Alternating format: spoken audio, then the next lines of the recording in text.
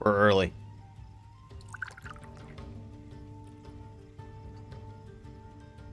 A little bit of under-promising and over-delivering.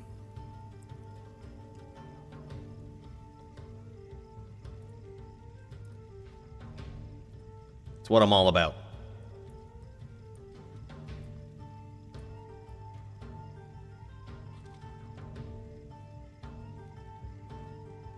We're getting a little low, honestly, but we got some Evan Williams. But it's getting low. So, depending on how this night goes, we may have to switch to something else. Switch to vodka and lemonade, I would guess. That's... Didn't realize how low the ship fuel was getting. Honestly.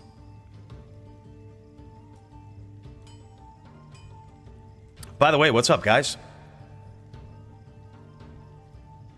How you dudes doing today?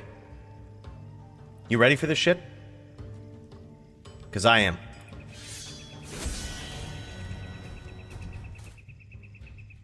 Got a pretty sweet card, man.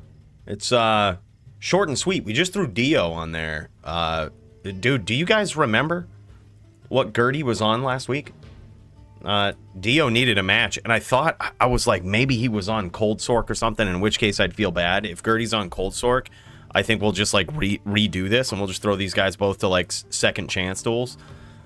But like, just because it's so miserable, like it's a mismatch in the rankings, and it's also just a mismatch in general. Is so heavily in favor of Dio. But if it's ES Fireball, it's winnable.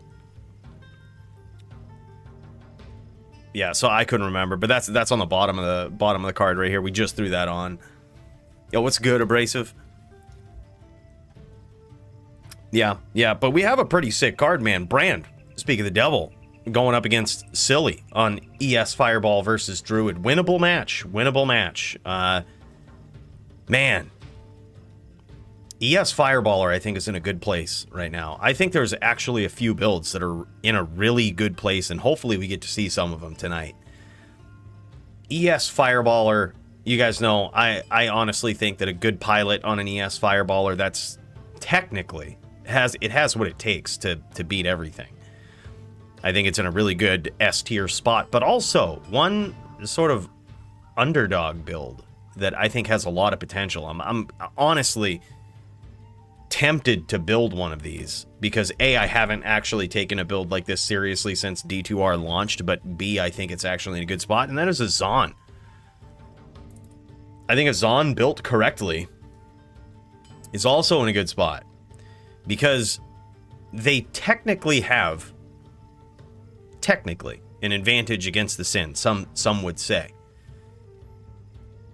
Under DFC rules, who knows? I guess probably still so. I guess probably nothing changes, and the only reason I say that is because of mana pots. But Zon technically has a good advantage against a Sin, and can beat an ES Fireballer. So since you can beat... Oh, and also a Druid. Right? Like, Sin and Druid, hands down, top S-tier builds without question. But then the coolie pick of ES Fireballer, Zon also has a decent matchup against that. So really, dude, I think Zons are in a really good spot, but we don't see a lot of them. In team duels, they absolutely ravage shit, dude. If you have a Zon on the team, you just win. But I think they're in a really good spot. Tempest was theorycrafting this matchup last night. No, was he really? No shit, dude. Really? I bet he was. Tempest takes shit seriously, man. And we've been seeing a lot more of him on the Sin. And I would not have been surprised if he reached out to the grandfather of all crazy sins himself, NYC Maxim, for some advice, dude. Because, yeah, I mean, technically, I think the Zon has the advantage in that matchup. It's not a huge one against the Zon. It's still doable, but they technically have the advantage. Yeah. My opinion, he is gonna get bopped by GVN. No shit. Okay. All right. I guess, dude, I want to see it, man. I just want to see that matchup. We try to make fun and fair matchups in the DFC. Sometimes we fail horribly at it, but I thought this one would be fun to watch because everybody hates Sins, right? Including Max. I heard him talking the other day. I think he actually gave up on him. He quit. Doesn't even like him anymore. Everybody hates Sins. So it's... I say that just because it's hard to make a matchup that's fun to watch that involves a Sin, right? You know, obviously I'm joking. We don't all hate Sins totally. But it's hard to make a matchup with a Sin because what do? You put him against a Druid, you know, which is very dominant against everything else, but a Druid just absolutely gets slaughtered by a Sin. It's like the only bad matchup for a Druid. What do you put up against a Sin that the Sin struggles with? But a Zon. I think it's close. It just depends on the strategy of both players. It depends on the setup. It depends on the attack plan. But we're gonna see. By the way, Mark Miller, my dude, holy, bro, big chills, man. Yo, how'd your Infinity turn out? What did your Lightning Resist roll? Bro, big cheers. Thank you so much for being a member for 5 months, brother. Man, that's awesome. Big chills, bro. Yeah, this should be a fun card, man. We also got the top dins going at it. I'm thinking that if we have any downtime and Sound and I are around, the winner of this matchup just becomes the ultimate world boss for tonight, and the runner-up is like the mini-boss beforehand, and then anybody who thinks they're good at PvP, especially against paladins, can attempt to take on both the mini and the world boss. And if you beat the 2 top dins currently in the DFC, well, I guess you're at least good against dins. I was thinking that could be like a side challenge if we have some downtime. If and only if. We could also do team duels. I'm actually hoping to get some of those rolling here while we wait for people to show up for their matches. 46, absolute garbage. Oh, man. Yeah. Well, if you made it as a merc weapon, that's kind of not horrible. Like, you really don't care about it too much. But if you made it as your primary weapon on your sorceress, you got like a Nova sorceress or something, well, that kind of blows. But congrats on the first Infinity, man. That's friggin' awesome. It's a good achievement. Feels good. It's in an F12% man catcher there. Yeah, that's not bad. So that's a merc weapon. That's a merc weapon. GG, man. What the ED roll? But yeah, so we've got the top dins going at it. We also got Sound versus Silly. That should be an interesting matchup. That's going to be a tough one. Sound has a very tough night ahead of him here today. Druid versus Din. Now, that's technically doable. He does have access to Life Tap. We saw him use it against GVN. Well, we didn't see him use it. We kind of missed that duel last time, which I kind of feel bad about. But apparently, he was using Life Tap. Some nasty open wounds. Telly smiting like a champ. And took it from GVN yesterday. Or not yesterday, but last week. And... but he's got his work cut out for him. He's got access to that Life Tap, which I would highly suggest using against a Druid. You guys know me on the Din. I like to cheese the fuck out of all of my competition. And that's not necessarily restricted to the Din, but it is especially apparent on a Paladin. I would highly suggest stacking up the Life Tap, the Life Leech, basically everything you can. Why? Because you just lose. Paladins have a 0 chance at beating Druids, so you might as well make the duel as miserable for them as it is inherently for you. That's what I say. It turns into a miserable duel that kind of reminds me of the 1.09 duel Zealot versus Zealot. You just don't know what's going to happen. You come in, the guy's low, and before you know it, he's full. I don't know what happened. You know, 1.09 for life, boys. That's what it is. And then eventually the duel goes on for a good 5 minutes like that, and then the Paladin dies. But he has to be killed 16 to 17 times. It's balance. That's balance. Yeah. But regardless, perhaps Sound will approach that duel differently than me. Perhaps his VT Smiter style skills are on point with the Murder Din that he has. I'm curious to see, man. We don't want to miss a Sound duel tonight. If he duels, somebody's got to let me know in the chat because we're going to pop over. Love watching this guy. Love watching other Dins. They're so rare. in the DFC. I've enjoyed the top din status, not necessarily because I'm the top din, but because I've scared away all of the other dins with my rules. So I'll take it where I can get it.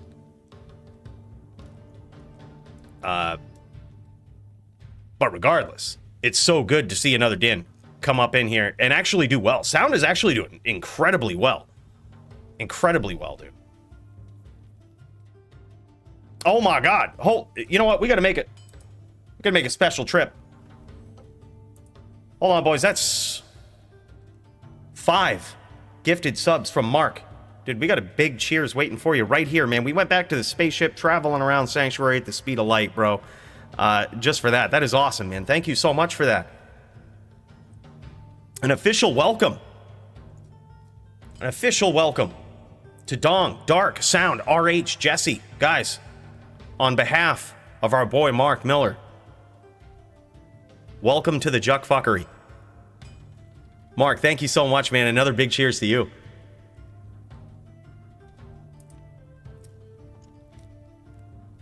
We've got another interesting card. And then at the top of the card here, we have an interesting bout. Interesting bout. Polytheist. Sort of on a little bit of a... I don't want to say it too loud, but a little bit of a tiny bit of a losing streak before last week. But then, last week, Polytheist took down who some would consider, no debate, no question, the best druid that has ever existed in D2R, Dio Wind himself. I don't think there's any debate about that. Don't believe anyone's ever debated that topic. It's in stone. They wrote history books about it. Dio Wind, in all seriousness, very consistent, very good druid dueler. And we've seen Dio Wind slaughter Polytheist before. Polytheist last week came back in a 4-3 victory and beat Dio Wind, dude. That was impressive. But this week, he's got his work cut out for him, dude, as he always does with the Shaman Druid. It's a tough build, man. It's a tough class to master, but this is the guy that's done it. And he's going up against Syncor on his Barb. Syncor doing phenomenally well. Also really hasn't had an easy night ever. We've seen Polytheist win against Barbs, and we've seen him lose against Barbs. So I think it really comes down to how much pressure is put on by Syncor. He lost to a Barb, I believe, Chew 30. When he went up against him, Chew 30 was on a Barb, and Chew 30 beat him. At least that's what's in the records. So we've seen him win, we've seen him lose. But does Syncor have the Barb skills that Chew 30 has? By the way, happy belated birthday to Chew 30. Big cheers to you. Also, I want to give a cheers to Thomas Huddleston and Buckeye 23. You guys, thank you so much for renewing memberships. We didn't get to see him yesterday, because we weren't live. But we were working hard on that video that we put out today. We were just crunch time, had to do it. And I just want to say, man, hey, that means a lot. It's fuel for the spaceship, which I clearly have to go get some more after tonight. Keep the spaceship going, but you guys keep the Juck Fuckery possible. Yeah, it's gonna be nuts, man. But Polytheist beat Dio, so hopefully, I think he's looking to get back onto his winning streak horse. And hopefully we get to see if he can do that tonight against Syncor. Should be fun to watch either way. But I'm looking forward to all of these, man. Like, they're interesting matchups. I don't think we have, with the exception of Gertie versus Dio Wind. If Gertie is on a Cold Sorceress, I can't remember what Gertie was on. But if he is on a Cold Sorceress, I threw it together, boys, like last minute. I didn't even check the books and check nothing. Dio wanted an opponent, and I said, oh, Gertie's on a Sorceress? I hope it's an ES Fireballer. That's the only thing. If he's actually on a Cold Sorceress, it's probably not a good match, and we'll probably just switch it. We'll just say we'll have these guys both in... I should just fucking check this right now, right? Like, look, we should just check this. We should just check and see what he was on. Otherwise, we could just put him on second chance. And, like, if somebody loses, then, they get a second chance against one of those players. All right, dual data, Gertie. Has he ever dueled on a sorceress before? Do we know? We have seen him duel on a necromancer before, but that's it. That's it. So yeah, I'm just gonna keep it as is. All we've seen is the only thing we've seen Gertie duel on is a necromancer in the DFC. So in light of that, I'm just gonna have to assume. By the way, what's up, Dio? Hey, speak of the devil, dude. We just threw this match together right here. Dio versus Gertie, and my fingers are crossed that Gertie's on an ES Fireballer, so that it's a semi-fair matchup. That's what I got, man. That's what I got. Yeah, it should be semi-fair if he's on an ES Fireballer. Dio got some practice in versus an ES Fireballer. After we got done stream last week, we do this sometimes. So if you're not in the Discord, I would highly suggest going in there, because sometimes what we'll do is we'll just pop in and after stream, and I get done streaming for whatever reason, but I guess I wasn't done playing Diablo. So I'll just jam and duel and play with people in Discord. That's what we did. We got some duels in with Dio, and he got some practice in against that ES Fireballer. Some of them were demoralizing, but others, I was surprised he pulled it out, man. He's very good. He adapts. Yeah, it's nuts. Gertie is a big gay cold sork, but Dio will destroy him either way. Okay, so you know that, Cooliolo? You know for sure. You know for sure Gertie's a cold sork? If that's true,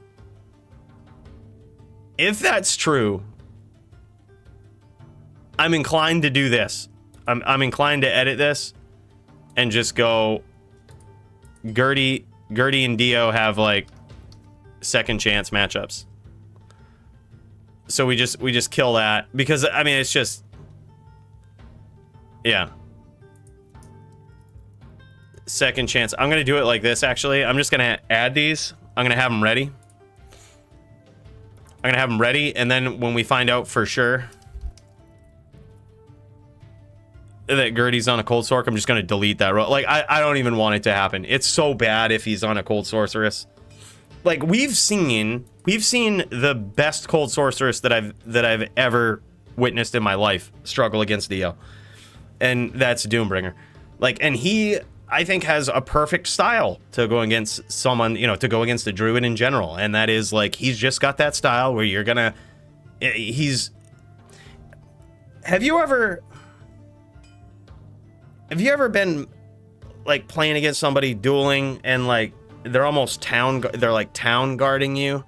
Like you go out and like you're not really ready. You don't expect the guy's going to be a town guarder, but then you just get ganked and he's a charger and he runs back and takes your gold and run backs in town.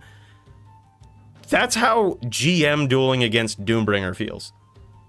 Like it feels like you're dueling against a GM town guarder, right? Because he's going to do that. Like when you least expect it, he's gonna aggro you, and you didn't expect it, and you're gonna get fucking one tapped. And then otherwise, though, he's kind of sitting back and he's picking you apart from the outside.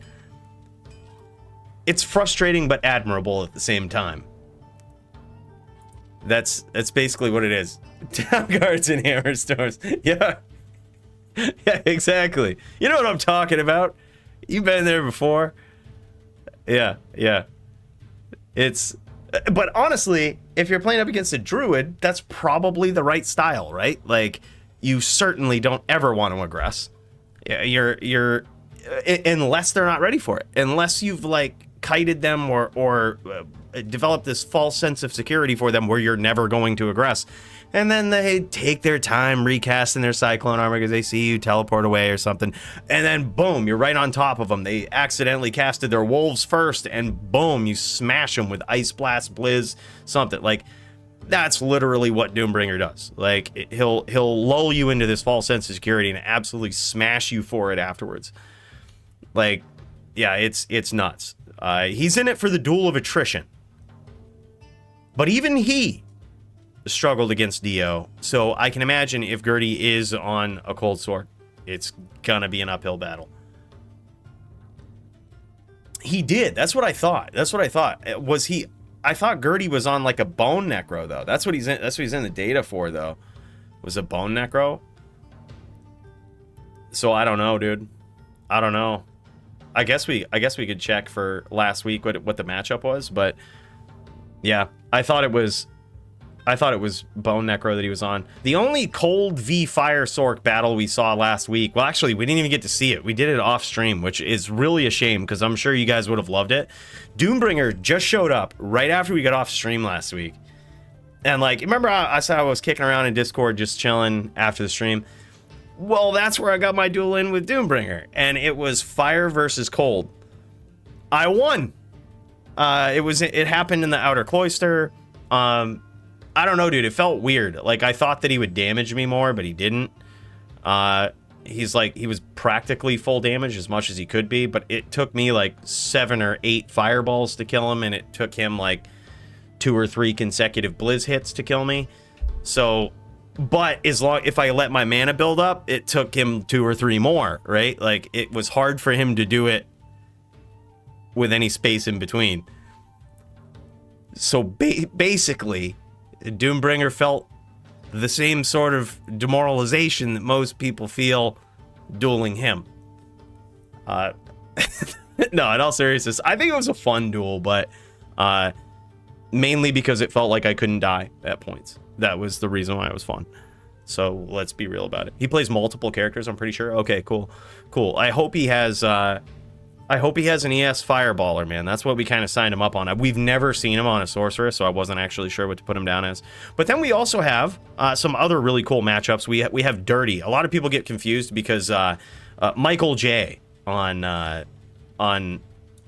gamer.xyz here, I think it takes like either your Twitch name or something, or the name that you signed up with or whatnot. It's not Dirty. This happens all the time, but it's like this is Dirty One. That's why I put it here. We have Barb v Neck. So Dirty One is on a Necro. This is a little backwards. Dirty One is on the Necro, and Reticulatus is on the Barb. So that should be interesting.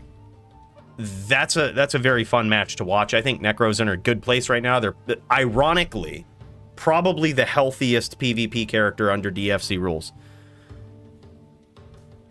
Going from most broken to probably most fair. Like, most fair and most skill-intensive class, I would say. Second only to, I will have to admit it, the Sin. It's a very skill-intensive class, but not very fair. Like, when you get to that point with the skills, it's no longer fair for any of your opponents. You know what I mean? But Necro, just a slight step down from that, man. Like, a high skill cap with it. Very simple, straightforward game plan, but damn. I think it's in a good spot. We also give them block back so they can have max block against the Barb here. That should be fun. Will be interesting to see.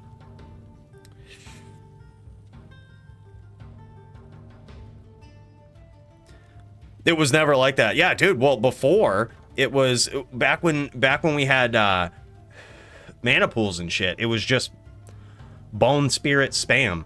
So, like, the Necro was kind of busted because they would... basically, you would see... Like, people shat on Elite all the time.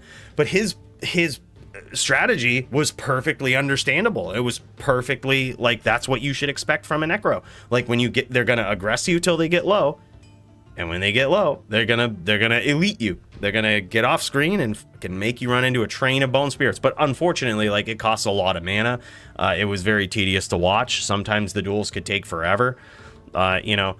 But that was the reason why they were OPs, is because when they got low, that's what they would do. And it was understandable. They had an excuse to do it. Like, you know what I mean? It was more of like, can you catch me? I'm low. I can't aggress. Like, it was... You can't really expect somebody who's low on life to be aggressive. It's just the nature of D2. Like, and anybody who says otherwise is just... They're off on a different planet.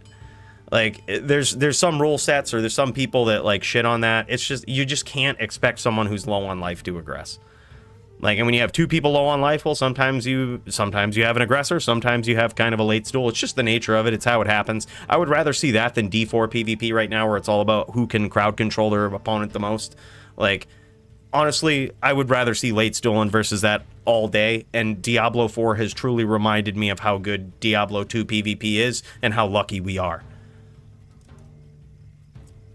Whatever happened to Vamp the Champ? I don't think he liked it when we changed the rules regarding mana pots, because the 2 classes that he used most dominantly were the biggest abusers of mana pots, like Necro and Sin. Those were the two classes that were direct targets for that rule. And as soon as we did that, we never saw him again. It's unfortunate, really. I do miss Vamp the Champ. I think he was actually a phenomenal player. But I think that he did like that style of, like, when he got low, he would sit in a 5-stack, or he would throw some Bone Spirit Trains. Perfectly understandable, perfectly acceptable. But he certainly liked that backup plan.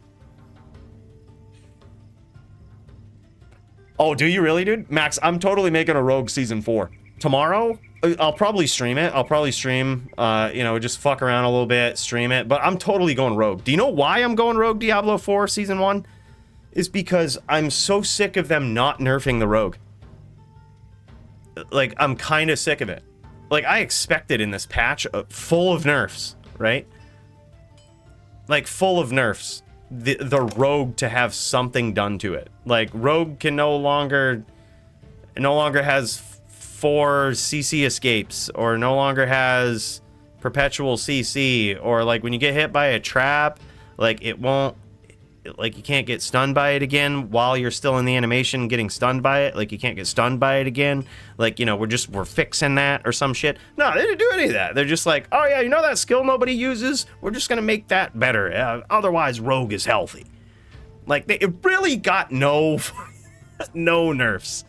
Like, so what I'm gonna do, D4 Season 1, is I'm going to build a Rogue, I'm going to get it to level 100, and I'm going to go absolutely slaughter and demoralize and talk the most possible shit that I can in PvP, and try to piss so many players off who have these well-built builds, well-built characters, and who are very skilled, likely more skilled than me. I'm hoping to piss them off so much that they complain to Blizzard and finally get the Rogue nerfed. Like, I don't know what it is about Blizzard games and assassin-like characters, but balance is a tough thing for them. So, if you can't beat them, join them, and it took D4 to get us there. Oh, no doubt. No doubt. It's the only playable character. It's the only one, I think, that will be able to effectively murder Lilith, like Uber Lilith, like, consistently. The other ones you're gonna have to play perfectly. You're gonna have to deal with multiple phases, all of this stuff. Rogue will slaughter it, and on top of that, it will slaughter everybody in PvP. If you have a character where your cooldowns have run out, which is easier to do now, by the way, it's easier to fucking do. You won't have your cooldowns up any, as much as they were after this patch. So your Barb is fucked, your Necro is fucked, your Sorceress is fucked. All of these characters that could potentially hold a candle in some regard to a Rogue in PvP for D4, they're fucked.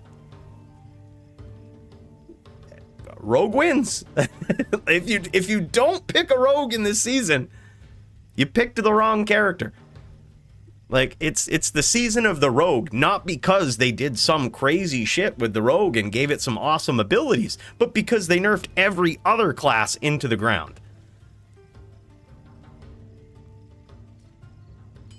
Oh yeah, but I mean, whatever. Like, who was really using that? Yeah, like, they shouldn't have nerfed crossbows at all. Like, bow builds were seriously underpowered. But like, nobody was using that. They're all using the blade sins. It was just crazy. Yeah, I think it's boring. I started up a Rogue too, dude. I started up a Rogue. I think I got her to like level 44 and stopped playing her because I was like, this is fucking boring. Like, I hate leveling on this. But you know what? I will put up with it to make a statement about the game to Blizzard. It is my mission this season. I am probably going to no-life the Rogue like I no-life the Necro last season. I will be a Rogue expert. I will be the NYC Maxin of Diablo 4 on the Rogue. And the plan, the goal, and the ultimate crescendo of the season is to get the Rogue nerfed. I plan on making so many highlight videos where I demoralize people's entire existence and actually hopefully get footage of them quitting and possibly uninstalling Diablo 4. And I'm going to do that by locking them down with perpetual CC, hitting them with busted poison damage, and ruining their fucking day. like making them wonder why they ever installed the game. That's the goal. Okay, will it happen? I don't know, but that's the goal. At least we know where we're headed. Yeah, do it up. I wouldn't suggest playing anything else, Max. Like, I had all of these thoughts, aspirations, ideas, and all this stuff for Diablo 4 Season 1. I was like, man, what am I going to run? What am I going to run? I see those patch notes, and I'm like, I guess I have to run Rogue. Like, there's no option. Like, Necro, I think, is still good. Like, the build that I put together, that, like, we put a video out on, I actually think that build is still good. Why? Because no other Necro builds were using the curse. They were using all bodies to, like, bump up their damage. And guess what? Amp damage got a curse, got a buff. And Evulsion got a nerf. You should be cursing your foes now, boys. Like, I think that version of it is probably the best and will still do okay. I think it will probably still do okay versus Uber Lilith too. I'll probably test it out tomorrow before they like actually launch the season. We'll actually just see how it is. But I mean, other than that, I could either play that version of the Necro again for Season 1, or these are my options, or play a Rogue, which will get, which will slaughter that Necro in PvP. Problem is, my non-ladder spec might be the best choice, but I want to build a different spec if I'm leveling a second Rogue. Yeah, dude, we'll have to theory craft this season or something, Max. Like, you'll have to bring me up to speed with the Rogue, because I trust your word more than I trust any of these content creators, build guides, all of this shit, dude. I trust the NYC Maxim word. You'll have to bring me up to speed, bro, and then eventually we're gonna have to hit the Fields of Hatred and demoralize some players. I literally want them to see the numbers of people uninstalling their game when Max and I log on and go into the Fields of Hatred. I want there to be a direct correlation to the amount of people that uninstall Diablo 4 and when Cooley and Max are in the Fields of Hatred. That's the goal. And if we can do that, it's a win-win. They either nerf the Rogue or everybody goes back and plays D2R, and then the world is right again. It's a win-win. It's a win-win, man. Yeah, I bet you could, dude. Traps are pretty insane. Traps are very insane in D4, I think. That's what people are murdering Uber Lilith with, man.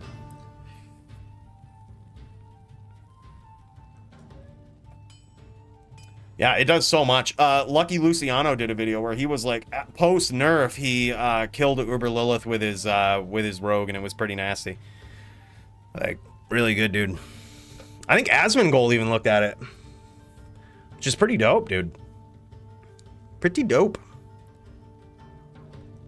Yeah, it really makes me want to try out the Necro and just see how it is, see how our version is.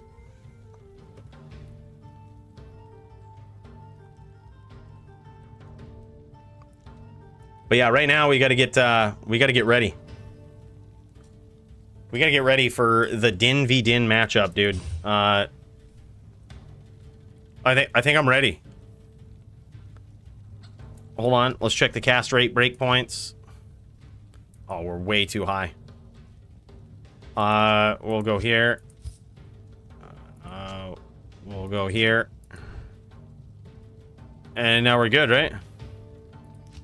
125 cast. Easy. The game is easy, dude. We're good. I'm ready. We got open wounds at the wazoo. Right? What's our open wounds with this? Chance of open wounds, 60%. That's where we want to be. Alright, let me see the... oh my god, my ping is so high in this game. Alright, I'm gonna make a game. You guys want to get some team duels going while we wait? I'm gonna try to keep an eye on the Discord. By the way, if this is your first time in the DFC or you're wondering what's going on, maybe you're ready, maybe you're waiting on your opponent or something, couple of things. First and foremost, join the Discord, pop into the Join the Stream channel. Let people know you're ready, willing and ready to go. And then, if you need some help contacting your opponent or whatnot, just everybody should have access who's in the DFC to the DFC channels. Just go into the DFC chat channel and try to either at your opponent, or if you can't find them, just let somebody know, and myself or one of the mods will help you out.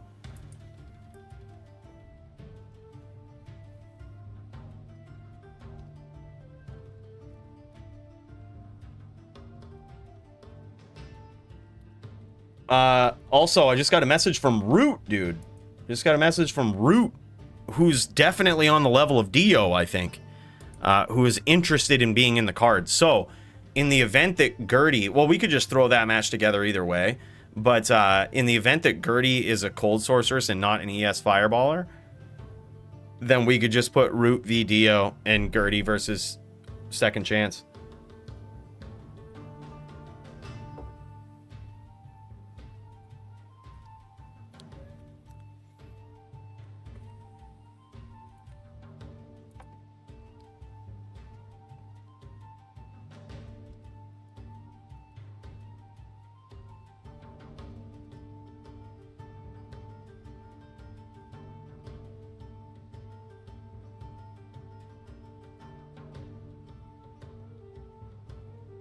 But yeah, should be fun, man. All right, I'm gonna make teams.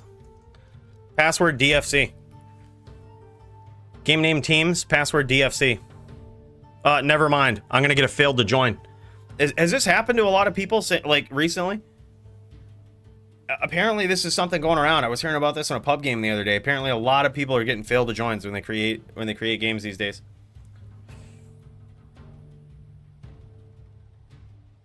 Oh, loser of the match that faces Root? Yeah, I'd be down for that, especially if Gertie's on ESFB. Root versus Pheno, please? Dude, I would love to see that. So wait, you want me to go up against Gertie and whoever loses faces Root? Yeah, I mean, honestly, like, that's... We could do it that way. Like, honestly, whoever is around. So, like, if Gertie's around, Root says he'll be on later. All right, I'm going to make... No, never mind. I'm going to get failed to join on this game as well. Nope, I'm gonna get failed to join on this game as well, boys. One moment. One moment, please. They've devoted a lot of the D2R servers to D4 now. So we get these problems. We get these problems. Yep. Happens.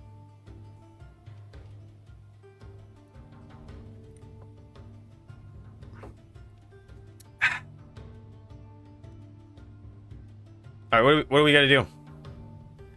We gotta log out. Teams with a Z, password DFC. Motherfucker, really? We're gonna get another fail to join? What do I gotta do? What do I gotta do? Hold on, I'm gonna exit out of this game. I'm Alt F4 and out of this game. Alt F4, exit out of the client, reconnect to the client. This is some shit. Boys, that's 3 games in a row.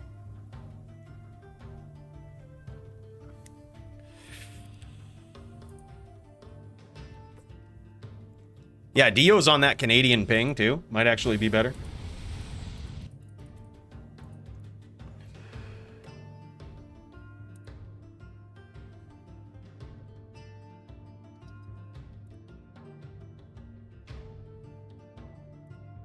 All right, let's try it out. Let's see what's going on. All right. Let's try this. Teams, password, DFC, create. No, another failed. Oh, no, we got it. We're in. We're in, but it took a while, so I can imagine the ping is probably ass. Hold on just a moment. Nope, ping is cool. Ping is cool. Very good ping. Yeah, it's Cooliolo's fault.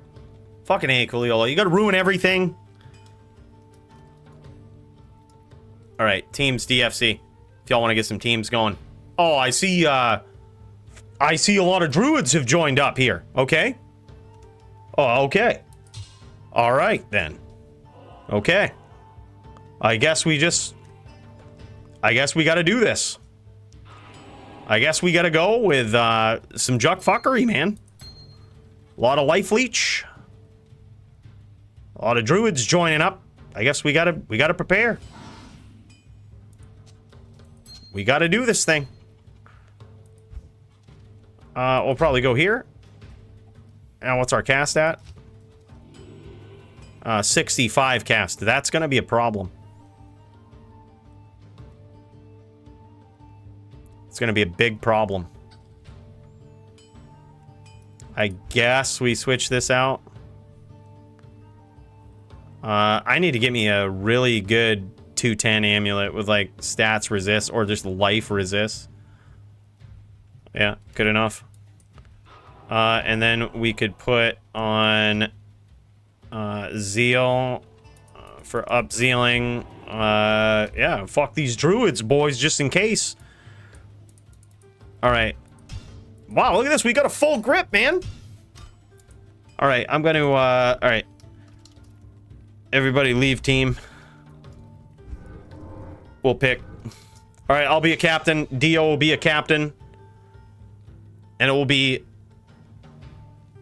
my team versus Dio's team. I feel bad because Dio's team's just going to lose. But, yeah, we'll take this on. Take this on.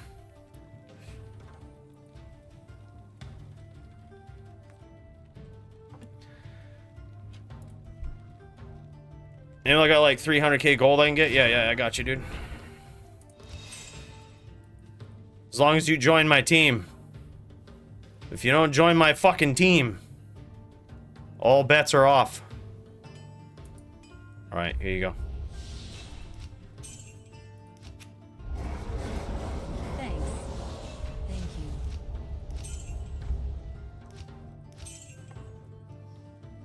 I have no clue what to put in 2 open socket blue 220 help. Soul runes versus sins. Fook sins. Pretty simple. Pretty simple answer. Right? I mean, it's probably a better answer, but I mean...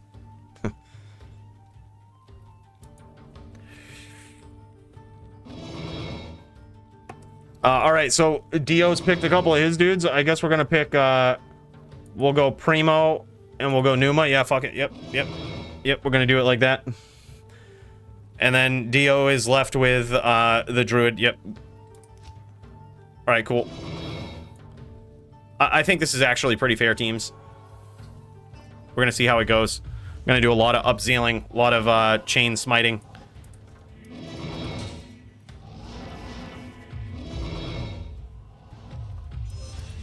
I have my mercenary, but don't worry about that. We'll just pretend it's not there. Won't say anything.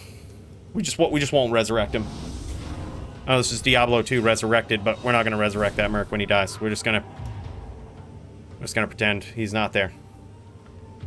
It might be a unfair match, but it's only temporary. Go, bros.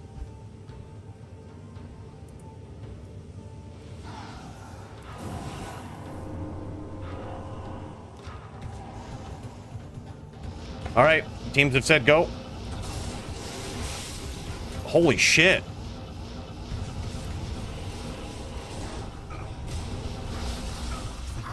Holy shit, dude.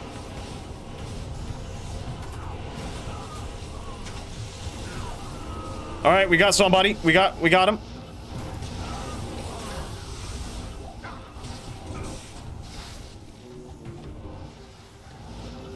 All right, we're on the lates. We're on the lates, boys.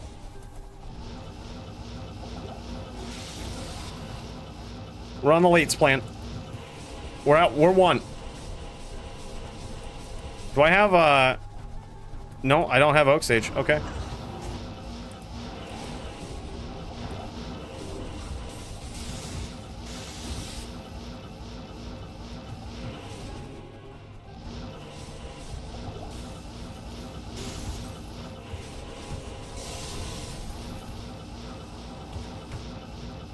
All right, these guys are down here.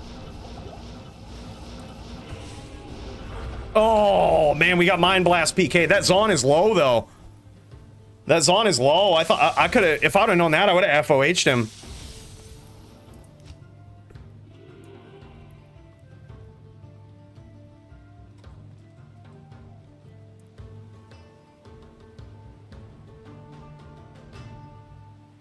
Tempest got this in the bag. Yeah, no doubt. We also got Matilda Jeffries on the Zon. Underrated. Someone throw arrows? Yeah.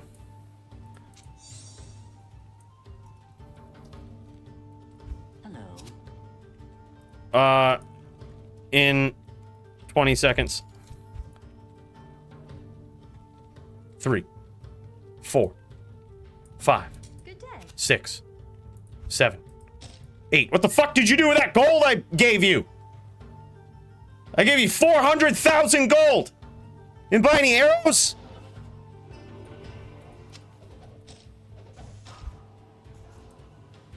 God damn, worst investment I've ever made.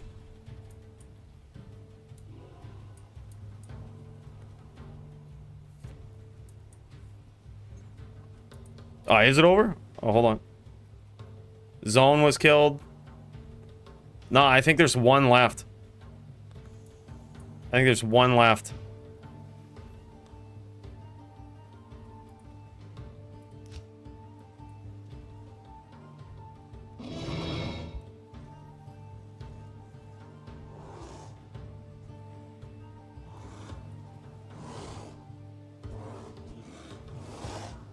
Yeah, yours left. Yours the sin.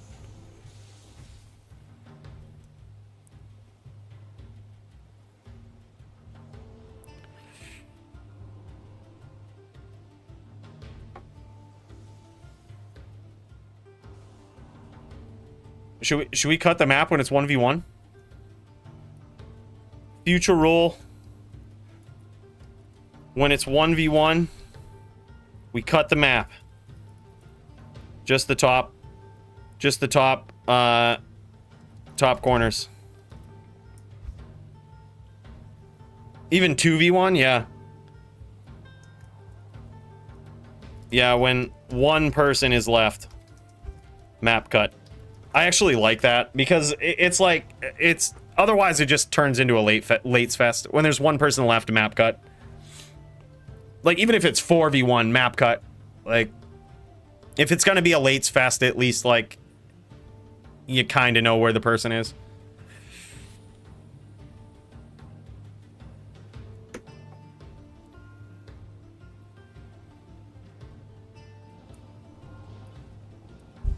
He's up top. Let's keep it there.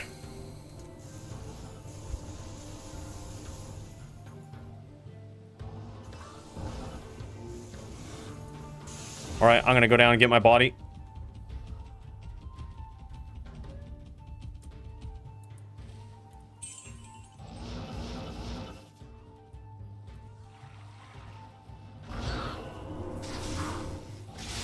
Should we put on some light res or some light absorb for these sins, just in case? Sins are so OP. I think we certainly should. I guess we got to switch to that, which means we got to switch to this. Gosh, man, teams are hard. Good day. All right, I mean, good enough. Our DR goes down a little bit, but yeah, I mean, it is what it is.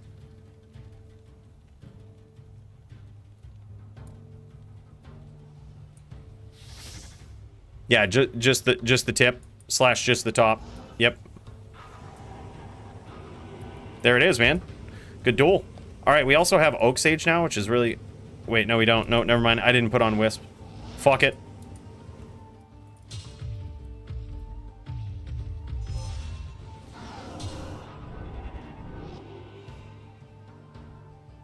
All right, round 2. That was a pretty good duel. That wasn't bad. It got down to 1v1. We also had Emilio, so I'm curious as to how much difference he made. Yeah, it could happen. It's all sins and druids. Not a good day for a paladin.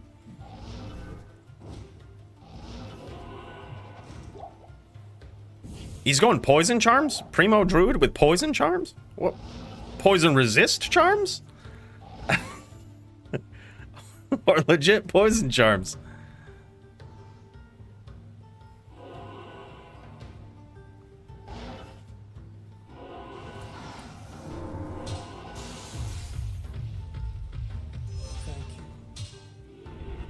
All right, go. Here we go. I'm just going in, boys. I'm just going in.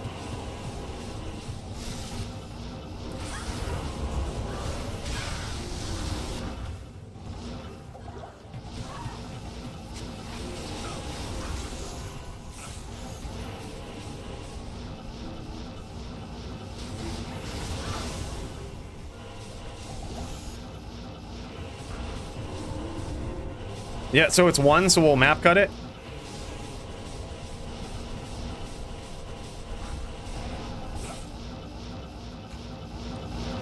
No, it's 2. It's 2.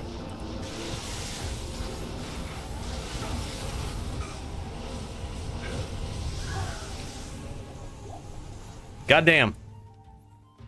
I absolutely hate my choice of Paladin. I think I'm just gonna prepare for Druid. And just not get hit by the Sin. If it goes down 1v1 versus Sin, I just town. I think you have to prepare for one or the other. So I think that's just what we got to do.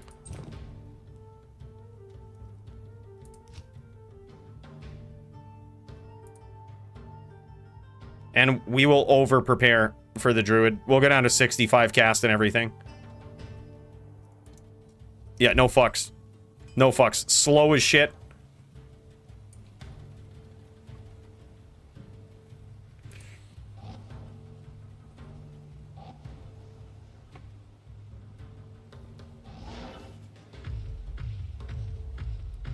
I'm the top in of the DFC, bro. Top in. You bring a din, get on my level, and then you can talk shit. It's as simple as that. Where's your din? Oh, you don't have one? You scared? I don't... I was looking for him, I didn't see him. Where's Citizen?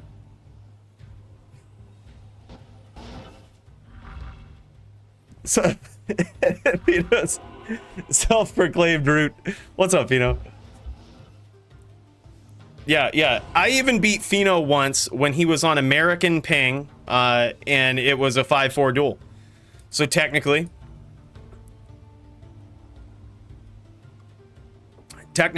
that's a big feather in the cap.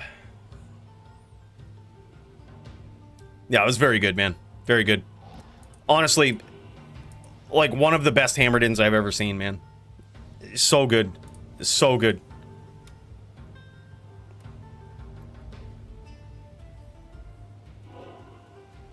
Whoever just joined, oh, okay, yep, Blessed Hatred, he's got to leave this team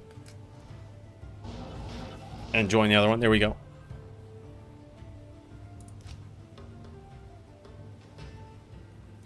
All right, so what do we got? Yeah, I still actually like my choice of over preparing for physical damage because of the Zon and the Druid. I still like that choice. Just over prepare for it and don't get hit by the assassin. Like, just don't get hit. I can't carry anymore. All right, here we go. All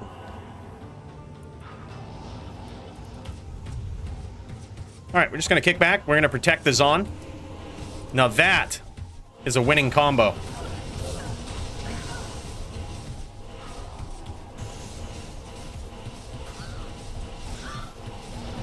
Now that's going to be hard to deal with.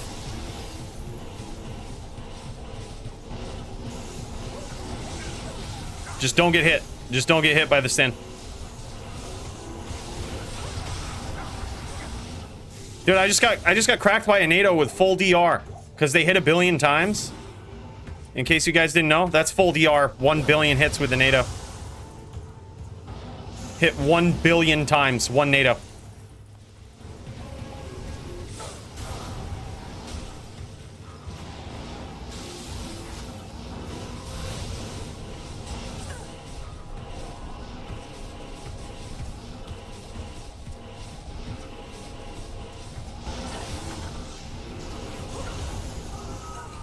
There we go. Druid down. I think we won. No, we got the Sin left. All right, it's 1.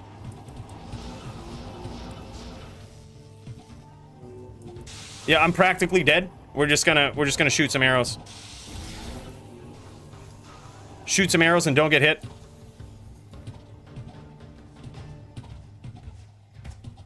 That's what we do.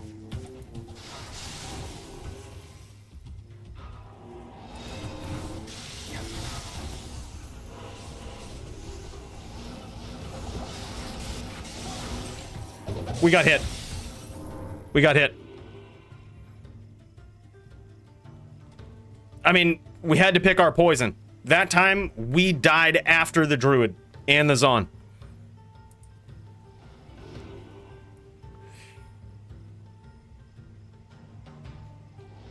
Technically, plan worked. Even though we took 1 billion damage from the Druid NATO. 1 NATO, 1 billion hits, 90%. We still survived. I am overburdened. I am overburdened. I am overburdened.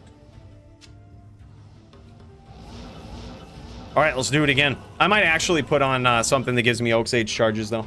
By the way, if people pop in for DFC fights, just give me the heads up in chat. I don't always see it.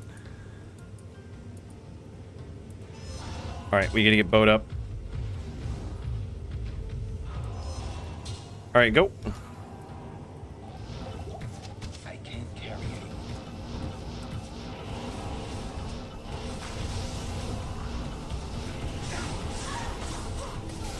Just protect that Zon. We have one job. We protect this Zon like it's our wife.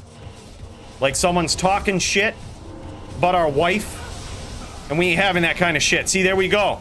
You get close, you about to get that wife aggro.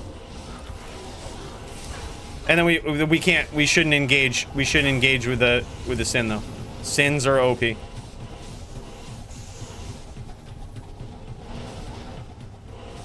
All right, now it's full team versus these guys, so I'm gonna sacrifice myself like an honorable husband.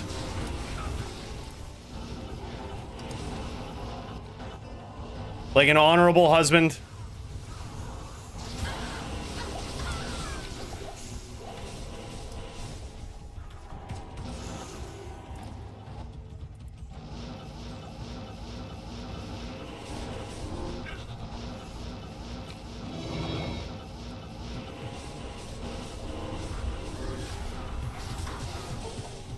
We got 2 smites off against the Sin and died. The smites did 5 damage, actually. That was weird. Smites did 5 damage. Awfully odd. Was I on CTA side? Was I on CTA? That was odd. I can't carry anymore. No, it was definitely grief. 6 damage, you saw it. Okay, the number popped up. All right. Yeah, we got like a lot of smites off there. I was like, oh, this ain't gonna be good. But I guess we have to cheese a little bit. We have a ton of open wounds, so like if we ever get a hit on a Sin, just smack and cheese. Like knowing that it does 5 or 6 damage, just smack and cheese. Just boom. You heard of mac and cheese? This is smack and cheese. Like smack, cut them open. A couple of times for good measure. Get the fuck out of there. All right. We're protecting our wife. Here we go.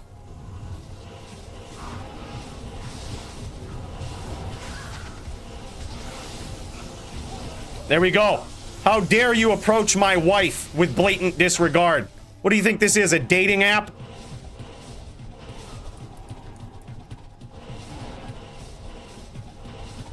Here we go, just like that. We're getting hit. Oh shit, there was a Sin hitting us this whole time. All right, well, we survived.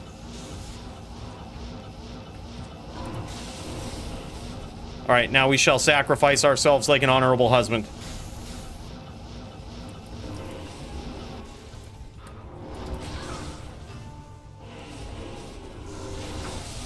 There it is. We're just accepting our loss, full aggro.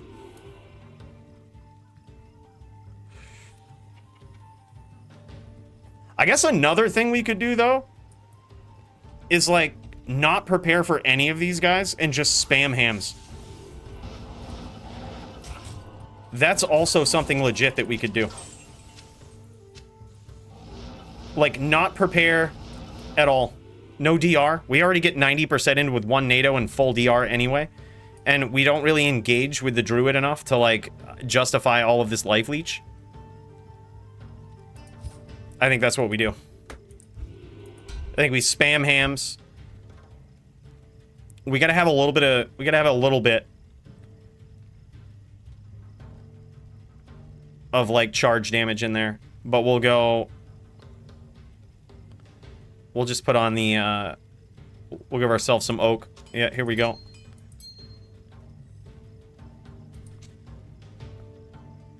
Can I do that? I can't do that, right? T-Gods in 20? I can't do that. I can do T-Gods in 15? Is that what it is?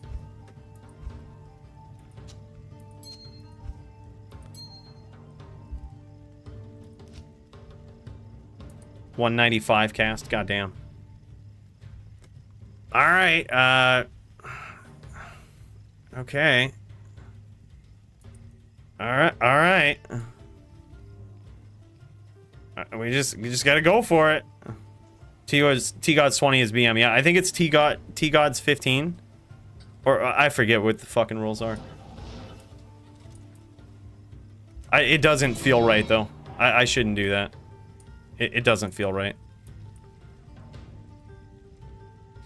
I kind of want to have, like, a decent Oak Sage to protect from the Zon. There we go. Alright, cannot be frozen. We could probably lose 20 casts. There we go. Should be good.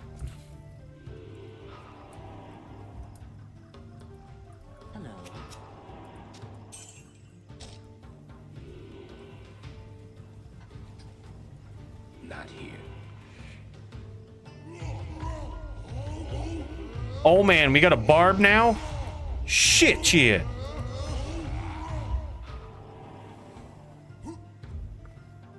You can Raven T-God's Water Walks. Just go Ranger Den with your wife. Yeah, that's actually not a bad idea. Marvel, right back at you, man. Huge fan. Alright, we're just spam ham. We just spam hams. We got Dio coming in now with blatant disregard.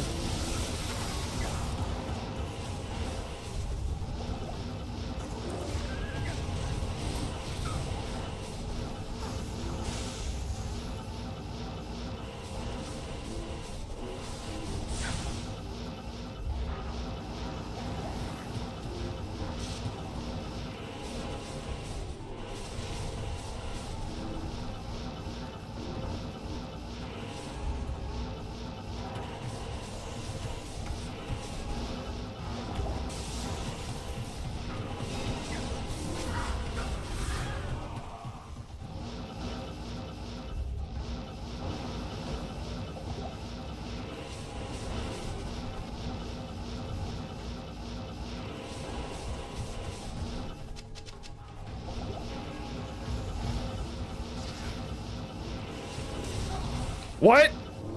How did that even happen? There was no traps around. Was I one? Was I one and that was Bay Mind Blast? Fuck's sake.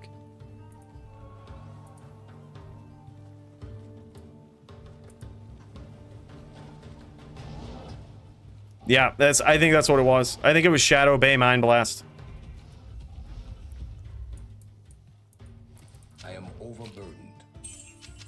I must have been one. I guess the last time I looked at my life, I was like 300. And I guess I just never mentally registered that I was lower than that. All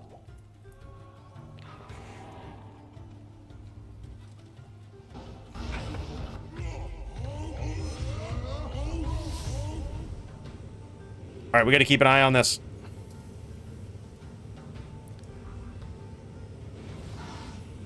All right, go bros. That time we left our wife, looking for greener pastures. It shall not happen again.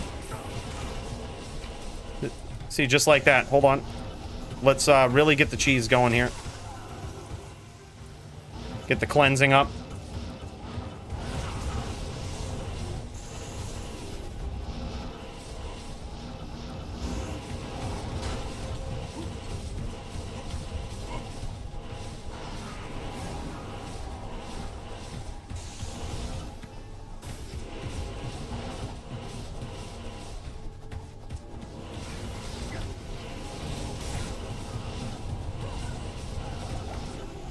We're moving like a unit across this Bloodmoor.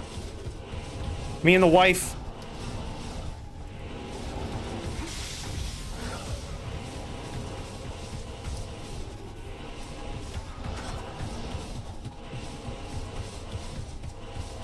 Theoretically, wife has an advantage against the Sin.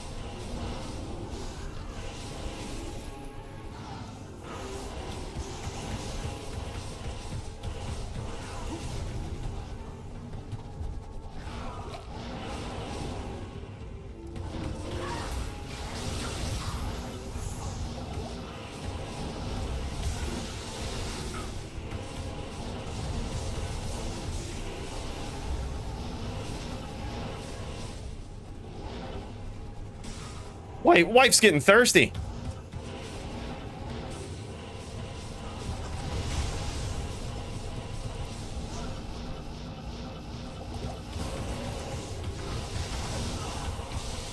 That's right. Dio, how dare you? How dare you approach the wife? Oh, I just welled. I got a town. Accidental well. The order welcomes you. We're on a roll. That's all right. I think, what do we have left? The Sin? Yes. Yeah, I was dead anyway. All right, we need one more for 4s. We need one more for 4s, boys. Who's down?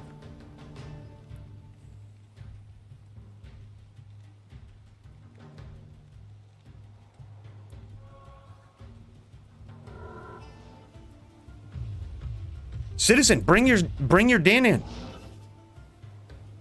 All right, Chris is in.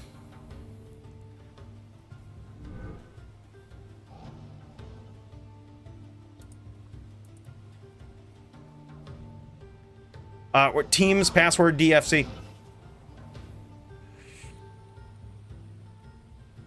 Probably Sork. Yeah, because we got a Zon. Or actually, no, they bring a Zon for them, actually.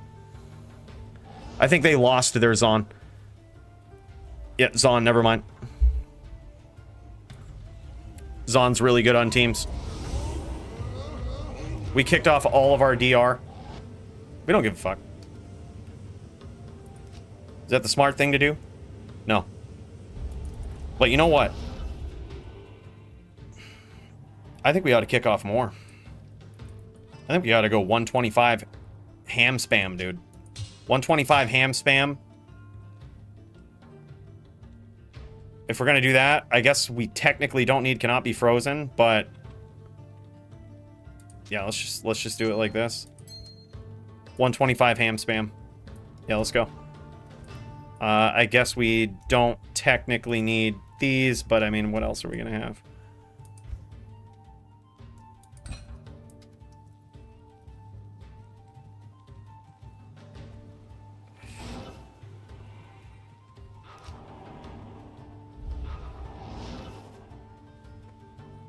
Bowman.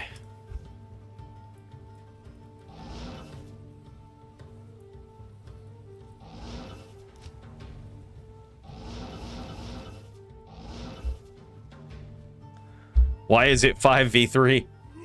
It's not. All right. All right. All right, here we go. Go.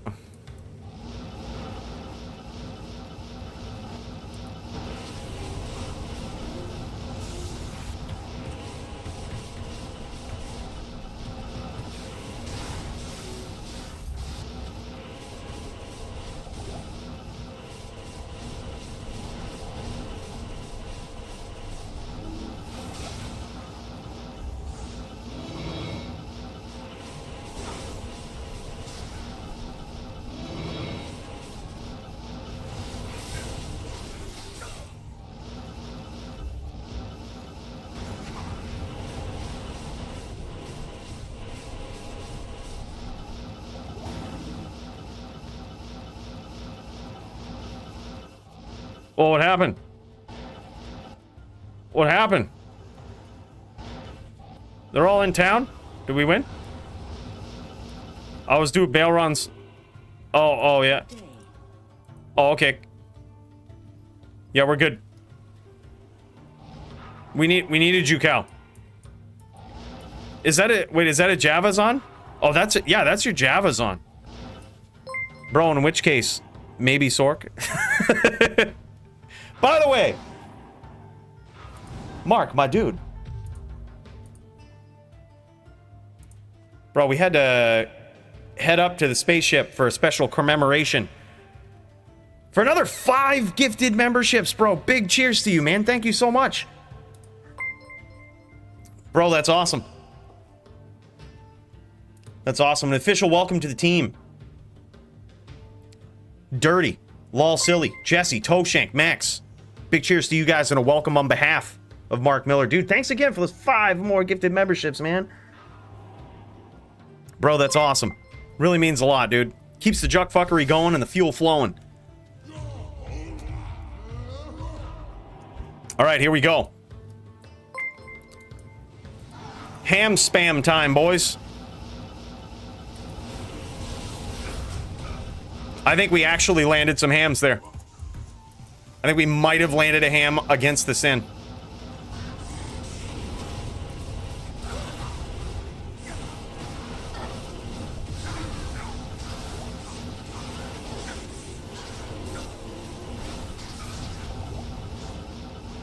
I don't know how we didn't just die, but we're still in this.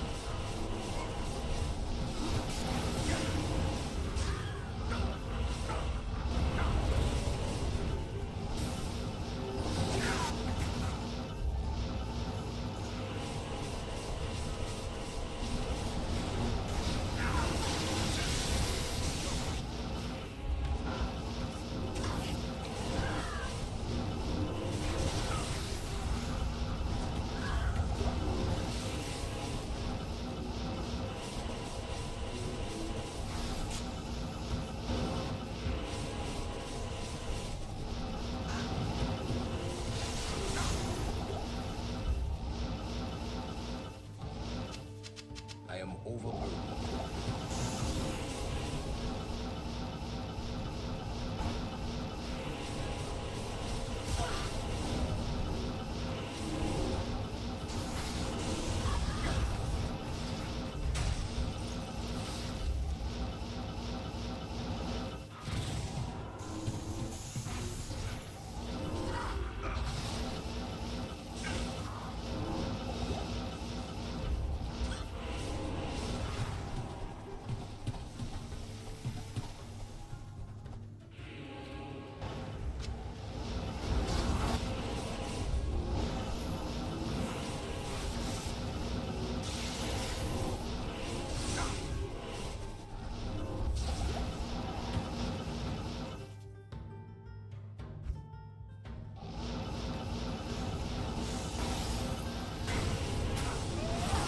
Oh my god!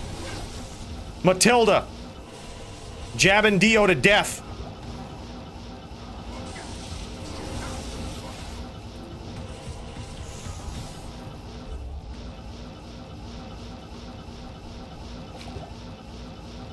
Alright, well, I think it's 1 on that team.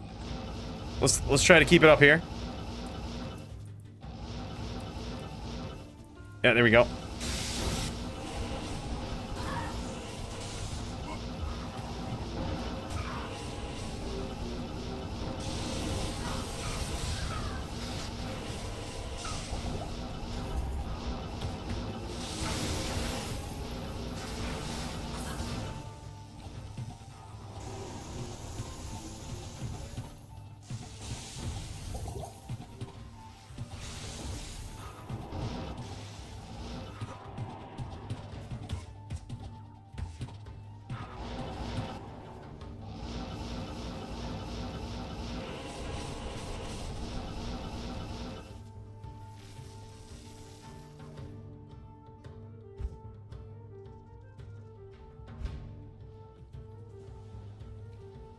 I can't carry it.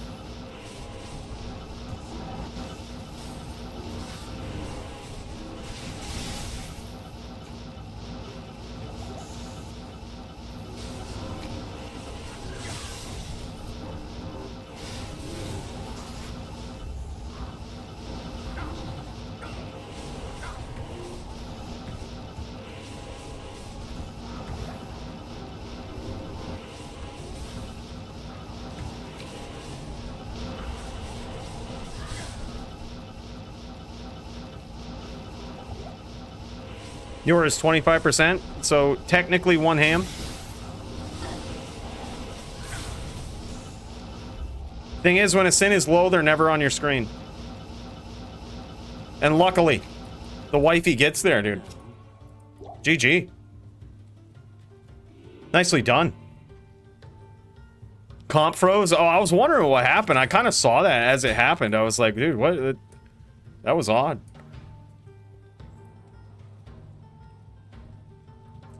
Yeah, it's not too much of a problem, though, as long as we still got the Zon up.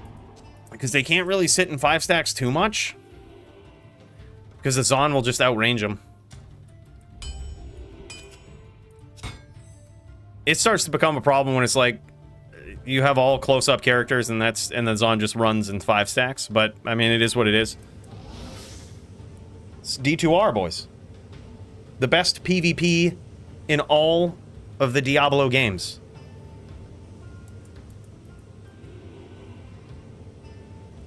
GG's. All right, last round for Primo. So we about to need somebody else here real soon. Primo is a druid on our team. He's a valiant druid, an absolutely savage one. But another druid would be welcome. All right, I think we're waiting on Dio.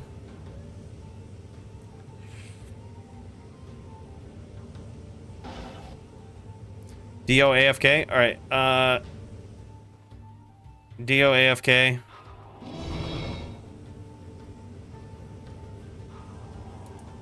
Fuck it, we'll just jam it.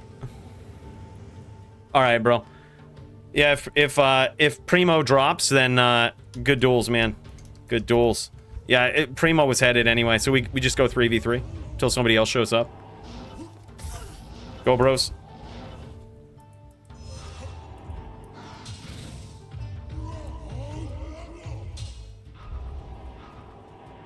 All right, here we go.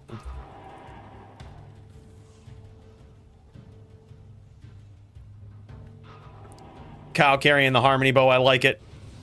Dude, Cow is a creative dueler.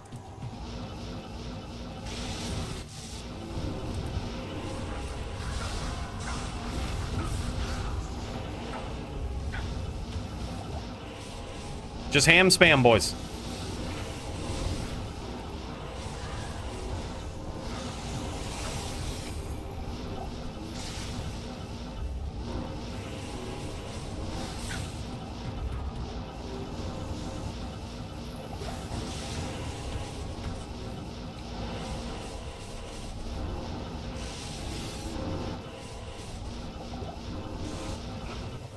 Five stacking it. All right, that's all right. We just cheesed him a little bit, cut him open.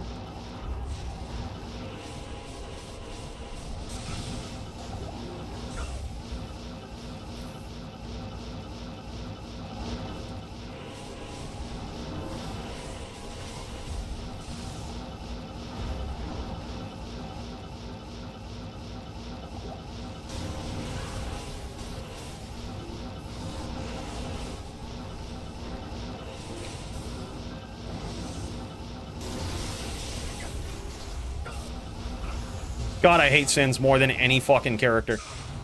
All right, I'm just gonna late cleansing and shoot arrows. I'm not chasing 5 stacks around the moor, dude. Like, I'll just be here sipping whiskey.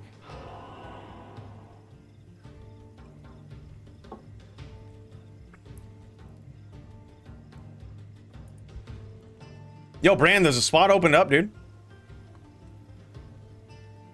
Oh, we get when we get tired of 4s.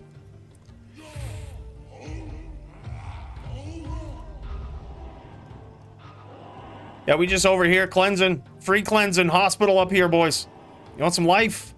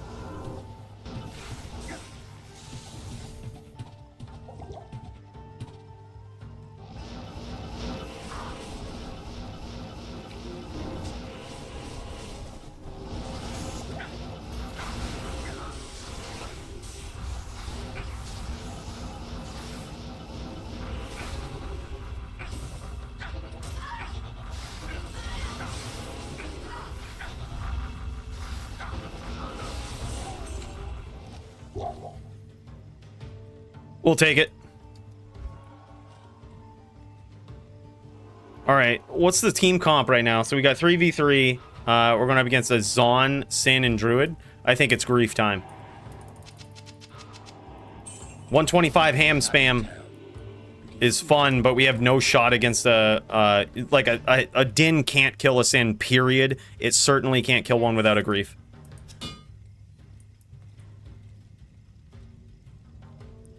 So let's just do that. We'll just slap on the grief. Or I was gonna say we could go for this for FOH and a little bit of slow, but man, fuck it.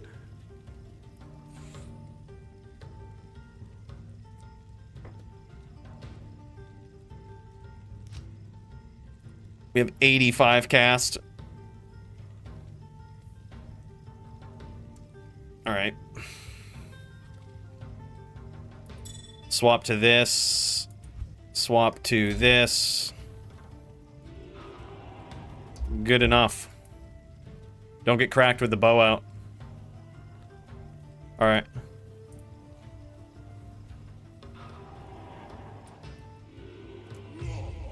We no longer have Oak Sage, though. All right, Brand is on their team. All right. Let's jam it.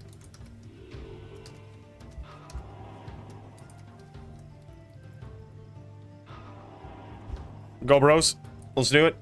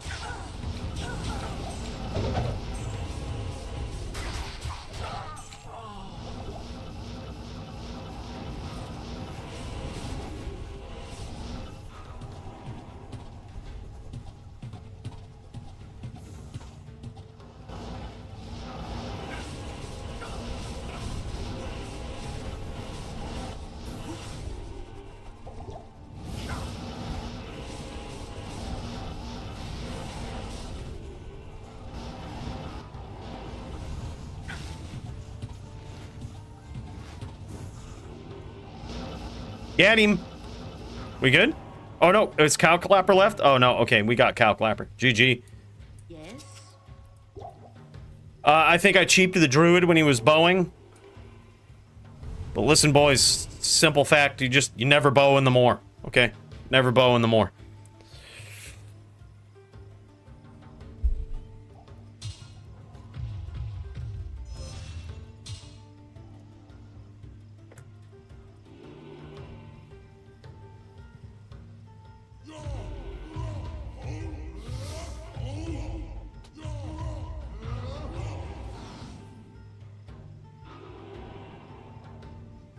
Oh, yeah, we should probably get some pools. We also have 4 players. We need 1 more for 4v4s, boys.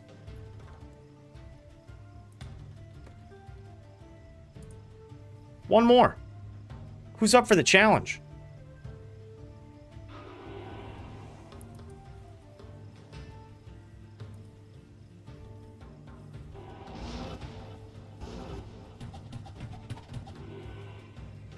We need 1 more for their team. They have a Sork, Druid, Amazon. A Sin would be really good. Sins are OP. You got to be on the level of Yor, though. He was pretty insane. Very good Sin.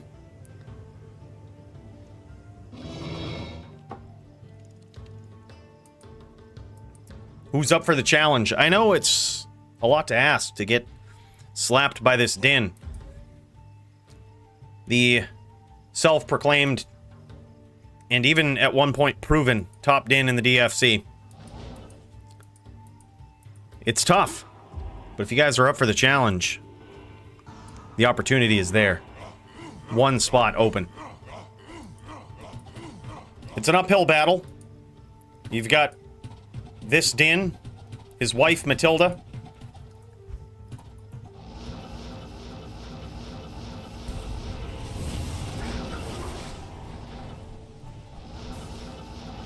And Grief, the insane barb. Oh, this poor cow clapper.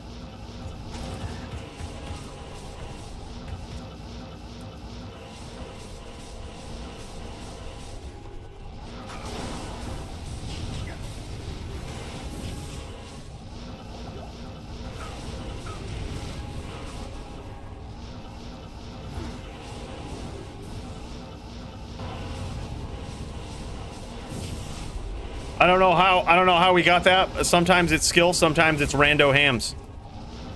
At that time it was skill.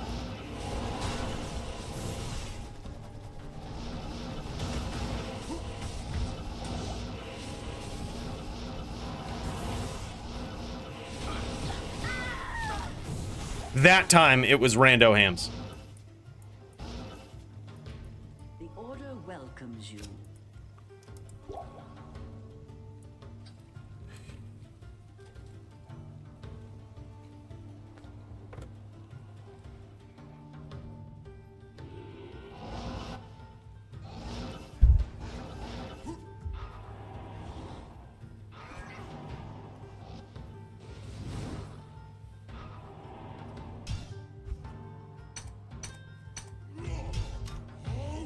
All right, now we're looking good. Now this cursor can't even bounce out of the screen no matter how hard I try.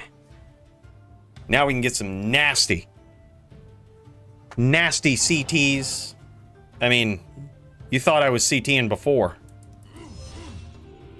Get ready. Still need one more.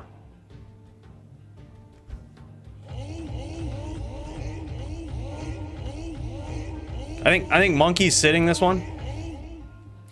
All right, go.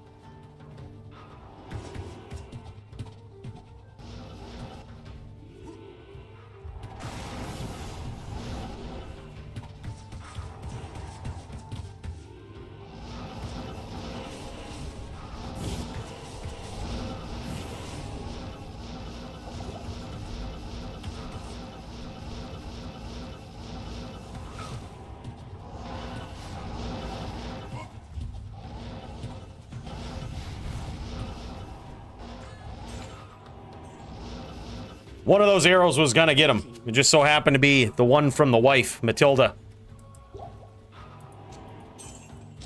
What a team. That was the most random arrow. I completely agree. I honestly thought it was mine because I was actively trying to click on that on brand. But Matilda just off-screen arrowed. All right, yeah, take your time, Dio.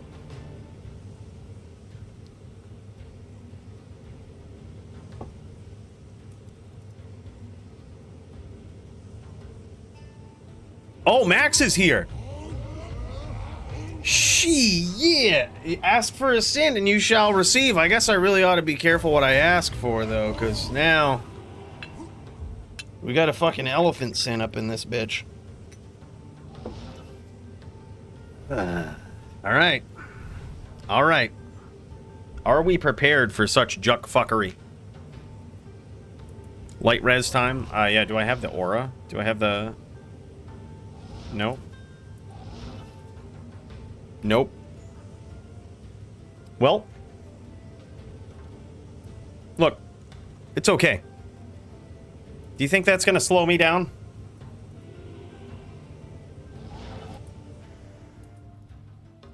Oh, you have to duel dirty? Oh shit, yeah, dude, no problem, man. We'll pop in, we'll check it out. We'll check it out. Oh, he left. Dude, yeah, I was gonna say, yeah, make sure somebody streams it, dude. We'll pop in and check it out.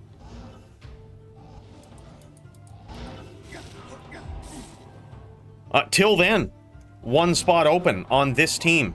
I would hate to have to 3v4 kill these guys, but I mean, we gotta do what we gotta do.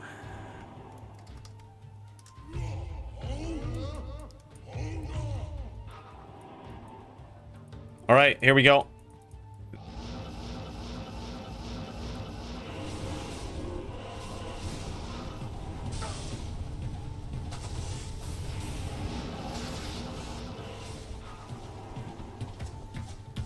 There we go. Let's keep Max at a distance over there.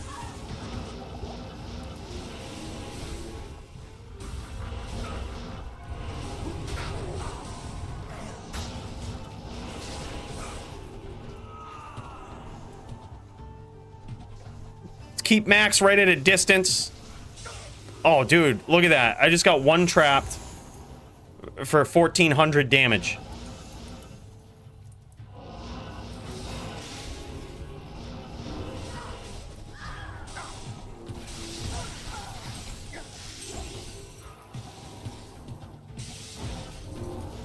Oh, Max is kind of low.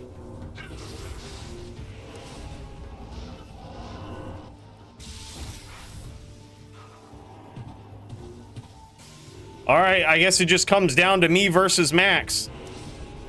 The elephant sin, you gonna have to catch me.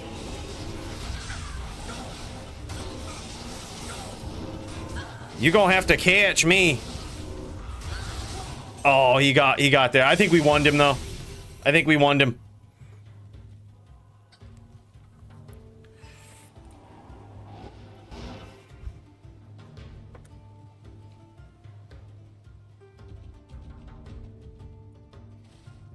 I think we need to overstack light res though. That's like certainly something we have to do against an elephant sin. Because he's gonna rip resistance away too. And our resistance is literally borderline ass. We have mana charms in here. Yeah, that's a mistake. It's time to up our game a little bit.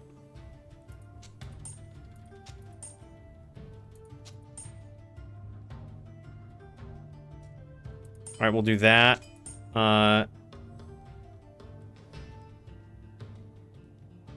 Yeah, we'll just we gotta make sure they're matching because these are real duels. So we're actually gonna give up a little bit of life advantage here so that we can match.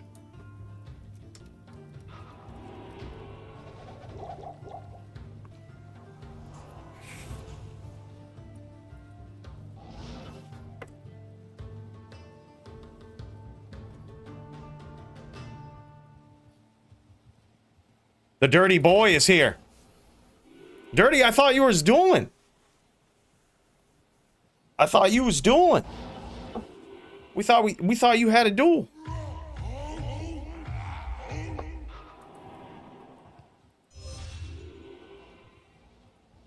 All right, go, bros. Yeah, it's really good having conviction on their team with Cow Clapper. That's so good. This is the DFC match tonight. Yeah, yeah. We should just line everybody up on one side of the card versus everybody on the other side of the card. Wait on opponents. Okay, okay. Yeah, I think he was, oh shit, oh shit. What is this? Are we going? We G? Alright, whatever. I hate to 1v4 you guys, but I mean, I will. Look, I'm just gonna well because I got jumped a little bit.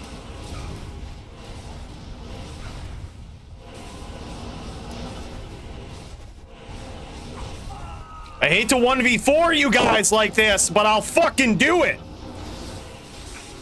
I will fucking do it.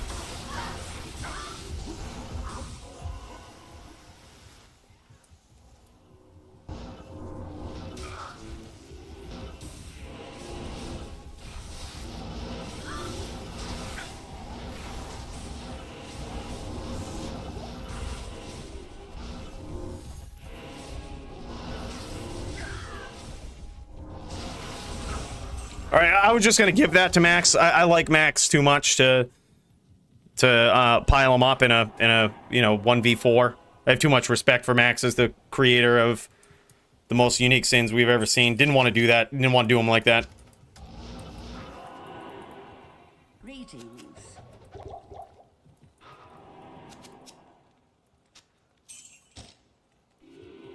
Yeah, that was 500,000 damage. I saw the number pop up over my head.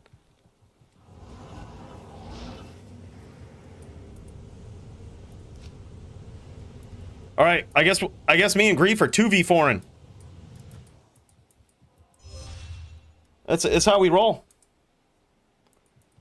No, never mind. It's still 1v4. Still 1v4.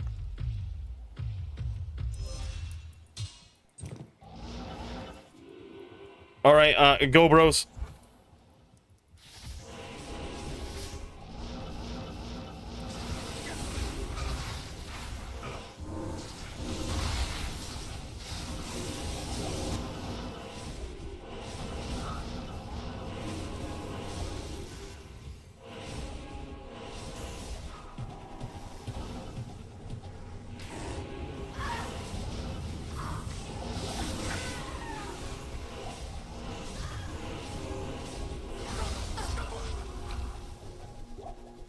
That wasn't at all Cow Clapper. That was clearly Zychek.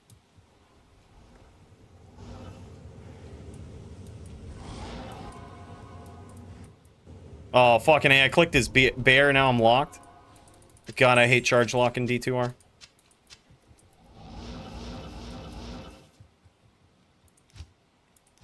Alright, here we go. It's now threes. I mean, as much as I would have loved to 1v4 there, I think that's a little unfair. You know, it's a little embarrassing for the other team.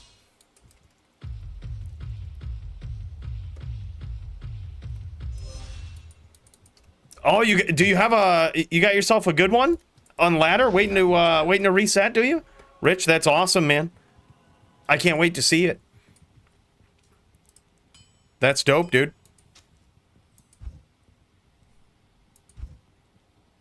What happened to my... All right, there we go. This is where it is. Sweet.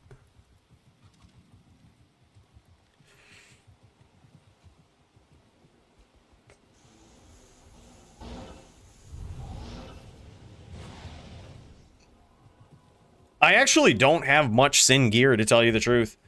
Like, to be completely honest, my Sin is, like, rather effed. She's rather shoddy. Alright, go, bros.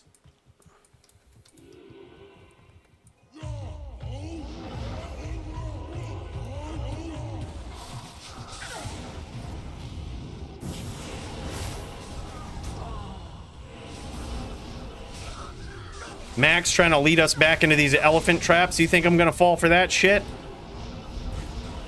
I've been in this game a long time. Been in this game a long time.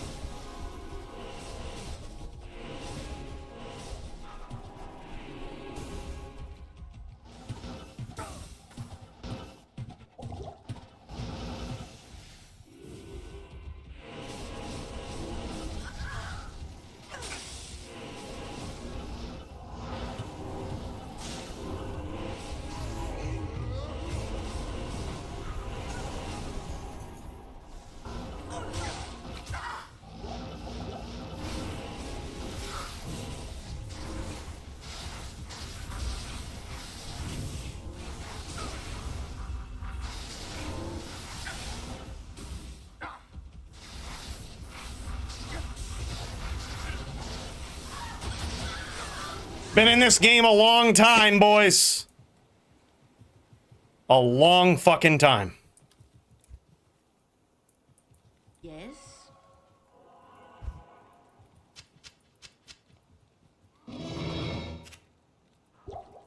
You said it right, Mark. Like it if you haven't. By the way, short break. Dirty is doing some duels here for the DFC. All right, let's check this out, boys. Let's see if we can pop into Dirty's perspective and see how he's doing on his duel. Well, we know that he's going up against an absolute savage. Dirty is going up against Reticulatus in a Barb v Necro matchup. We're going to see how it pans out. See if Dirty can keep that block up, can manage his mana, and go up against this Barb, Reticulatus, who is making a good name for himself here in the DFC. See how well he does. All right, let's get this swapped over.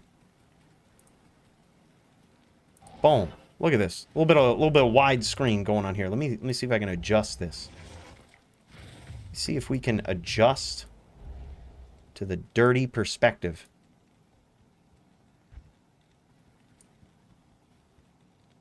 Boom. A little bit better. A little bit better. It's there's still a little bit of borders, but you know, look, we're working with an interesting screen size here, boys, and here we go. This is, what do these guys? These guys switch it up to Sin v Neck? Black Mamba versus the Sin v Neck here? Perhaps they had a discussion beforehand, and they were like, all right, hey, do you have max block? If so, I'm just going to go Sin. Is that cool with you? And if I go Sin, we can waive the rule. That's probably what they did. I would almost bet that's what they did, because I see mana pots in the more, which technically, if nobody agreed on any certain rules, then neither one of these classes is allowed to have. But look at this. It looks like these guys not only waived the rule, but Dirty off to a solid start here, taking out the Sin in quick, dominant fashion there. Previous DFC champion showing what's up, man. Long-range spears, shooting those bone spirits. And he's also got, it looks like, DR on. Is he gearing up? What's going on? Why does he have COA on? I don't quite understand it, but it's working. Yeah, I think it is a fun matchup. We did have a, if you noticed on the card, we did have a Sin versus Necro matchup, and I actually just waived the mana pot rule for it. I think I'll probably do that in the foreseeable future for any Sin v Neck matchup. Just because I think it's probably a matchup that benefits from both from those things. It benefits both characters, but it probably hurts the Sin more, which good.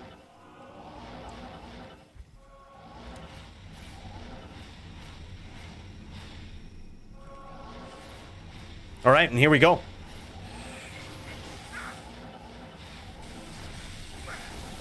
Oh, still working? Oh, okay, all right, word.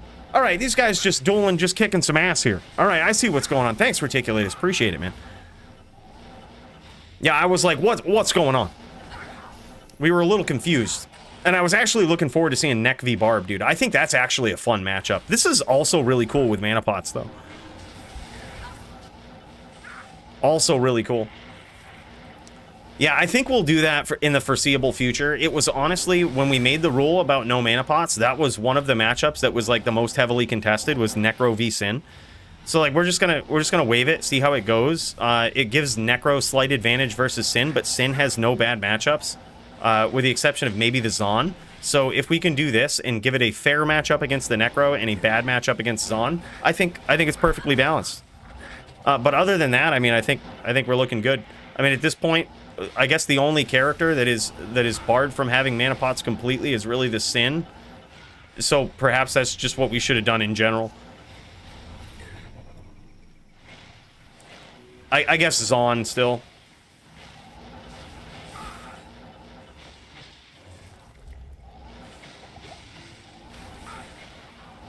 Yeah, that's still something you can do. I mean, it's most commonly done with the mana pot rule, but you can do it with any rule.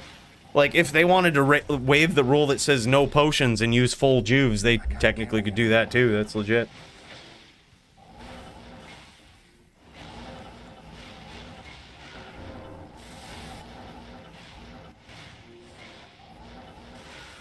And yeah, about the point about Blood Golem, we have a rule in the DFC.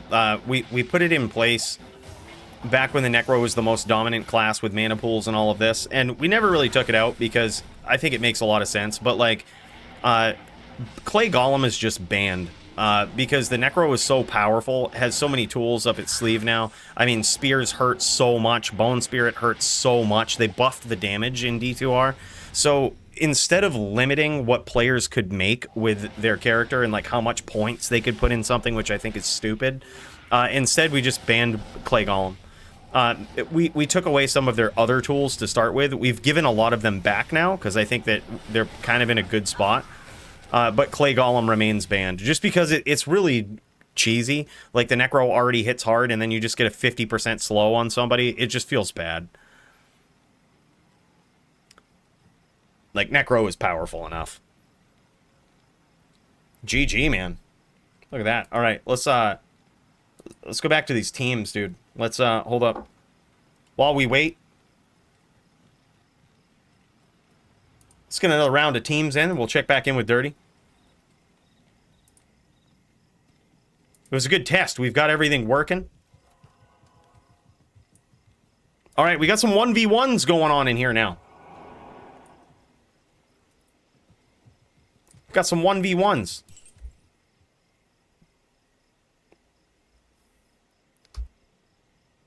Go someone. Look at this. There's shit talking going on in here, boys. It's just... Alright. Go.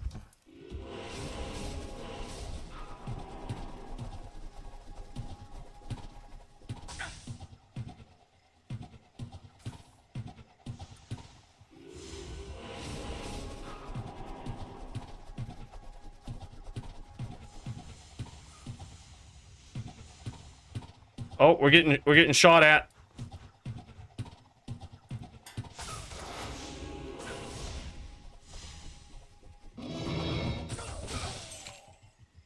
I think he was trying to shoot back.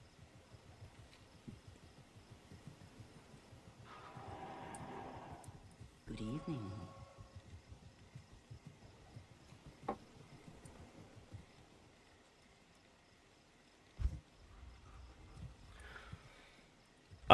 Go EVG. Yeah, dude, servers suck ass right now. I've got so many fail to joins.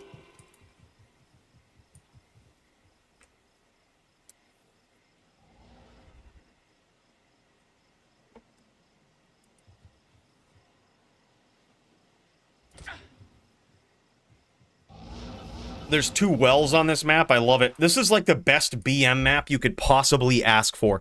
Like, we have an H map with 2 wells in it. Like, oh my god. Like, if this game turns BM, holy shit, dude. Good map.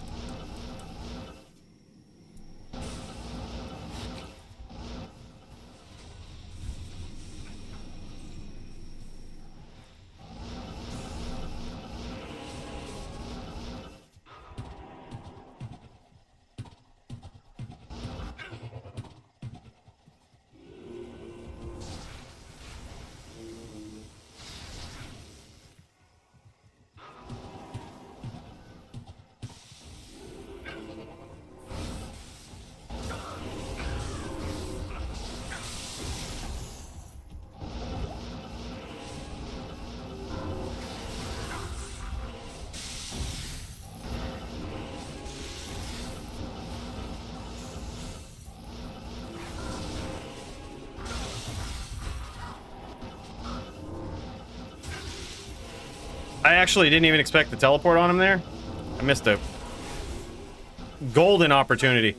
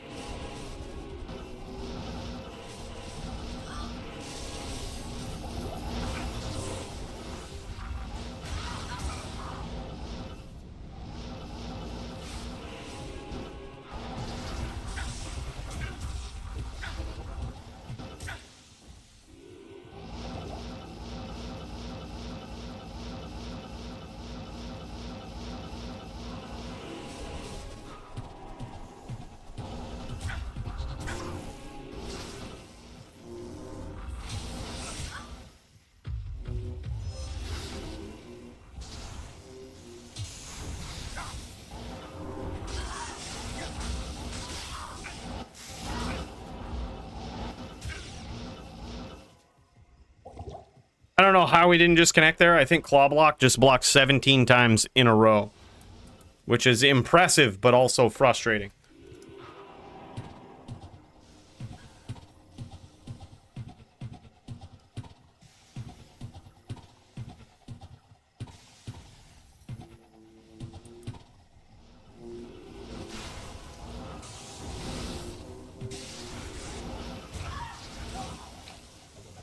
And then Max killed everybody.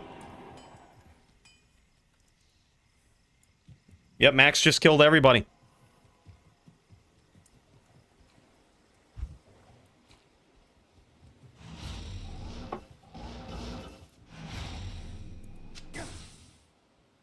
I was low too. I was probably lower than that, to be completely honest. Probably a few Mind Blasts. Good morning.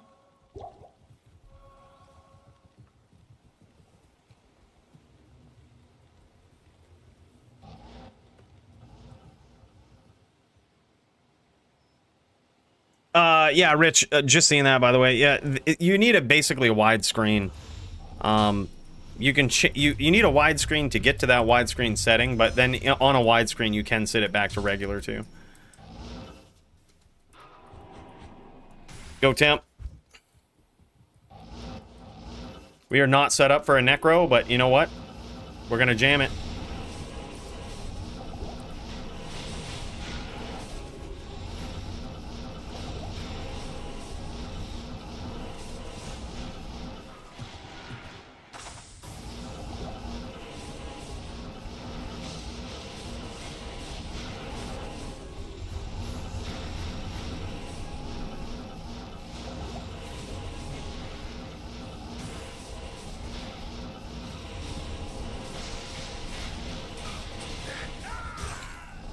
We're not really set up for a Necro, boys, but it doesn't matter. It doesn't matter. The Order welcomes you. It's Teams password DFC.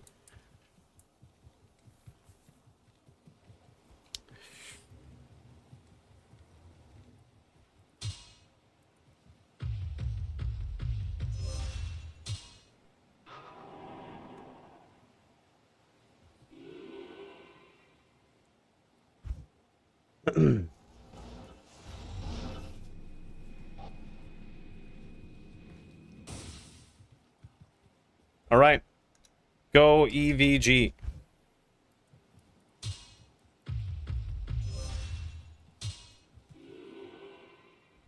EVG AFK.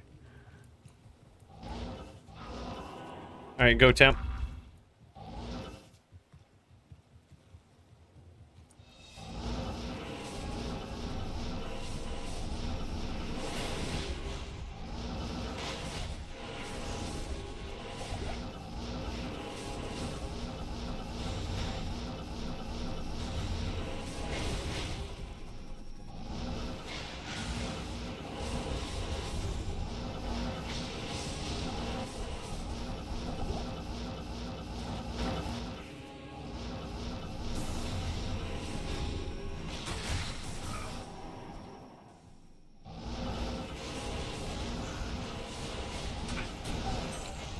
That was like the slowest, most avoidable death I think I've ever been involved in.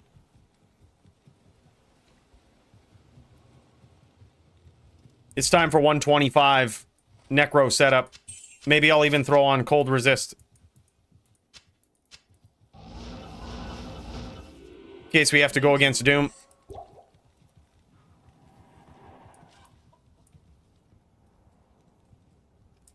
Alright, 125. Cold Res setup time. Mad Rep Life. Mad Cheese.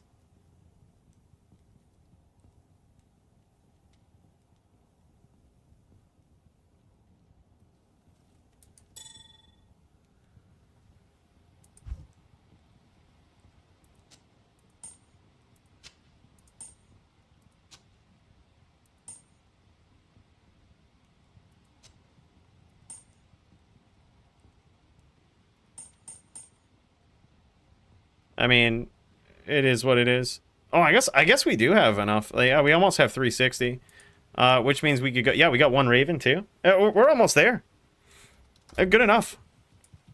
Good enough. We don't have Oak Sage, which is pretty important, I think, in this matchup. But, yeah, that's going to be a problem. So, let's go ahead. And we'll take this out. We'll go 1, 2, 3. We'll put up Oak Sage.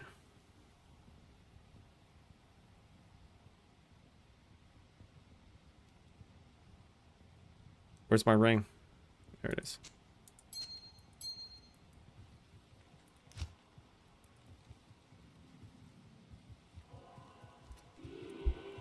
I'm down. We got 6 players. We could do 3s. I'm geared up for a cold sorceress, so I might as well stay that way. We're at 361. Look, I'm not gonna shake a stick at it.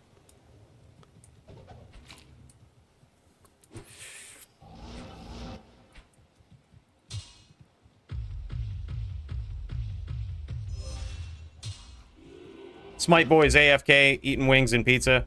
Go temp.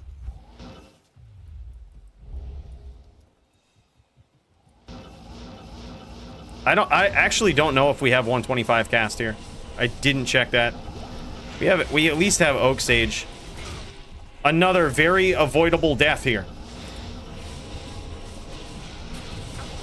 Very avoidable. I think I took like 7 spears. It was actually 1. And it 90%ed me. But still, very avoidable. I gotta get in the game. Do I not have? Hold on. I don't think I have. It doesn't feel like I have 125 cast. No, I don't. I would need this plus something. Yes? Cannot be frozen is overrated.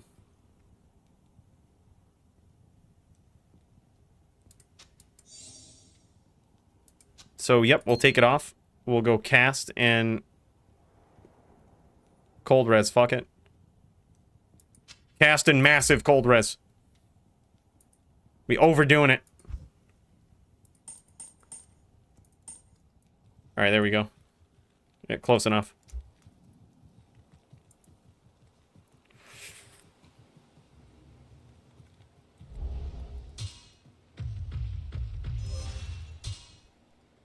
All right, go temp. Let's do it again. This is what counts. This is for all the marbles. I don't know what's going on. These guys might be dueling.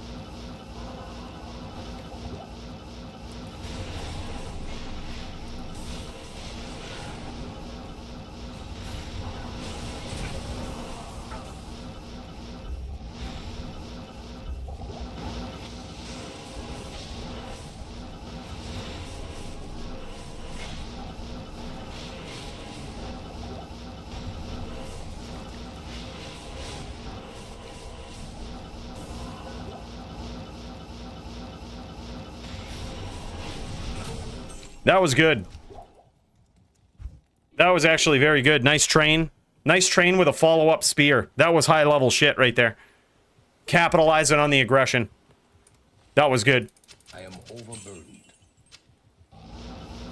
A perfect example of how to use a train. Getting you back for last week. Yep. To see you.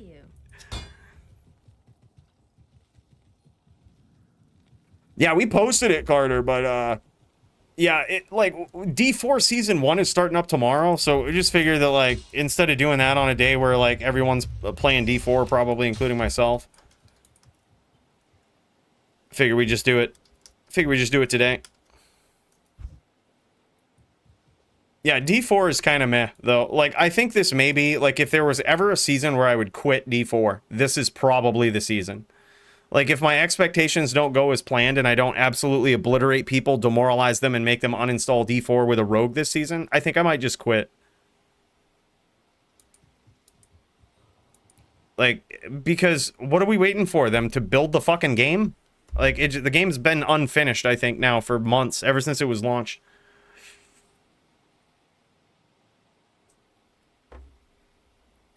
Yeah, no worries, man. Like, it's... I feel like Thursday is a weird day to do DFC because they always do ladder launches and like all of this on that day. Like D4 resets will probably be on Thursdays. The D2R ladder reset will probably be on a Thursday.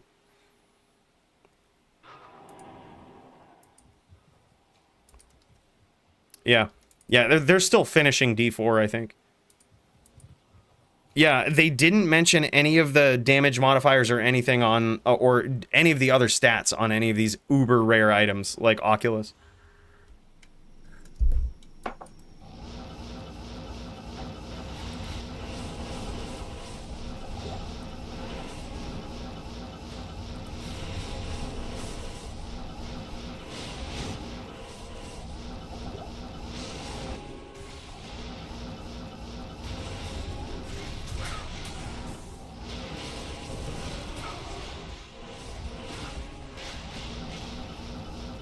Nice spears.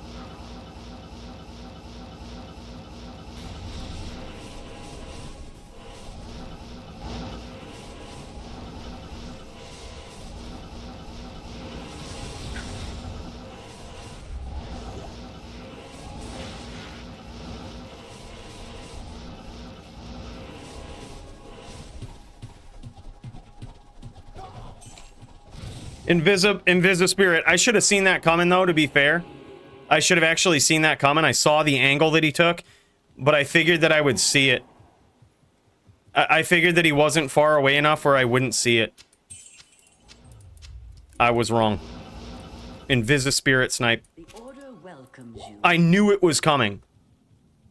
That was my fault. This is the state of D2R.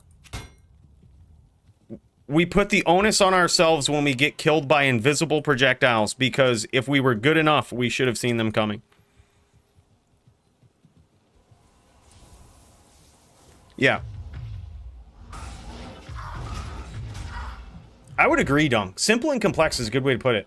Diablo 4 is just Diablo 3 with Diablo 2 nostalgia. Actually, one of the fairest criticisms I've ever heard.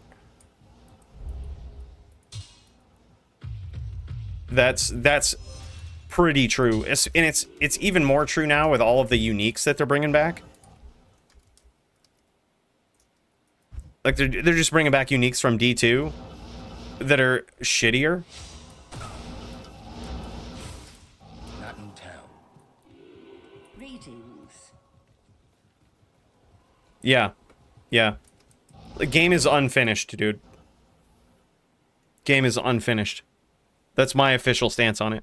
They actually didn't finish it. The timeline was too tight. They couldn't finish the game. And now they're relying on content creators making videos about broken builds and complaining about things to adjust the game. Yeah, D3 with D2 looks. Yeah, yeah. I would agree. I think it's not quite at the D3 level yet, but I think it's headed there. And the only thing I'm gauging that on is the fact that PvP isn't currently all one-shots. When we get to that point, because people complain so much about the damage that certain builds do, etc., when we get there, I will certainly not play the game anymore. Like, when it's like all one shot, or if it's not one shot, but it's like if you don't have a barrier, you get one shot, or, you know, if you, like, there's just so many mechanics that I hate about the game. CC is one of them. I just think, in a controversial opinion, they should just take CC out of the game. Build a game that doesn't involve not being able to play your character. Like, can we do that once in an ARPG? Like, the difficulty of the game is not based on you not being able to play your character. In PvP, PvM, all of this shit.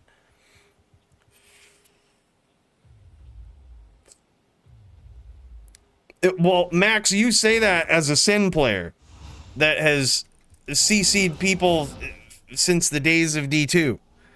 I think stun should be something, but like the constant crowd control, like stunning people, slowing them, like, you know, is good, but like it should not last for 3 seconds. 3 seconds is an eternity. 3 seconds, like, you're dead. Do you know how long 3 seconds is in PvP? Like, can you imagine if, like, FOH on a swirl stun stunned somebody for 3 seconds in D2? You're dead. You can't get out. You're not getting out. Like, maybe half a second. Maybe half a second. Half a second, maybe 1 second. 3 seconds is far too long.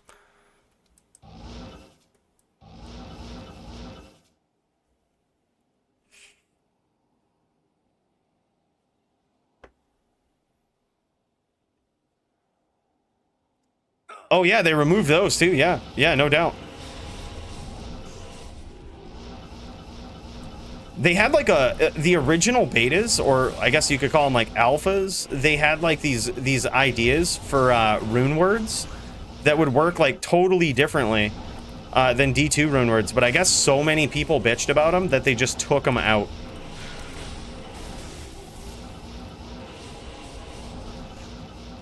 They just completely did away with them.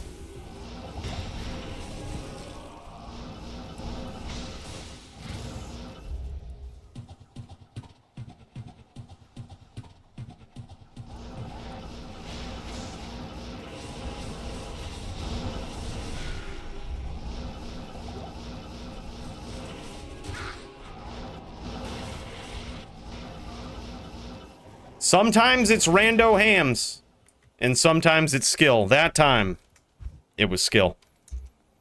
Hello.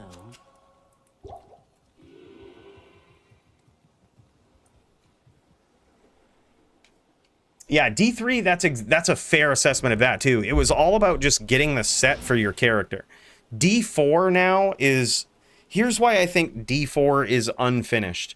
Because some of the ideas surrounding itemization don't seem very well thought out, and they continue to get worse. Such as finding aspects that are actually rare for your build, right? Like, they're pretty rare. They're hard for some people to find. Even the mid-tier unique items that can be pretty crucial to a build, on some builds, hard to find. But there's very limited opportunities to trade. You can trade rare items that you haven't done anything to. So not only we get the worst of both with D4, we get the D2 style itemization, right? Where the worst thing about that is everything's fucking rare and you're never going to find it yourself. So you might as well trade for it, but you can easily trade for it. And that's the way to get there. And then you have the other piece of, you know, the worst piece of it where you are required to get certain things for your build, certain aspects, you know, which should be easy, you know, and you need them, and some builds are just ass until you find them, but you can't find them until you get them. So you essentially have like the D3 conundrum without the auction house, right? You have the D3 conundrum without the auction house. You have this essential like paywall with no option to pay. Like, it's kind of weird. You get like the worst of both with the itemization. It's just, it's so odd. You know, you figure in a game that you don't really have a lot of trading, it should be easy to find the items and aspects that you need to build your character. It is easy for most of them, but for some of the crucial ones, it's not. And then you also have the uber unique items that you're never going to find and can't trade for. Yeah, like, it's, the itemization seems very I shouldn't say lackluster. Some of it's kind of cool. The chase items are kind of cool, but it's just not very well thought out. Like, I think they wanted something like D2 itemization, but they were afraid to do an auction house or allow trade because everybody complains about pay to win. And like, I just say you ignore those people and say don't play the game. You probably won't be playing the game anyway in like 6 months. So here's open trade. And then literally, they wouldn't even have to trade. They wouldn't even have to change anything if they would just allow open trade. Like, I think items are rare and unique enough where items will still hold value in trade, especially... Oh, here's the other shitty thing about itemization. Everybody's fucking mana is called something different. Like, essence, energy, mana, like, it's all different. So when you roll mana or essence on any of these items... You can't use them on any of your other different classes. And more importantly, it's you can't trade them to somebody else who might need those resource generation things. Like, you can't trade them to them because they can't use them on their class. They have to be your exact class. So, like, that's a mistake. Yeah, in my opinion. Like, they should just call it resource. Like, just call it resource. Plus 17 to maximum resource. Whether it's mana, what you can call it all these different things you want, have it work differently, but just call it resource on all of the items. Stupid. Yeah, and there's certainly not enough cross-class items. Like, Shaco and maybe Andariel's Visage are the only ones. Those are the only ones that can be used technically on any class.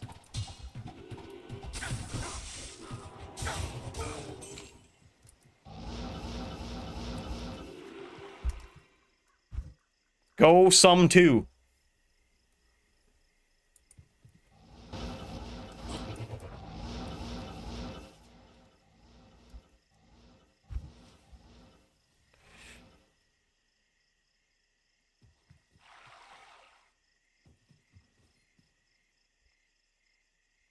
Do we have enough open wounds to cheese people? Not really.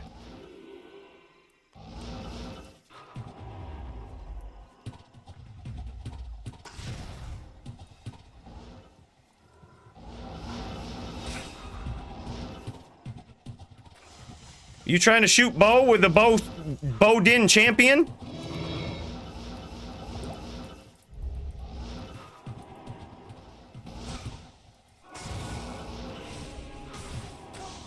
You can't shoot Bo with the Bo Din champion, bruh.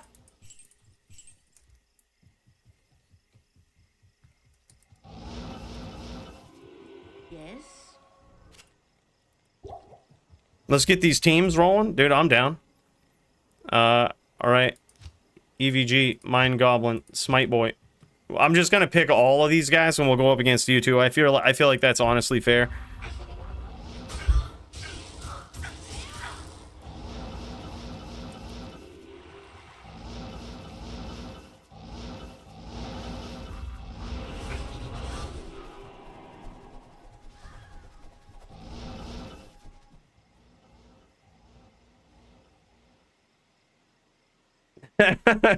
only paladin bows allowed. Paladin bow shooters. That's what DFC will turn into. We'll progressively get sick of every non-paladin class. Like, it'll start with the Sin, and we'll just ban Sins. And then then it'll go to the Sorceress.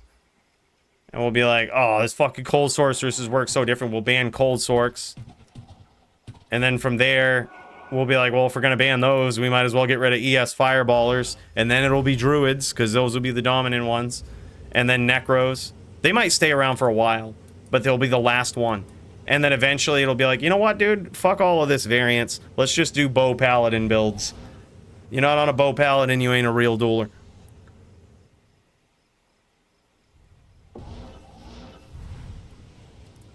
But yeah, Max actually has a pretty sick bow setup on his Sin, too.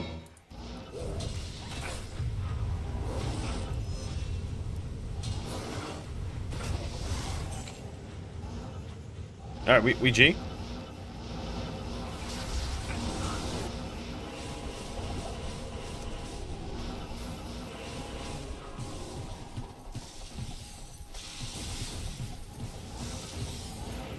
I hate to 1v3 you guys like this, but I mean, I'll do what I gotta do. I'm just gonna well because I didn't know we were G. And it's 1v3.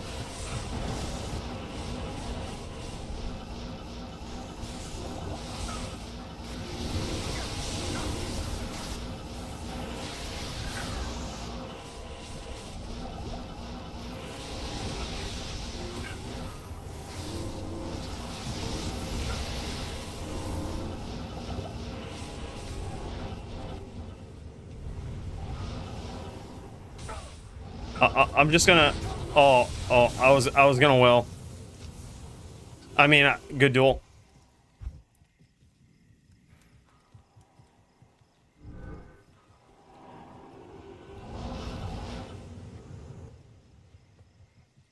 Oh my god, yeah. They did it in Diablo Immortal, the Blood Knight class. Yeah, oh my god. Boys, you know what? We got,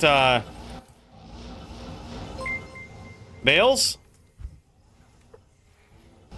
By the way, Inso, my dude.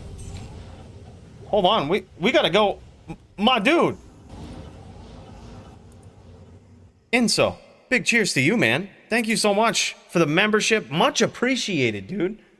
And that's at God tier, by the way. That's an important distinction.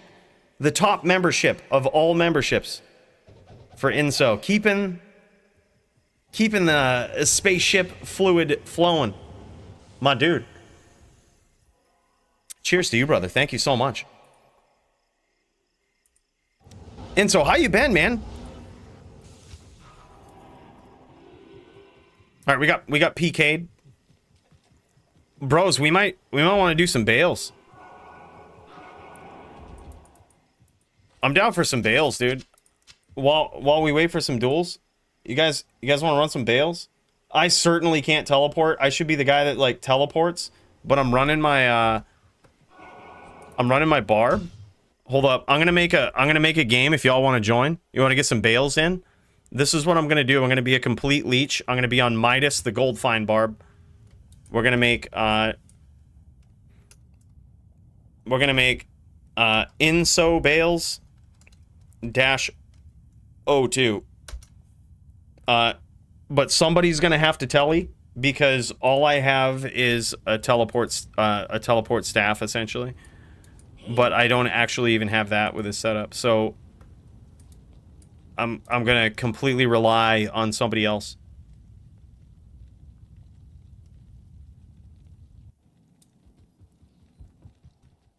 Oh, no shit. All right, dude, I'm down for that. Yeah, we're in Inso Bales. DFC, dude, is Dirty going? Hold on, is I'm popping into Dirty stream here. Is he actually going? No, we waiting still. All right, cool. Just wanted to make sure we weren't missing a duel.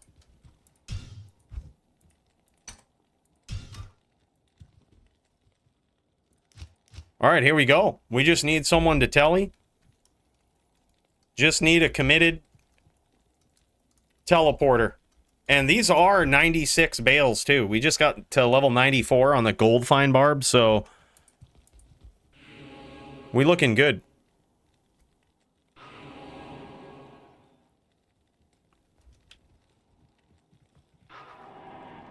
I've got the barb bow, and I can also do the war cry to stun them on wave 3 so that we hopefully have a nice wave 3. See, I can contribute in some way.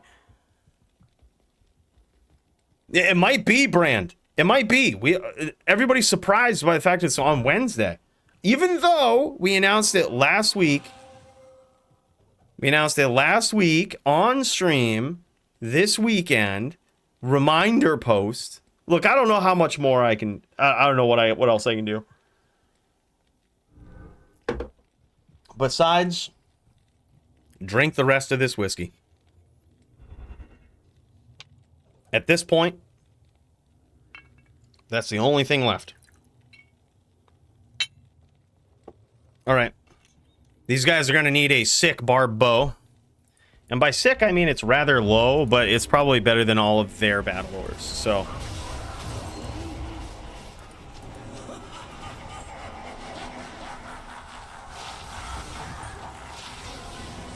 oh, this was like almost good, huh? It has like the right things, but... it has the right things, but not the right rolls. That's really too bad. Alright, now I gotta get ready to do my one job in this whole thing. Which is stun wave 3. I did my job, boys. Best barb they could have asked for on this team. That's it. My job is done here. I just have to create the next game now. Very good teamwork.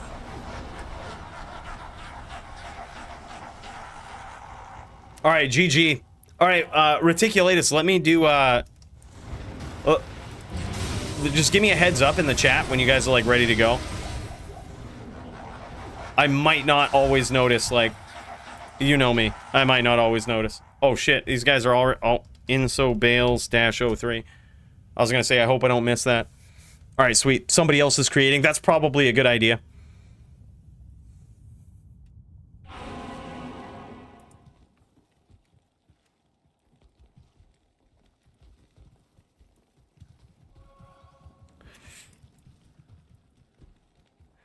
The reason I'm leveling this barb, he'll hopefully be my first level 99 barb. The reason I'm taking Midas to level 99 is because he was my first ever barb in D2R, and he's kind of a success story. He's like one of those underdog stories. Like, he started up as a gold fine barb, so when I start absolutely smacking with him in PvP, he has an underdog story. And I feel like if your character doesn't have an underdog story, then you just built a character with a cool name. Or even a shitty name, depending on what you picked. So this guy has a story. And that's why he's going to be my first level 99 barb.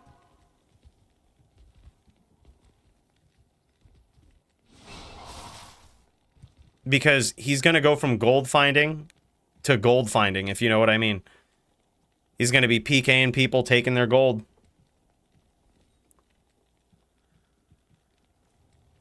Yeah, Elephant's a really good name.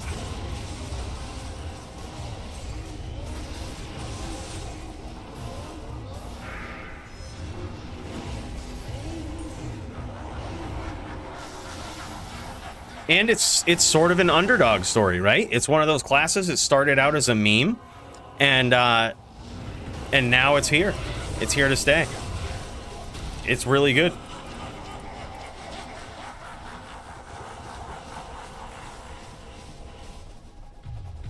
So, by the way, I picked up this trick from D4, and I'm absolutely loving it, dude. So what I did was I put force move on scroll wheel so that you can not have no pickup on. So, like, you can have actual pickup on, and you can still move in between, like, problematic items that are on the ground without clicking them. I actually like that. I do it in D4 because I was actually doing the I don't know if you can call it a glitch or what, but like the thing where we always recast our war cries and shit as soon as we can. Like the thing where you basically set on, it's a numlock spam. So when you do that, if you want that to work, you have to move with force move. So that's what I did. We set it on force move, and ever since then, it just feels natural to do it in D2. Like, it feels like I should have always been doing that in D2. On Sork, I use throw on left click, so I don't accidentally run face first into Bone Spirit. Dude, that's actually pretty smart, too. I'm a big fan of throw on really any hotkey, just because of how sneaky it can be. I do it on barbs quite a bit. Like, I'll have, like, if I go PvP barb, which is what I'm trying to build eventually here with Midas, like, I'll have throw on right click, just, you know, hotkeyed, so that when you do get a lock on somebody, it's sneaky, and you don't have to, like, take the step with Berserk like you have to with Smite. You know what I mean? Smite on a Paladin. You don't have to telegraph the fact that you have somebody name locked and you're ready to teleport at any time. But also, it's really good if you don't want to, you know, walk into Bone Spirit or walk around. If you're like on a sin, where walking is bad when you have, because you give up constant claw block if you start walking and running. I don't think it's a horrible idea. Dolls, we ain't scared of that shit, man.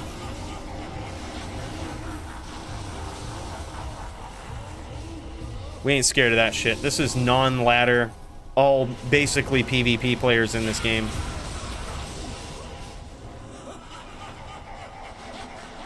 There is no shot we're scared of dolls.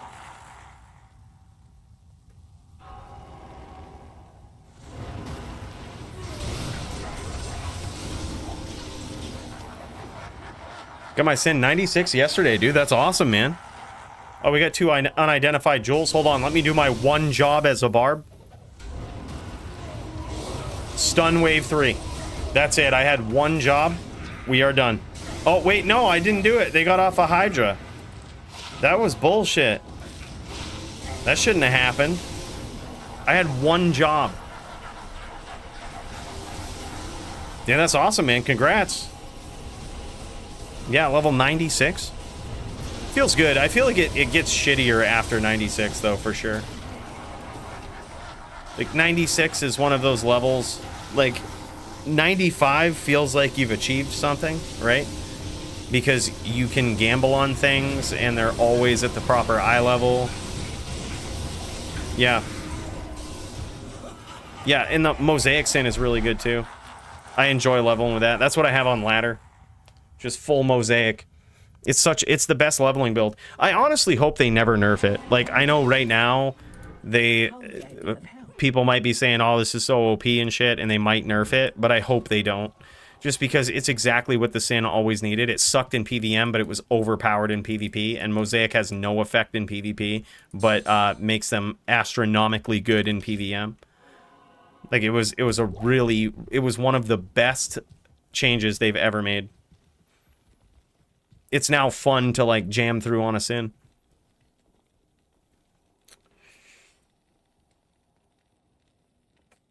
Oh, no worries, dude. Dude, feel free to spam click, like, as soon as we start getting done, as soon as we start wrapping up. Dude, I do that all the time. Like, if I'm just leveling, like, for example, if I get the notification in Discord that, like, Chaos Sanctuary is up or some shit, literally what I'll do is instead of, like, trying to assemble a team in Discord, I'll just try to sneak into a public game, like, you know, and just snipe a game or something. But on non-ladder, they're a lot less rare. So, or they're a lot less common than they are on ladder.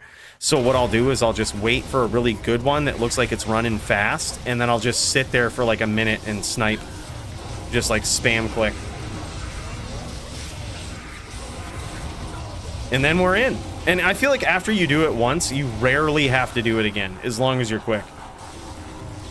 Like, as long as you're semi-reasonable in the time that you get into the game, you basically never have to do it again.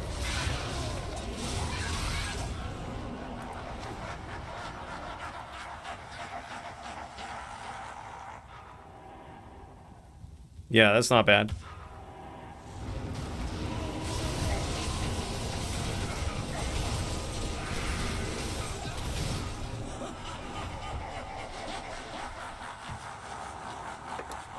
Yeah, TZ Bale is where it's at, man. You can just kind of AFK. Oh, shit, I had one job. I failed, dude. I failed. I was talking. I had one job.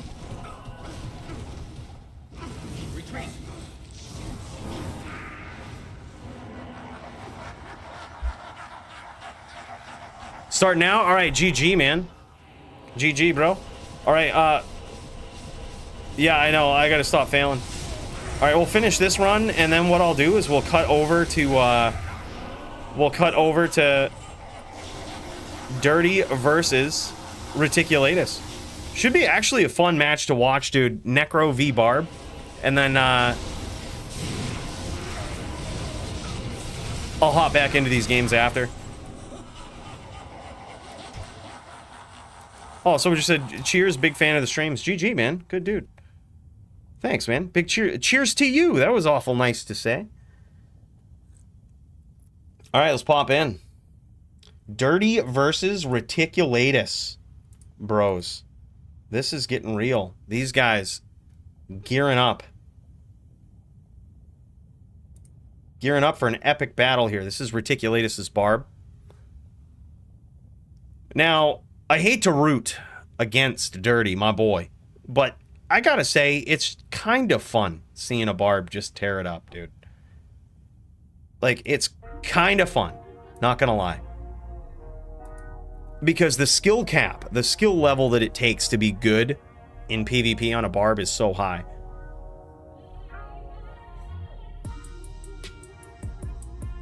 Need to get myself a fat Ondles. Could also get a skinny one, dude. It doesn't really matter. The fat ones are overrated, because if you got an Ondles on, you're just leeching anyway. And the leech roll for experience doesn't matter if it's fat or skinny. Yeah, I would just get a skinny one. Unless you're a perfectionist like myself, I'm actually aiming to get an ethereal +4, actually 100% perfect ethereal one, just to stunt with, just to say that I have one, just so that I can flash it in pub games that I join randomly, and people can know that I am either too lucky or spend way too much on the game. Yeah, it's all for the good looks. I guess on a barb though, like when you're kind of doing what I do with the +4 to skills on like a gold fine barb, like I guess that kind of matters because you don't really get plus to skills on any of your other gear. Like in this very specific situation, +4 to skills kind of matters, but it's only because we have one job to stun wave 3.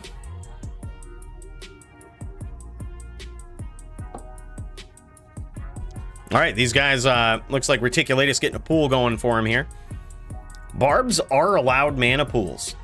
There were certain classes that we didn't ban them from in the rules just because those classes were, well, inherently weaker than others. They were underperforming. And the barb was actually better than I thought it was, thanks to Sound running some sick data with the DFC, and we could check it out and see that the barb was not underperforming everything, but certainly below average. And now I think the barb's in a better spot. We're seeing a lot more barbs. We're seeing a lot more barb wins in the DFC. I think we're in a pretty healthy spot, honestly. We're in a pretty healthy spot with the rules. The only questionable thing right now is just the lightning stack damage, like, or lightning stack for resist. We might have to make matchup specific things. Like, as much as I hate to do it, just the sin has gotten so powerful and we've made so many rules around it, that I was thinking the other day, an FOH Paladin is kind of disadvantaged with the current lightning stack rules, which allows you to go to 105 stack. You know, so instead of the regular 100 where you could have 85 max res and, you know, 15 absorb, or 80-20, in the DFC you can go 85-20. And the reason why we put that in place was because of the sin, basically. They hit so hard, they did so much damage. Max point, it just showed us with the elephant sin how vicious they really can be. So we adjusted it, but I don't think it's the same. It doesn't really translate well to other classes. So we may have to be matchup specific with it and just call. Oh my God, one whirlwind from Reticulatus. Oh my God, dude. Did Dirty not go max block? He didn't even go. I don't even think he went max block here. There's no shot that he did. That or he got caught running.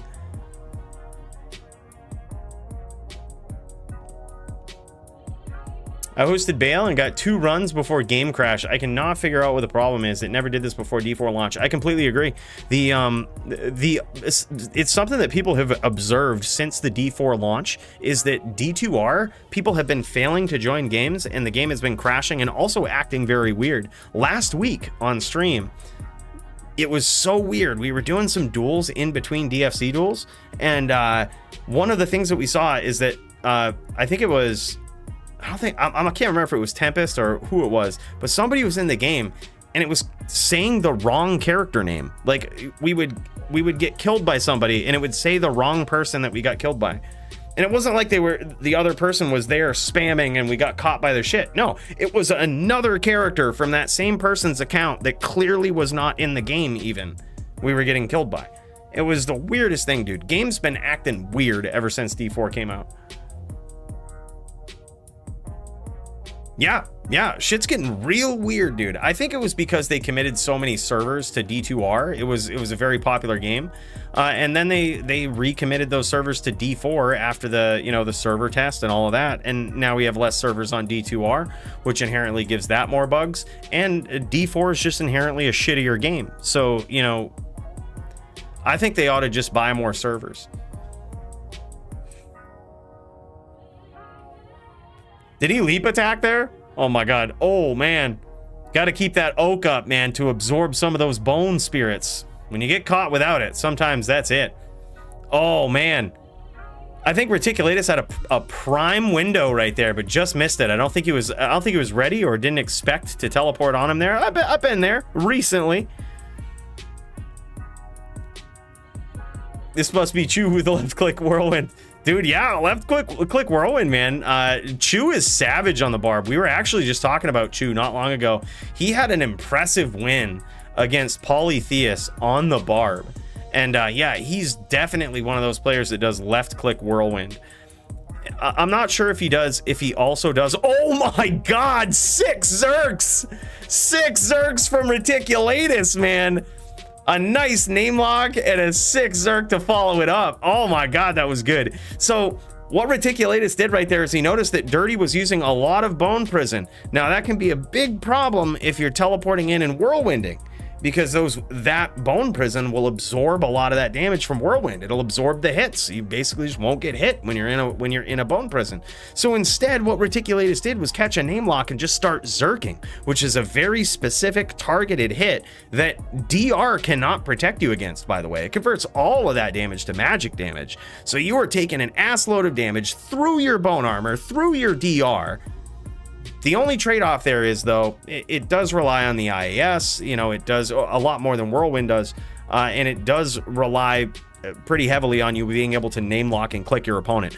High risk, but certainly a high reward. Pulled off very well there by Reticulatus, which is now 2-1 in favor of the barb.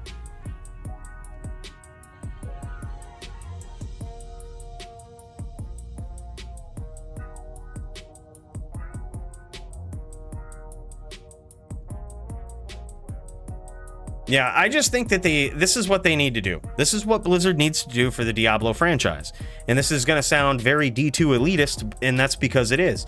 But they just need to recognize that D2 was the best Diablo game they ever made, and they will never make anything better than it with their current skill set and current teams. Like, it's not a slight against their teams. Their teams are very good. But I just think the direction that the company is heading with, you know, all of the way that they design games, they're never going to be able or allowed to by the public or whatever entity they're answering to make a game better than Diablo 2. So in which case, they just need to recognize that and focus on it, maybe focus on long-term monetization of the game, and just commit servers to it, commit time to it, and recognize that it was the best game they ever made in the Diablo franchise. And it's going to be, at this rate, impossible for them to make something better. They need to recognize it and accept it. I feel like D2R was a little bit of copium on their end, basically remaking the game to shut people up, but it backfired, man, because then people realized, all right, with these new graphics and all of this and how simple the game was, well, you did a pretty good job at recreating it. So now at this point, you should just kind of keep up the momentum, because this game is better than D4. It's better than D3. It's obviously better than Diablo 1. Dude, I just don't think they have the capability to make something better than this. When you have a team answering to so many people publicly, right? You know, keeping everybody's thoughts and ideas and opinions in mind, it's very, very hard to make a good game. And there it is. Dirty gets round 4 there, making it 2-2, tying up the score, man. It's back and forth. That was really good. That was really good. Dirty with some sneaky spears and spirits in there. Yeah, you really can't, Dong. You really can't, dude.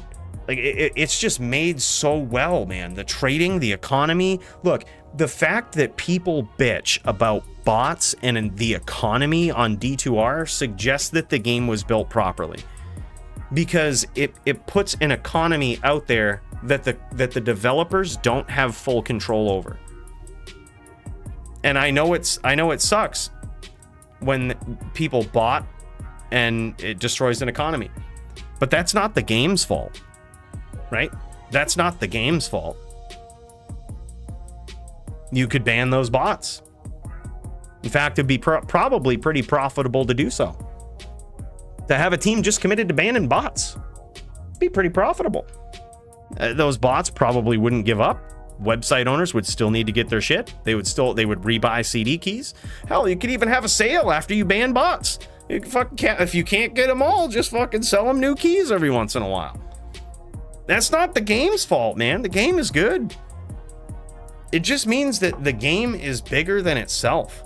It has literally real people and real businesses based on solely with their financial, rhyme and ruin, completely based on the success of the game.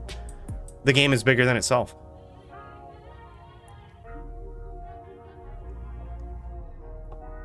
Oh, dude, I completely agree, Coolio. Completely agree. Like, it was made before this soft generation of people that complained about paying to win. And granted, don't take that the wrong way. I don't like games that are pay to win, such as Diablo Immortal, right? But there's a different type of pay to win that I think is acceptable and okay, such as Diablo 2. Right? Like, you can find every item that you need to in the game to actually beat the game, but if you want to have the best stuff that anyone's ever found, no one's gonna give it to you. You shouldn't expect to find the best rare item ever in the game. You shouldn't expect to find perfect uniques, or in some regards, magic items that, are ridiculously rare and very usable for your class. You gotta trade for it. And if trade is a thing, undoubtedly, people will find ways to monetize trade. So in my opinion, the best solution to that is to have an auction house where not only Blizzard profits off from trades, but players do as well. So you just say, you know what, we can't control it, we're going to give it to the players, but we're just going to take a 1% cut of all trades for the life of this game. You want to sell stuff for money, that's fine. You can do it on this platform. Don't do it on any other platform. We're going to take 1%. Fuck, make it 5%, I don't care. Like, I think that's the type of stuff that they need to do for D2R. I would be heavily in support of that. It incentivizes the people that want to magic find all the time and don't want to duel. It rewards people that find very rare items. You no longer have to price check, right? You can just put it up for bid, and whoever's in the game and willing to get that item, they'll pay it. Like, you save a lot. You save a lot of problems, I think, doing that. And there it is, man. Dirty gets there again. Let's cut over to his perspective here. He's now 3-2, taking this duel back. Taking this duel back is Dirty. All right, let's see what we can do. Maybe we can make this a little bit more balanced on the screen here. Yeah, dude, that used to be a thing, Carter. It used to be a thing. I remember when I first started playing this game, especially when I first started dueling, it was with my buddy Floyd. And I was in high school, and he always used to make fun of people that would pay for items, right? He always used to make fun of people that would pay for items. He taught me how to steal from people that paid for items, so we would fucking steal from people. We were rich as fuck, and we never paid for any items. And he would always make fun of those people. Many years later, my opinion has changed. Like, while I think it's weird to pay for like Shakos and shit and buy them from like the common items from bot websites, it totally makes sense to buy items that are ultra rare, that like you're never going to find, but that give you a peace of mind and make you feel accomplished in the game. I don't see any problem with it. Like, it makes the game bigger than itself.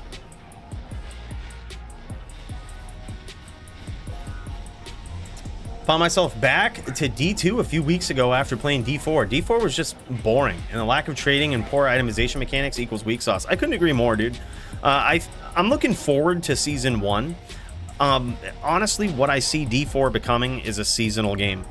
I think they're trying to aim to make it not that, but the way that they're addressing concerns and potential solutions to things is going to turn it into that. Time will tell. Perhaps people are, perhaps the off-season PvP will be something interesting. Time will tell. But I think that with currently how they're approaching the game, it's going to be very seasonal, which means it will get boring after a while. They're going to have to keep resetting and doing new, exciting, interesting things, or else they're going to lose their audience for D4. Like right now, whereas I was going to play D4 today, but then I remembered Season 1 comes out tomorrow, so I'm like, literally, what the fuck is the point? Literally no point to playing it. And I think that is a bad feeling to have. That is a bad feeling that they don't want their players having. D2, I don't give a shit about ladder. It's really cool. I play it when it comes out. And there, you know, I play it with all the people that jump into it and everything. But you guys know us. We just play non-ladder. We duel a lot. Like, we try to collect the best items. We're still going to be collecting the best items in this game on non-ladder, on off-season, for years to come. You can't beat D2, dude. It's just impossible. It's so well built, so well designed. Dirty. Up to some dirty tricks here. Up to some dirty tricks, trying to get this Bone Spirit train going. Now, I kind of like what Reticulatus is doing here. He's noticing that that's what Dirty is doing, is leading him into these Bone Spirit trains. So I'm not sure if these guys have waived the mana rule, but Dirty appears to be picking up some mana potions here. I'm gonna have to get confirmation on that because if that is the case, okay. But if they haven't waived that rule, then Dirty isn't allowed as a Necro to pick up mana potions, because otherwise he can just spam Bone Spirit this entire duel. And that gets very, very difficult for a Barb. I'm gonna have to check in on that. I'm gonna have to check with these guys. I'm gonna try to pop into their game.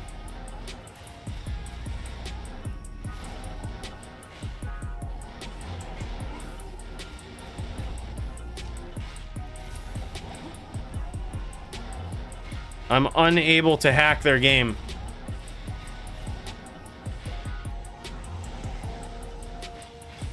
Unable to hack the pass, but we're gonna have to double check on that.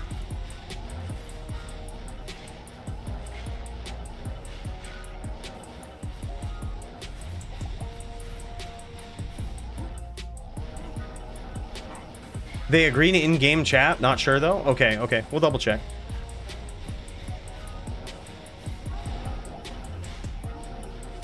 Yeah, Mike Loren, I've been saying the same thing for weeks now. It feels like D4 was unfinished and rushed out. The game is not finished. It's never been more clear to me than it is now, but D4 is not finished, and they rushed it out. Not to say it's not in a good spot and not a good game. It's just not finished. Thing with D2R is they already had a good finished shell to just duplicate and make better. You know, like what a good game.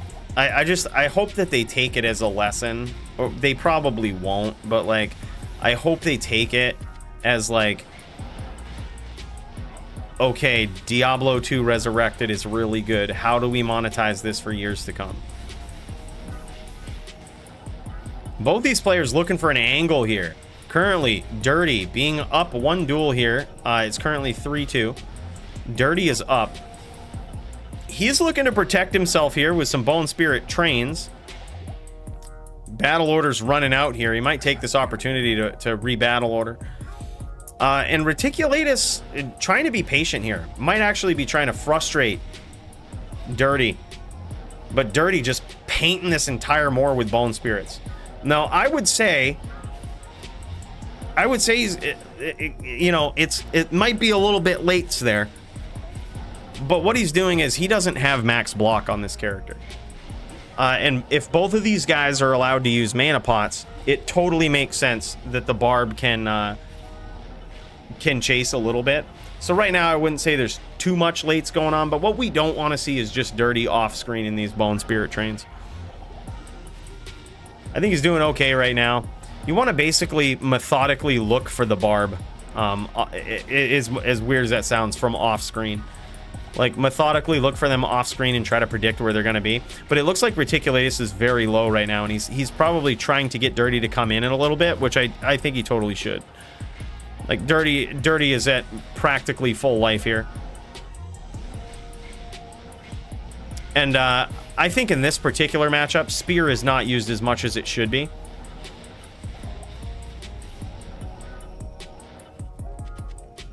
Dirty re-upping, and I would almost imagine he's going to try to get in. He's going to try to get in a little closer. There it is, man. I can see it coming. Those Bone Spirits that he launched at close range there. GG. And there it is, 4-2 in favor of Dirty. Dirty taking it, man. Oh, it's 3-2. 3-2 currently. Oh, my bad. My bad. Miscounted, dude. Well, shit. All right, we get bonus round. I'm cool with that. This is a fun matchup, dude. I enjoy seeing this. Yo. Unmute yourself. Dirty has audio. Yeah, dude, I hear it. It's on. Wait, he has, oh, like, he has something to say? He has actual audio? All right, hold up.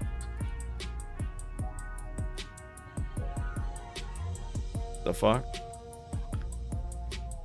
All right. I'm listening. We're passively listening. I can tell you right now that's probably Joby is just gonna do something stupid. And he's like, yo, unmute yourself. He's gonna be like, Dirty's got audio, and then he's gonna come in and he's gonna play something stupid. Mark my words, it's gonna happen.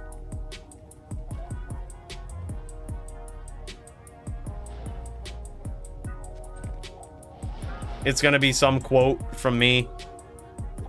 Which, by the way, dude, I couldn't believe this. I laughed so hard. We're gonna have the DJ pause the music for a second. Dude, I laughed so hard. Dude, I was in fucking... I popped into CJ Carter. Y'all know him. Legendary Zon player and one of my favorite Diablo 2 PvP players of all time. Streamers, content creators, and everything. And good friend, one hell of a guy. He had a birthday recently, and what he did was he held a tournament for his birthday. And I popped in randomly. I just got back from the casino. I had a really good night counting cards, Dana White style. And I popped in, and it was a fucking mess. We're all in this, like, channel. Everybody's talking all at once. And then Marvel plays this audio clip, and I couldn't stop laughing, dude. Like, I couldn't stop laughing because it blew my mind that A, I had said that before, but B, someone had clipped it and was using it in tournaments. I was so honored, flattered, and it was just fucking hilarious. I have to show it to you, boys. I have to show it to you. This is the clip. Like, I heard it and I died, dude. Like, you gotta figure. It was unexpected. I had no idea. Somebody played it in as an audio clip in the channel. I fucking lost it, dude. I was like, I immediately remembered. I was like, oh yeah, there was some fight where people weren't dueling and they were just talking shit. Dude, this is the clip. Ready? Only warning I'm giving. Shut the fuck up and duel. Only warning I'm giving. Shut the fuck up and duel. Sorry if that was a little loud, dude. But, oh my god. I fucking died. I was like, dude, that's so sick. No, it wasn't that one. I was honored because, like, it's not as funny as Toe Shanks, but I'm like, dude, somebody's using that. I was like, these guys are using it. And I'm like, I'm so happy that of all the ignorant shit that I say, some of it gets clipped and used for dueling tournaments. It's not as funny as Toe Shanks, but it's useful.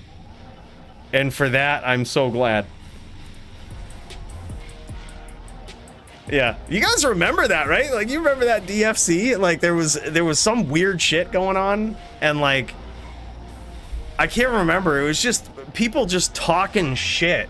It was just two people talking mad shit for like hours, and I was kind of getting frustrated, and I was just like trying to be cool on stream and shit. So I was like, all right, last warning I'm gonna give.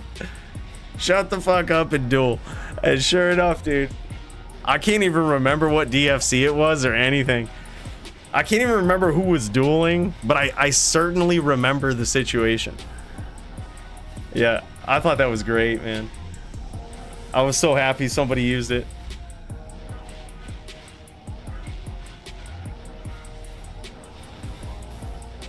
Dirty trying to clutch this win here. He's got some pretty serious damage against his opponent, Reticulatus here. Reticulatus noticing after those first two quick round wins here that Dirty is a different kind of fighter here. Dare I say, a dirty one. Previous DFC champion, taking out the likes of some very legendary players. Toe Shank. to become the DFC champion. This guy was a savage. This guy was an absolute savage. Yeah, I think so too, for the most part. Leap can get you over the bone spirits. Like if there's random... Oh my god, bros. We got a duel, boys. We got a duel. We've got a duel. It's now 3-3. Oh my god. Yeah. Yeah, no, I agree. I think that Leap is interesting. It can certainly leap you over bone spirits, but the thing with bone spirits is they're homing missiles, right? So like they will eventually find you when you land. So, and you could just leap into them. You could just leap into like Invisibone spirits. So I mean, there is that too. It doesn't really. It certainly worked better in previous patches. Not gonna lie, it certainly worked better in previous patches. Yeah, we should see if Sound is around, dude. Do some top din dueling. I would love to get some duels in versus Sound tonight. I got tagged in something. Oh shit. Oh yeah. At Sound. Yo, you around, my dude? Want a duel tonight? PM me game. We just tag him in the DFC chat. Let's see if we can get some. We're technically Sound is the top din in the DFC right now. I'm pretty sure by rankings and performance on a din, Sound is top din. I've been messing around on the sorcerers too much, boys. We gotta get back in the flow of things for the din.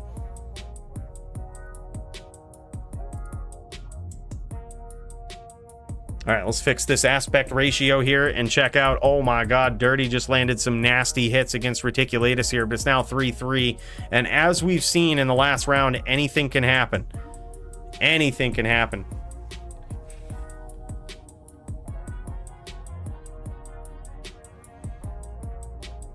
Yeah, we were talking about that earlier too, Brad, is like just being able to swap items even between your own characters is almost a non-existent thing.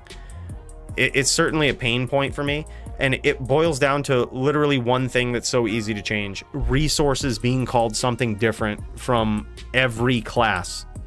Mana, energy, essence, fury. Just call it resource. Like, don't spawn it individually on different items. Like, it makes transferring items to your different classes impossible. And in a game that the itemization already is not perfect when it comes to building things, I think that's a huge mistake.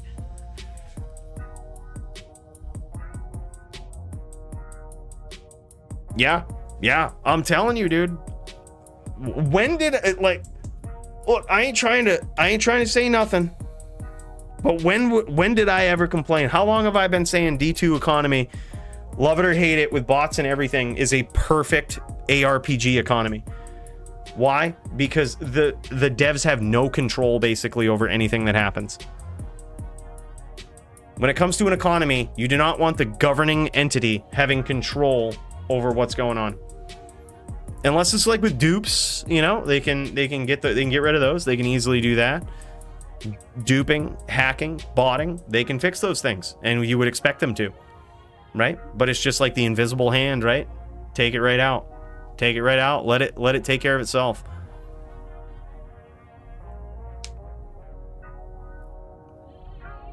Yeah, and I mean, it even goes deeper than that, though. Like, I honestly feel like D4 trading would be a lot better if the itemization was a little different. Like, dude, I knew for a fact the second... I remember the exact moment when I decided that I absolutely hated Diablo 4, and specifically Diablo 4 trading. You know, specifically, I guess, the itemization. But I remember the exact moment, dude. I had traded for a pair of pants that I found on JSP. We traded for it in game. But when I got the pair of pants, after trading items, I had realized, after I got it, that the pants were for druid only. I was on a necro. The pants were not specific at all for any druid abilities. They were just regular old ancestral pants. But I guess since a druid found them, I could not wear them. I didn't even ask for a refund or anything. I had just mentally decided at that point, I will never trade in Diablo 4 again. Because Diablo 4 itemization is so far below what it should be. It's so far below par that I don't even think it's recoupable. I would much rather now at this point make a fucking druid and wear those pants than I ever would trade for anything in Diablo 4. Like, that was the exact moment I realized that I hated the itemization in D4. There was no reason for those pants to be druid only. I could see if it was a pelt. I could see if it was, you know, a focus for a necro being specific to a class, you know, a necro or sorceress. There's no fucking reason pants needed to be druid only. It was in that moment I committed that I will never trade in Diablo 4 again. I will never do it. Don't care how good of a deal I see on JSP. Nothing. I'm never trading again. It was the most demoralizing moment. You can theoretically find just about anything you want. If you grind hard enough for it, you can get it. I'm just going to do that. Yeah, this is back and forth. By the way, this is 3-3 Dio. 3-3 back and forth. Let's see if we can actually pop into Dirty's standpoint here. See what that looks like. See how good. Oh, dude, he's full life. Dirty at full life, man. Oh, man. But you never know how quickly it can turn around. You truly never know.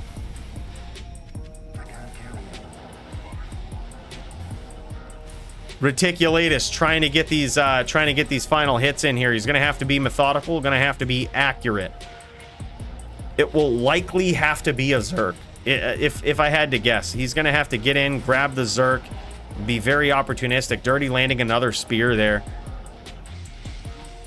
Now likely trying to finish up with teeth. Trying to play it a little bit safe here. That could be the opportunity that Reticulatus needs. Yep, 2 Zerks. 2 Zerks at full life. Even at 4K.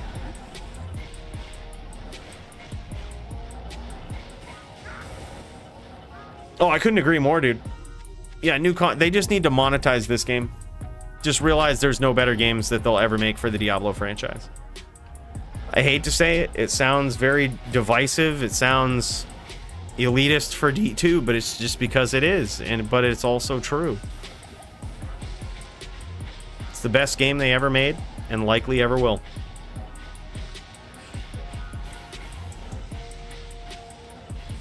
I like this how Dirty is sort of methodically chasing his opponent from you know, remaining off screen but still trying to follow and chase. It's a very fair way to play at his current life total. It gives his opponent an opportunity, but it also shows that he's being aggressive when his opponent is low. It's a good way to play the Necro. You keep that constant pressure. You know your opponent is being patient. Look at that. Even giving him time to battle orders and everything with a 3-3 close matchup. I can't say I would do the same, but I can say that I respect it.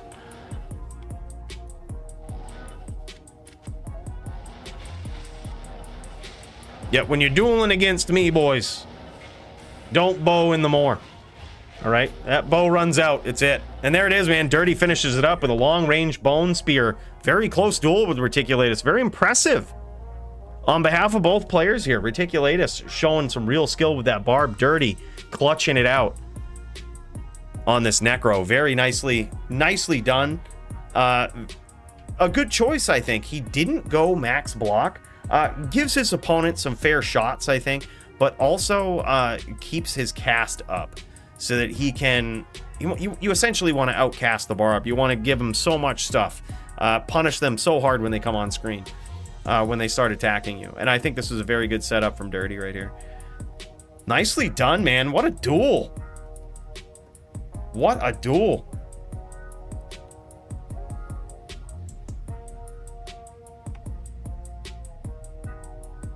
All right, GG. It looks like Sound says he's making a game in, well, probably about around now, actually. About 7 minutes ago, he said between 5 and 10 minutes, he'll be making a game. He's got a duel against Silly and myself tonight. One of the 2 people that has multiple fights on the card here, as you can see. As you can see.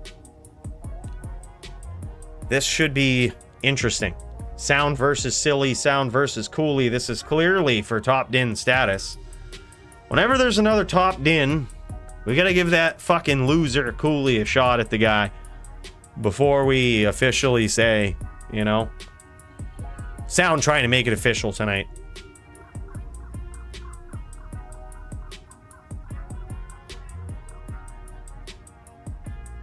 I haven't dueled like but one D2R PvP tour in months. Only DFC. GG, man. That was awesome to see, though.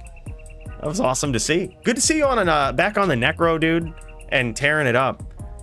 It's like agreeable symmetry, full circle on that original class, man. That was really good.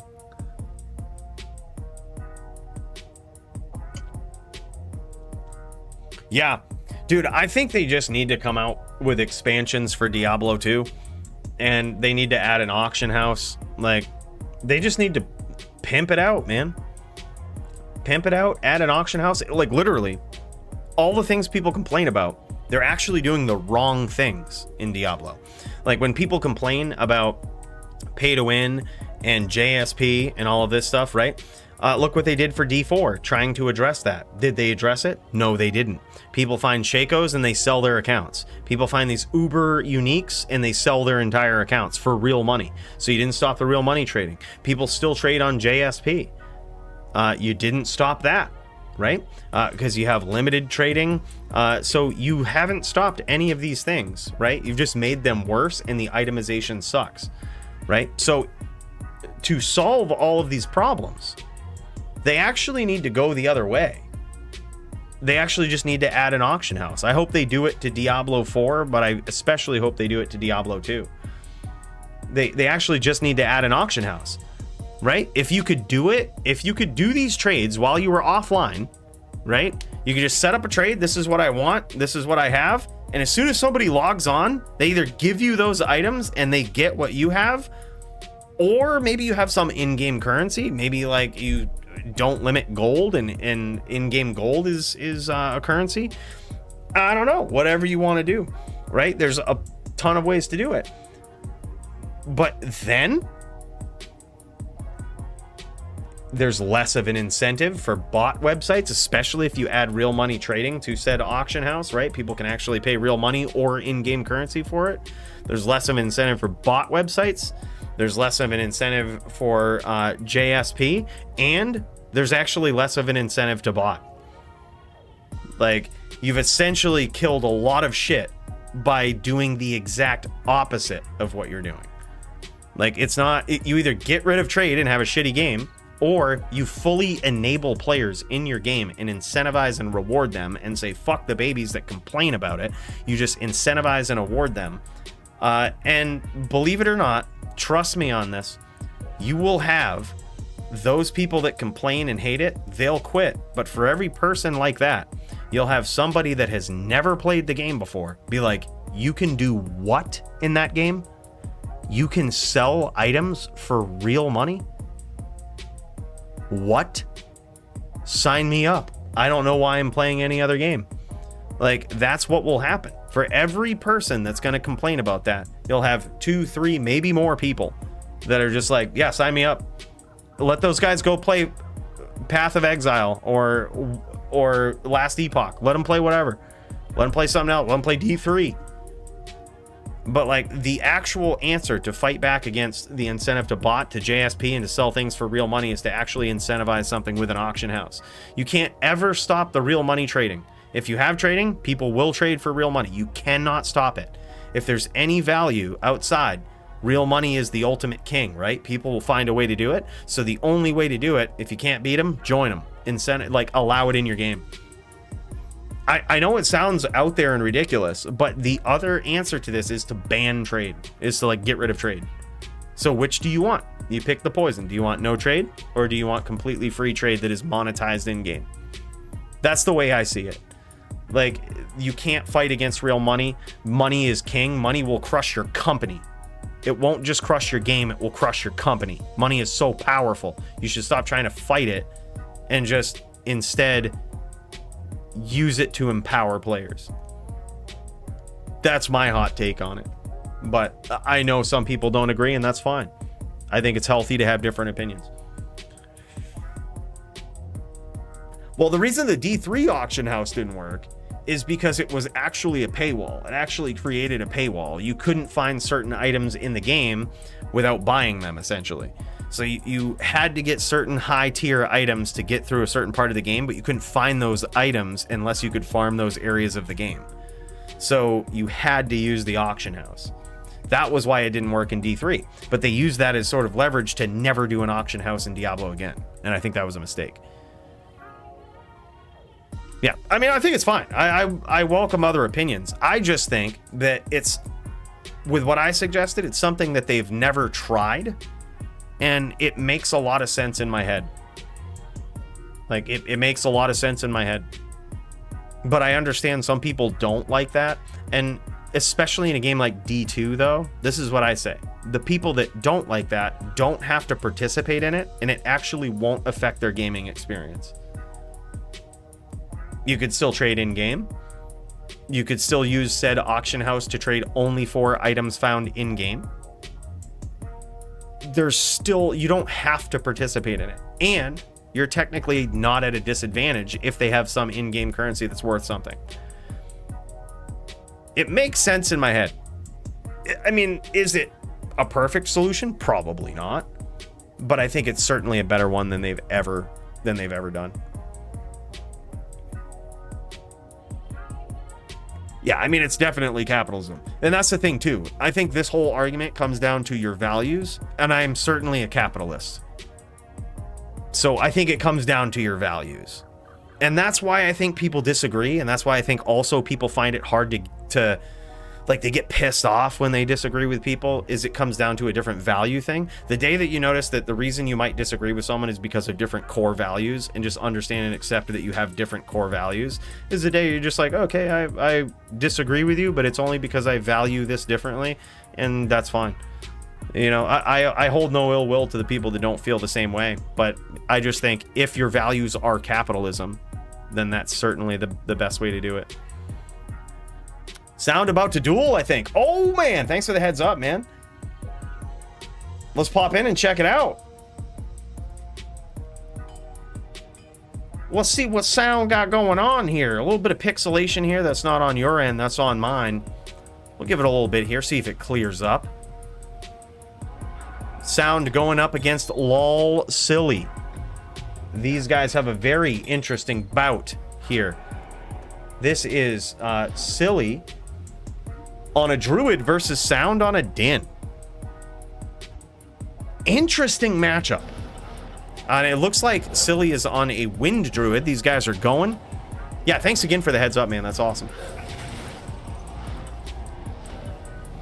Javier, you dueling tonight? Did you get a hold of your opponent, bro? If you need any help, just let me know, dude.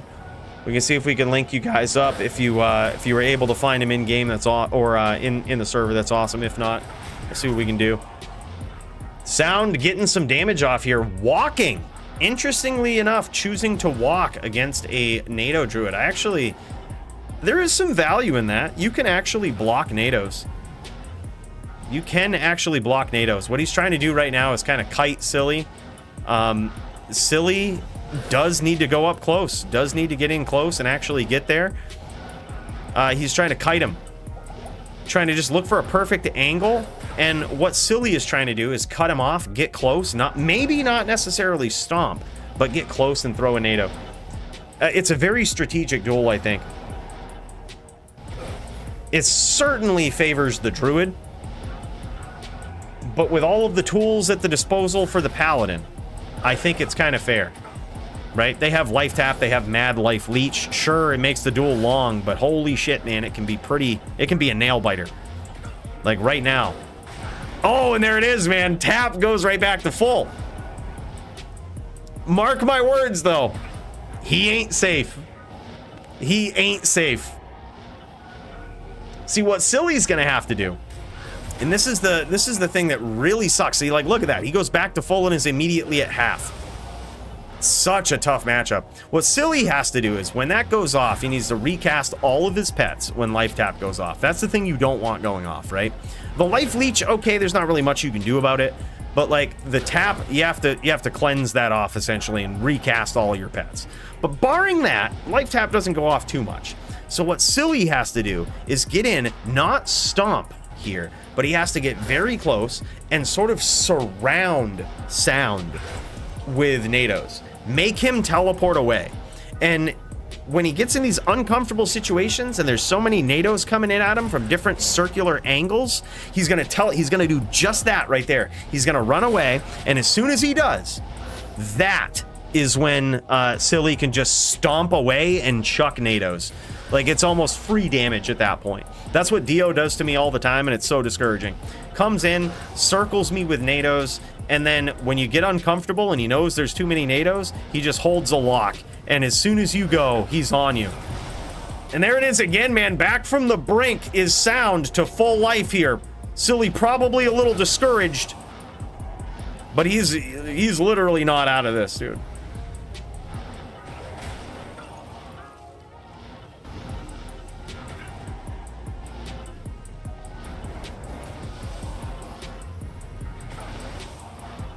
Oh, what? Really?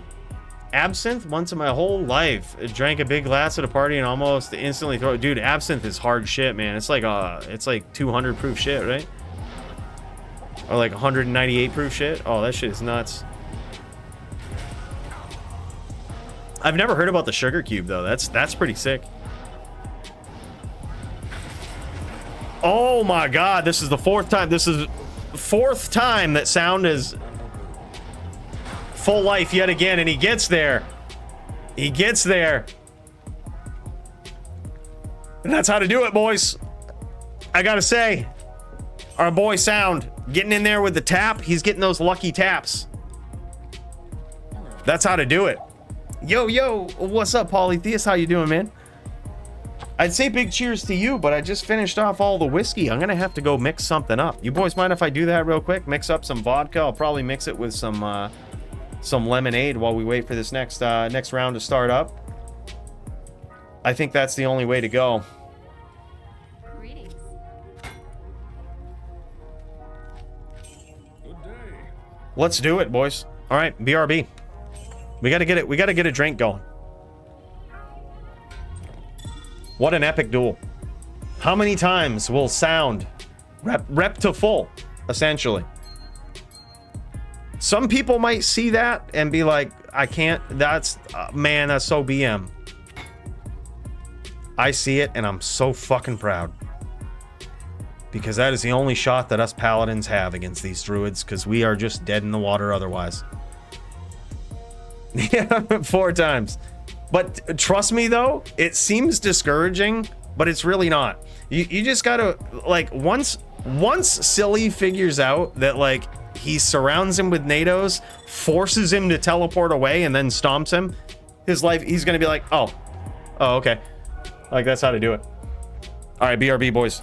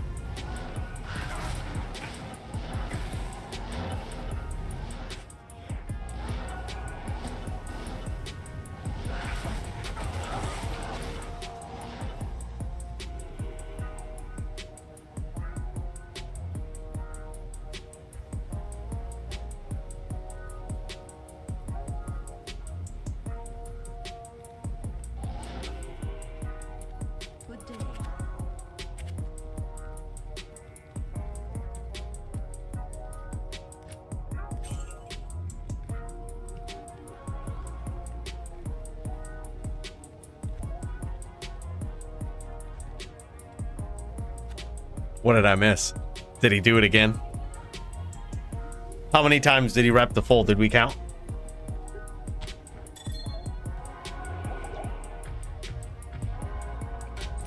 All right, Brandel, GG, man.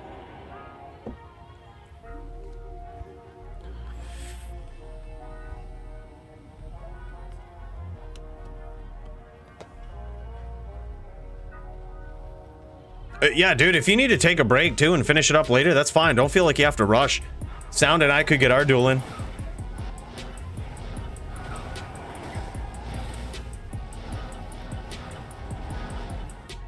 They call it a green fairy because it makes you see stuff. No shit.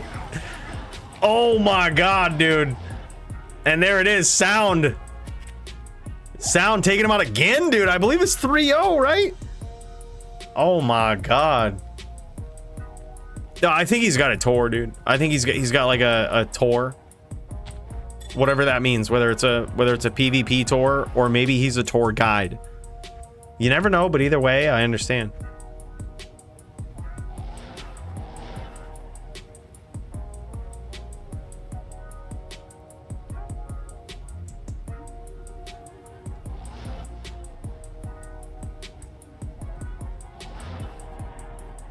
Oh, there's the 4v4 tournament in a few minutes. No shit.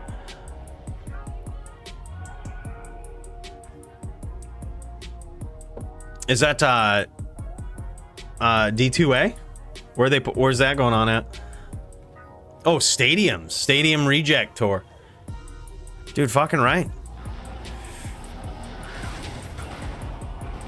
That's awesome, dude. All right, here we go. Look at this, dude. Silly just getting in, chucking the nades, not even giving a fuck. I think what Silly's doing here is he's just hoping not to get tapped. Like, I think that's what he's doing, and I actually like that game plan too.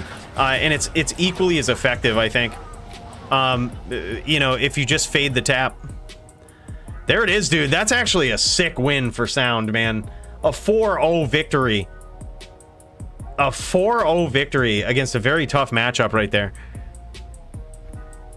Tried without summons. Yeah, I think without summons, that's actually not a bad idea, because then it forces Sound to know what to do when he doesn't have summons, and it's actually a lot harder. So I hate it when people do that to me. Like a druid, when I get all geared up for a druid to life tap him and to cheese the fuck out of him with the summons, then they don't use them, and then you are at such a disadvantage for the duel because your cast is low, and you can't ever rep back to full really without life tap. You basically need life tap to go off. So just keeping Oak up, it forces the paladin to know what to do. In that case though, the answer to that is spam hams, right? Just spam hams. Like that's what you do, because then when they come in, they don't have any pets to protect them. So it would have been an interesting test to see if Sound knew what to do there. But it's certainly something that can throw you for a loop. But yeah, boys, let's see if we can do it. I'm gonna see if I can cut over, and while Sound is doing his thing, let's see if we can duel. See if I'll pop into Sound's game here, or wherever he's at. Do some pala duels. Yo, Sound, I'm gonna make a game, dude. I'm gonna make a game.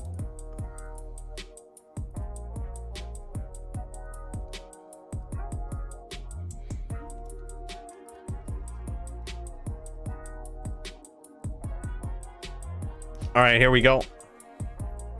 We'll get ready for the Din v Din.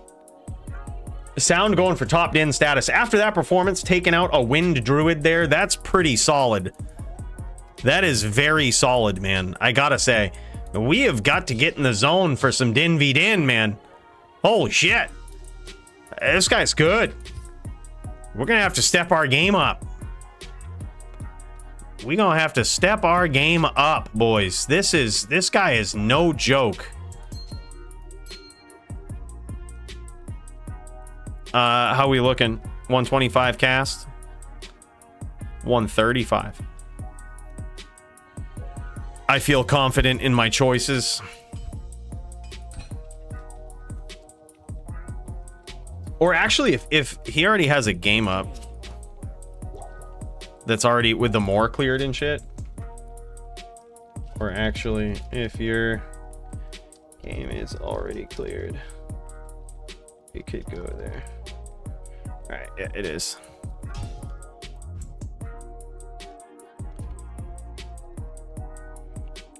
All right, sweet. Game cleared. Let's do it, boys. Sound v Cooley. While we get ready for this, you got to see what Sound put together here, man. He just linked me to this. This is some good stuff. Got to show this off, dude. Look at the shit that Sound put together. This is some DFC dual data here. He actually did some Google Looker Studio stuff. And oh my God, this is how we look. This is what sets us apart, boys. The numbers. The numbers. All right, we got numbers. Look at this. Now, granted, we took some weeks off with D4 coming out. Things have been real weird. But holy shit. This is the actual leaderboard right now based on performances in recent history, last 100 days. I've fallen in the ranks, boys, as you can see right here. Let's see if we can find my cursor. There we go. Look at this. This is sick. Zychek, Max, actually top ranked dueler right now. Yeah, this is sick. This is a combination. We actually collect dual data from, you know, all of the results and all of this because I was hoping that someday somebody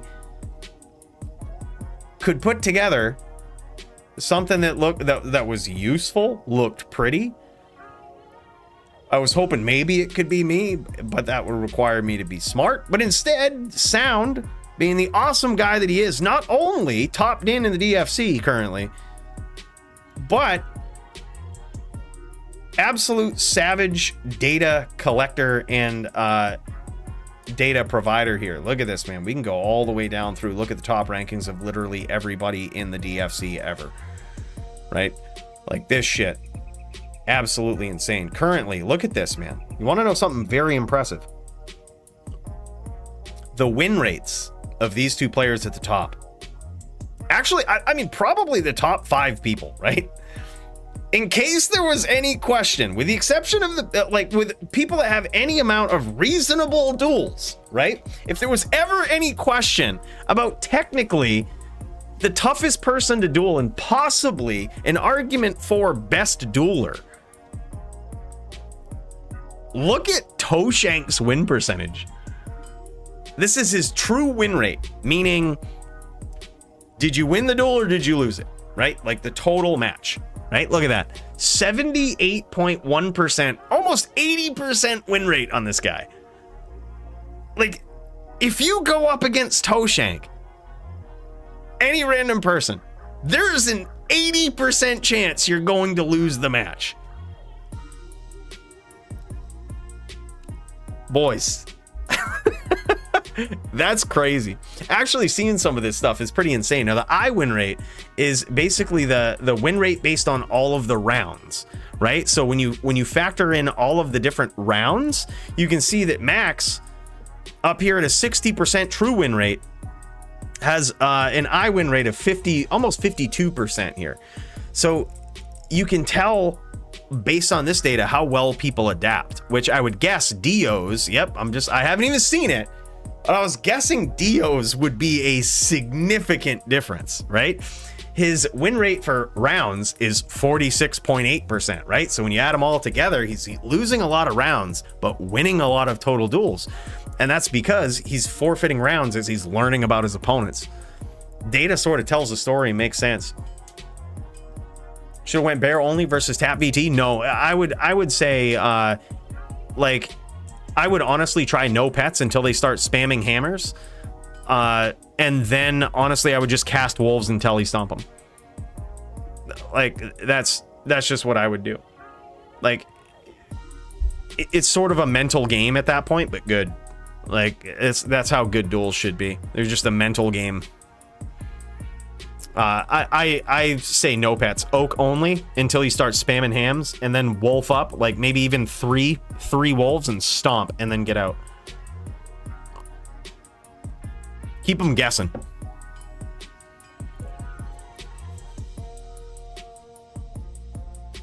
Probably just activity, I would guess. Maybe. P Money had a really good run. He was also a very good dueler. So the reason would be probably the scores, and that's basically the way that the score is calculated. And I think possibly Sound might have done this differently, but the way that the score is calculated in DFC under like our official ranking sheet is the number of wins you have in the last 100 days counts the most, and then when you're compared to other people with similar wins, it looks at your losses. So who has less losses, right? So this score appears to likely be similar to that. So you can see that Sound and Zychek, you know, at the top here have a very similar score. I would guess that Sound has slightly more losses, probably round losses, the way that this is calculated, than Zychek does. And therefore giving him a higher score, and you can kind of follow that all the way down. So it looks like you can see that by P Money and Toshank, they're not separated by much here. P Money had a very long run there recently where he was doing very well. 14 duels. Yeah, actually, now that I'm looking at it, I'm not 100% sure why. It could be that yeah, I actually have no idea why. Less duels gets you a higher percentage because you have less chances of having losses, maybe. Or round losses. That could be it. But yeah, no idea why. It's just cool to see. Yeah, this is insane though. So total duels by date. Yeah, you can see like when we kind of took breaks and stuff. You can see when D4 came out, like less duels on average. This is kind of crazy. But we're building back up, boys. We're back up. What's up, Laser?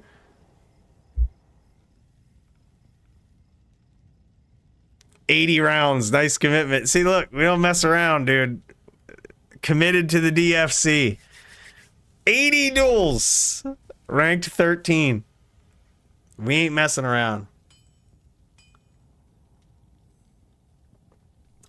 Yeah, and honestly, I'm not 100% sure. Actually, I am 100% sure. This is looking at January. So beginning of this year, January 1 to July 19th, which is today. This is the date that it's looking at. So it's actually looking at, that actually makes everything make sense. If we moved this to like April, I bet things would change a little bit.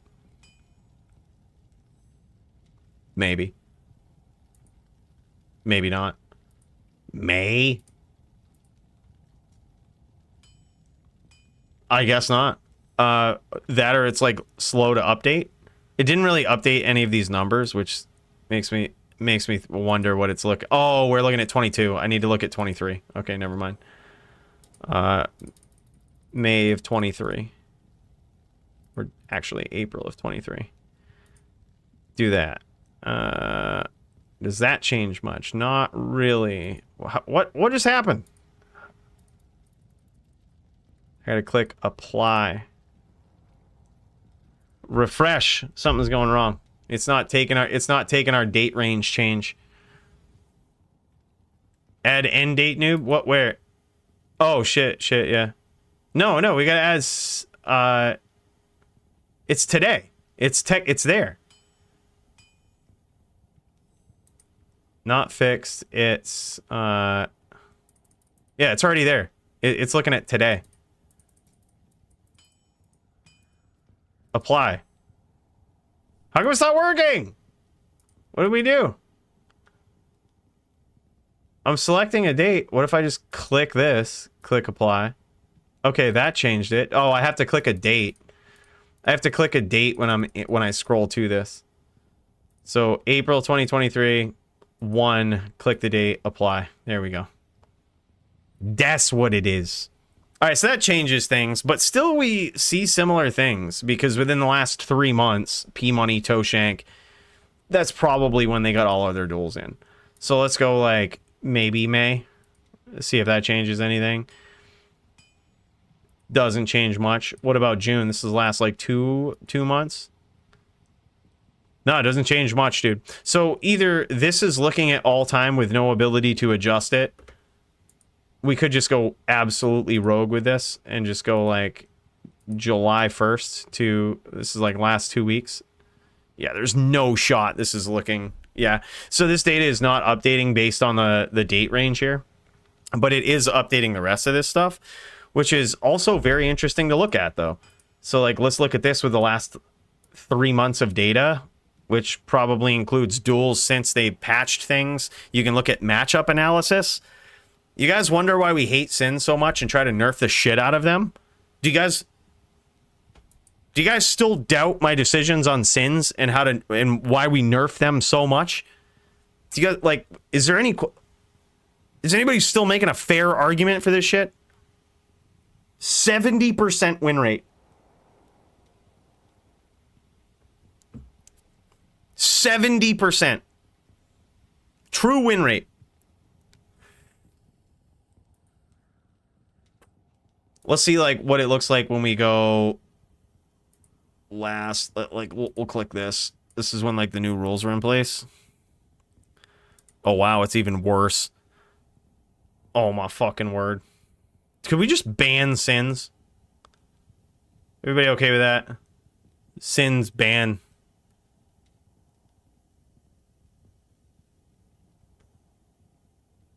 That's actually kind of a good point, though, that Riz was the result of a lot of these.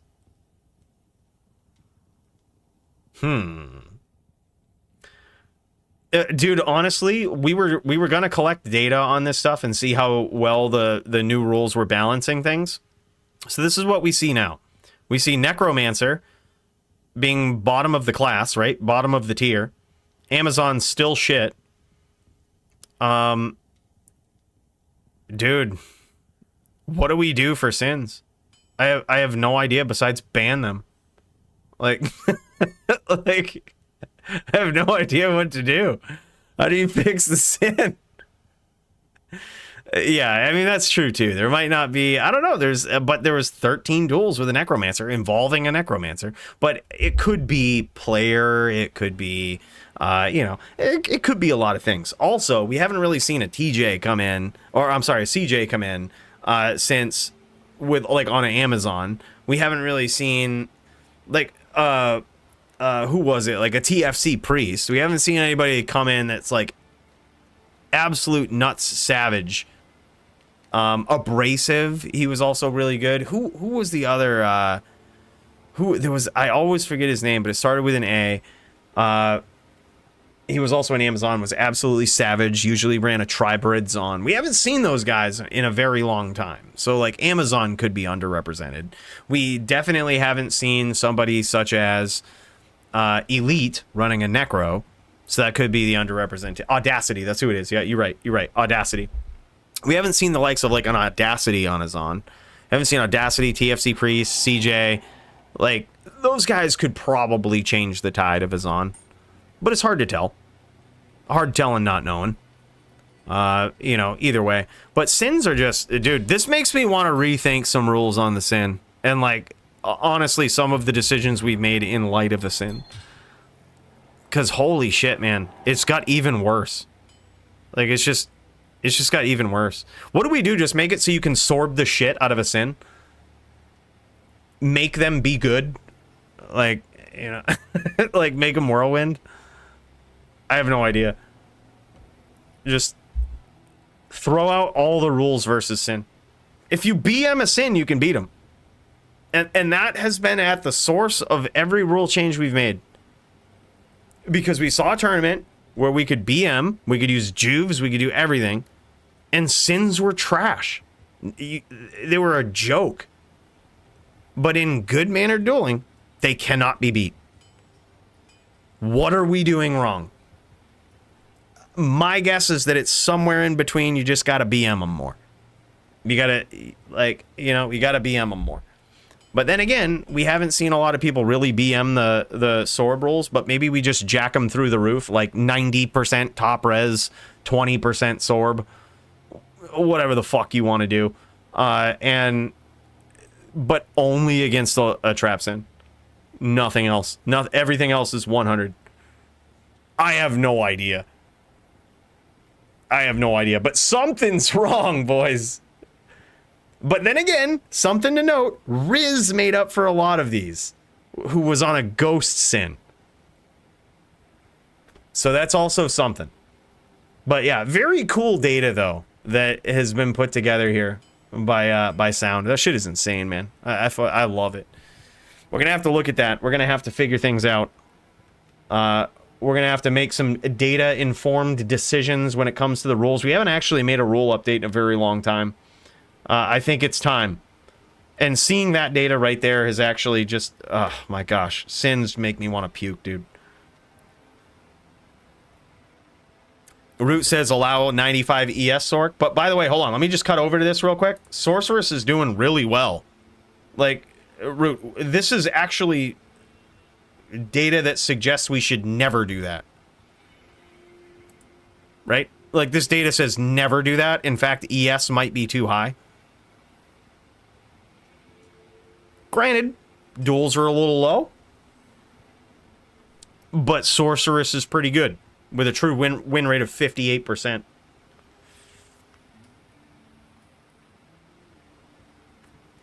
Yeah, good work, man. Sound, this shit is awesome, man. Yeah, all right. I literally... We're going to make some rule changes tonight. Like, literally tonight. I am accepting all suggestions for sin changes. Including up to and including just ban sins. Up to and including, all right? I'm not saying we're going to do it. I'm just saying considering all advice.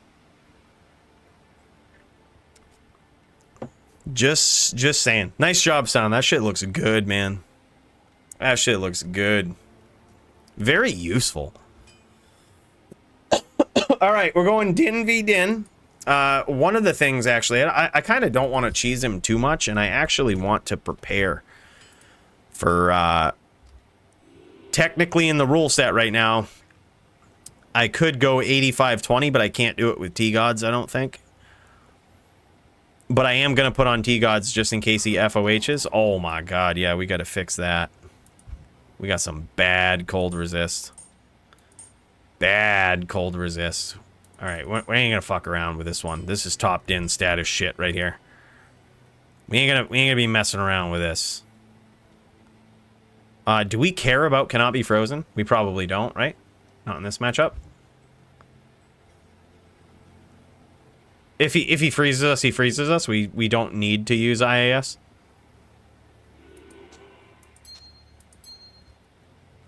There we go. Good enough.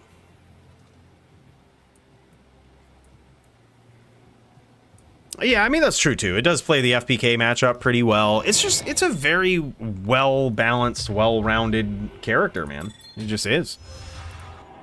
It just is. But it's also OP as fuck, dude. Like, literally, if you think about it, like, what class do you ever want to go up against the Sin on besides another Sin? Maybe a Zon, but as you can see, Zon's completely underrepresented. I don't know, man. I don't know. Shit gets rough. Actually, hold on. Let me, I already have a T-Gods in here. I have to remember that. This is my T-Gods for other people right here. Can't be messing with this. T-Gods for other characters. T-Gods for this character. Alright, we're looking good. We're looking good, boys. We ready for some Din v Din? Oh, maybe we gotta repair? We gotta repair. That's about it, though. Gotta do some repairing. We gotta make sure we're on point. What can I do for you? This is high stakes Din v Din. I have no DR, so whatever he chooses to hit me with the bow will be a good decision.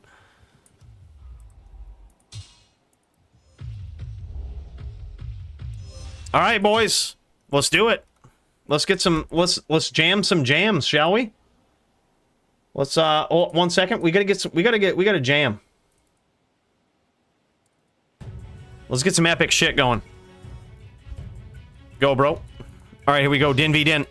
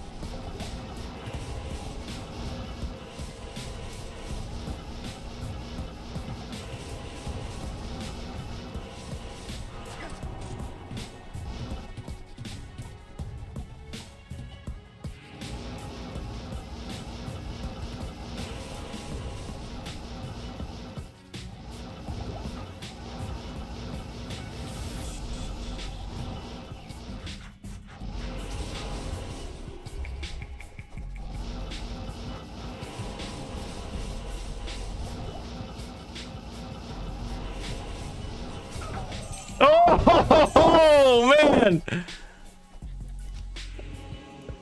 This is gonna be a duel. 1-1, boys.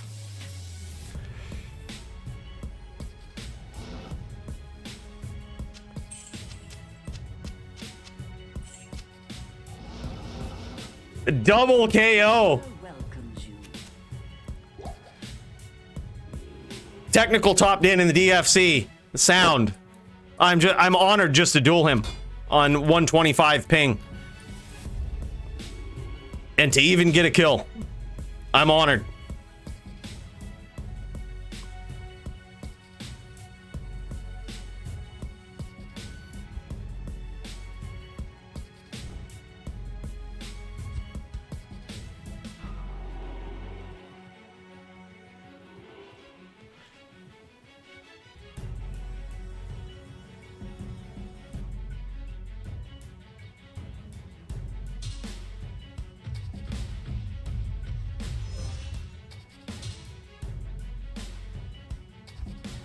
All right, here we go.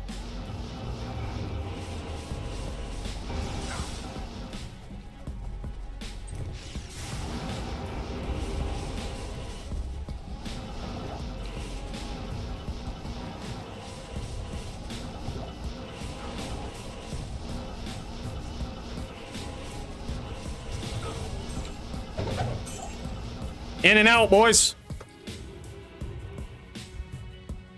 You like that? You like that sneaky swap? I see it was on FOH. You thought I gave up on that? You thought I gave up on that? No. See, I did that purposely. I kept that one in my cube purposely. Sometimes we do the juck fuckery. I knew it was gonna cost me some cast, but we did it.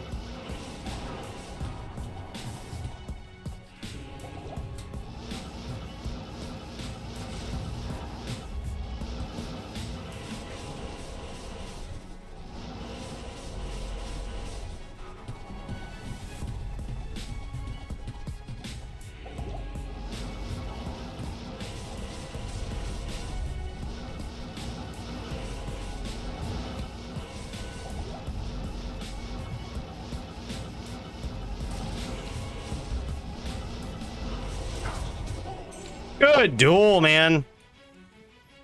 2-2.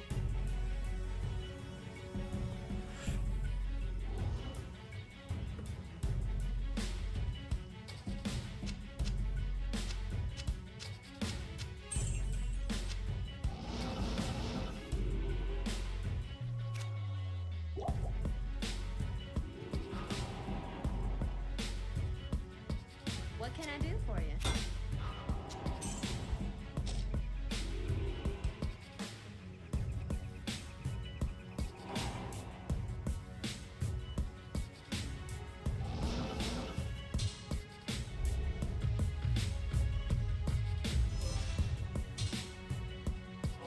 That was sick. Good duels, man.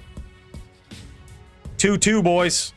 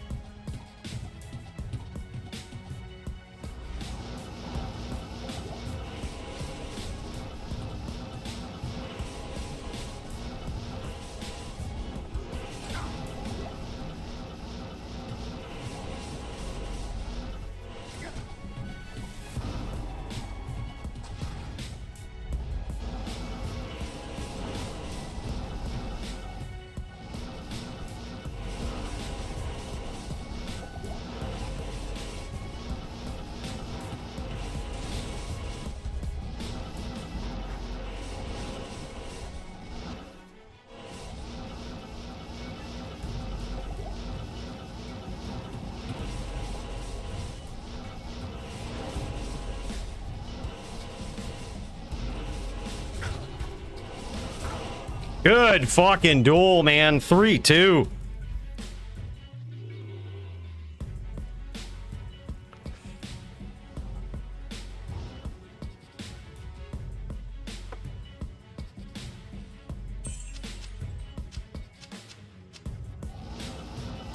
Not here.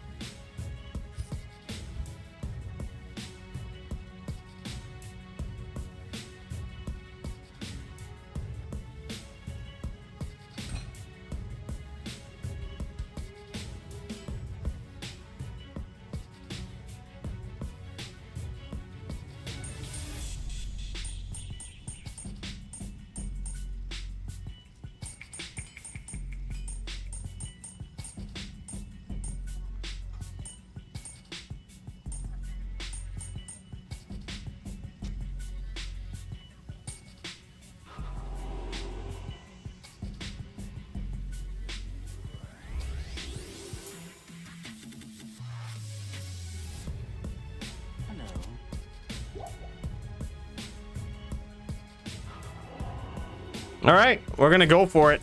Poison setup.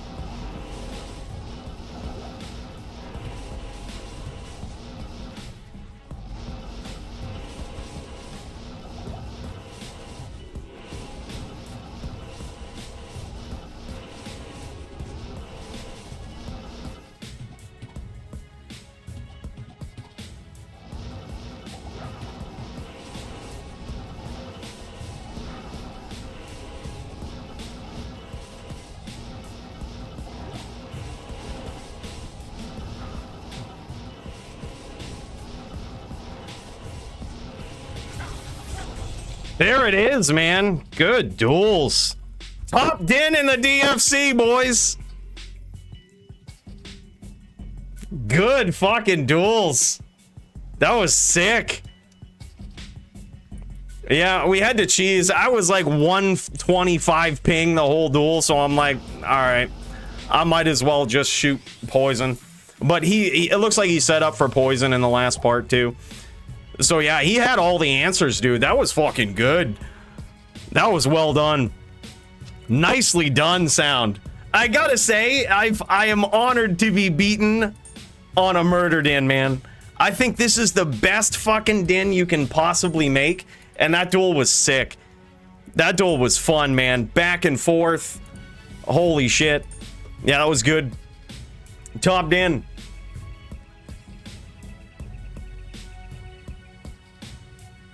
I'm not sure. I think he might be either West Coast or mid.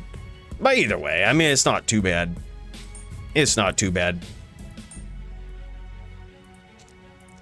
Yeah, that was fun, dude. Nicely done. That was so sick.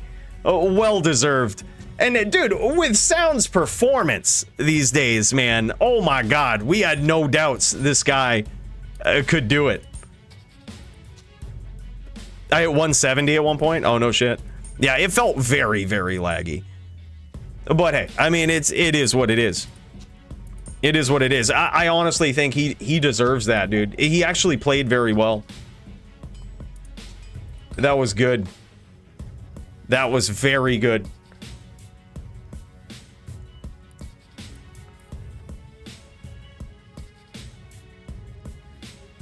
Top din in the DFC and much deserved. That was sick.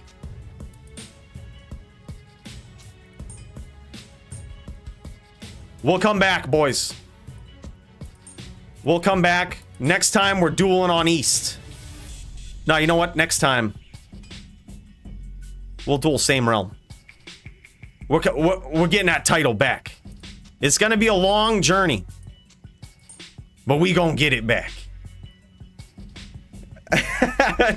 Yeah, I guess if he's top din, I'm number one contender din. You know, it's what it is. By the way, Benjamin, hey man, thank you so much for that, bro. I appreciate it. I appreciate it. Let's go to the station real quick. Bros, this is the start of a new era. By the way, big cheers to you, Benj. There is a new top din in the DFC that people need to watch out for, and I couldn't be more excited. Because this guy knows how to din. He knows how to din. He's got, in my opinion, the best built din for all matchups. Dude, and I'm so excited. I'm so excited to see this. All right, dude. So it looks like Polly and Syncor about to throw down. Let's check that out. Let me get some charms moved over so I can feel like I'm complete. Let my pride recover a little bit, boys. The pride. What am I now? I'm not the top din. I'm not even the top murder din. Boys, I've really fallen off. But I couldn't be more honored. That was sick. That was so sick. I'm so happy to see that build and see it doing well, dude. Oh my god. Oh my god. All right, let's pop in. Polytheist, boys. These guys throwing down. This is a barb. Oh my god, big hits from Syncor. Syncor not out fucking around here in this duel. Dude, he been in the streets grinding, Sound, man. He's got himself a din. He's got all the setups too. He's got poison. He's got max damage charms. He's got the hammer setup. Oh my god, dude, he's got it. He's got a sick build. Yeah, it's really good. Much deserved, man. That guy is good. I mean, as you can see, climbing up the ranks really, really quickly, dude.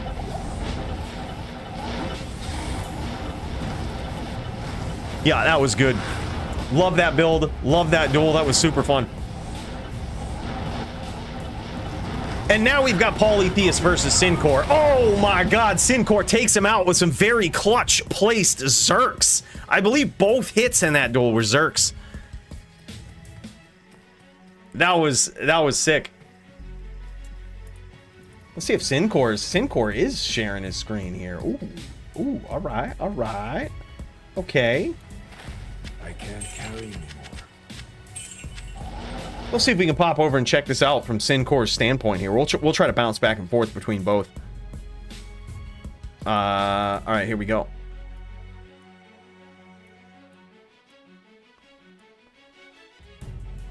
Man, oh man. This is an epic night in history, boys. Sound is making it happen. I'm telling you, man, I really think that Din build has what it takes. All it's going to take, I've said this for a long time, is a pilot better than me. Right? Like, I have okay Din skills, but the reason we developed that Din is because I don't have the best skills on any Din. Right? So it's more of like this all-a-Din setup, the murder Din. Right?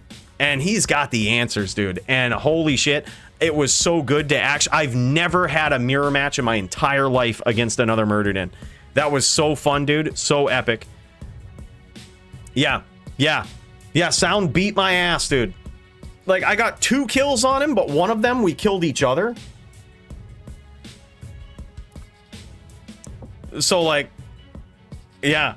Final score was 4-2. Yeah, he did well, dude. That was very well played. Let me see if I can... I think this is the best setup. Is he widescreen? I think Syncor is widescreen, but this is the best setup for it. All right, whatever. This is good. This is good enough. It's good enough. Thanks, Alistair. Appreciate it, man. Yeah, we both used bow. At first, he was switching his setup too along the way. At first, he was using poison. And I told myself not to use poison in the matchup because I actually don't think it's very good versus another Din. But I was wondering if he knew what to do and if he was prepared for it. And he was. You know, I figured my back was on the ropes. I had to test him with something. And I was like, I would feel bad if I didn't test his readiness for poison. Like, even though technically I know what to do, I didn't notice it in the first couple of duels. I was like, oh, he's going to go with poison. So I would just switch to cleansing. Like, you don't really need much PLR or anything. Just when you notice they're on it, just switch to cleansing. You know, it's just why it's not very good against the Din. But it looks like he might have either had either knew that trick or set up, it had a nice PLR setup too. Either one is fine. But yeah, that was very good. He just was prepared for everything, dude. He was prepared for everything. That was fun because it was the first ever murdered in mirror match that I've ever seen personally. But let alone been a part of. That was awesome.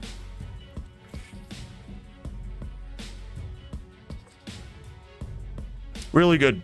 I think that build has a lot of potential, man. And I hope he takes it there. I think we're gonna have to do like a vacated title shot because we haven't seen Riz in so long. If we don't see him next week, we're gonna have to do a vacated title shot. And sound is certainly gonna be up there. That Din is so sick. And he's done so well with it, man. Taking out builds that, like, it isn't like he hasn't had a challenge.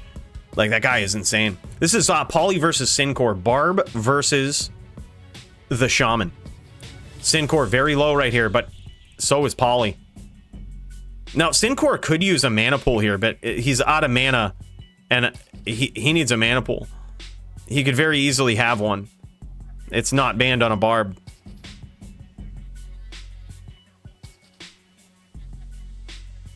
Certainly necessary in this matchup, I think. Yo, tell him to use a mana pool, because that shouldn't happen, dude. Yeah, you should, yeah, there you go. You should definitely pool. Yeah, I think that would have been, that could have been a little different if he would have had mana there and wasn't just like walking around. I hope he is. We haven't seen Riz in a very long time. But honestly though, dude, Riz versus Sound would definitely be a fight that I would want to see. And put it this way. If I was on a murder den, I didn't want to do this. I didn't want to give myself a title shot against Riz because I thought it'd be cheap and I didn't deserve it. But Sound definitely deserves it. And I will say, if I was on a murder den versus Riz, I would beat him. Like, I could have done it, but I didn't think it was fair to give Cooley a title shot when he didn't deserve it at that time. But if I would have been deserving, I know I could have been. That was my time. That was my window to be the DFC champion. That was my window. I know I could have beat him.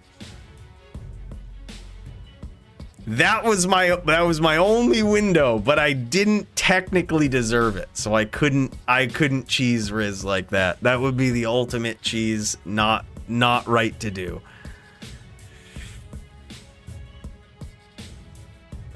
Oh yeah, there's been I've done it before when I was close to deserving it and I was in the top 10. Like, I don't even think I was in the top 10 when Riz was champion. Which was like, there was just no way that you could even justify it. Because we've said before that like title shots will happen with people in the top 10. You could be like anywhere in the top 10 and a title shot could happen.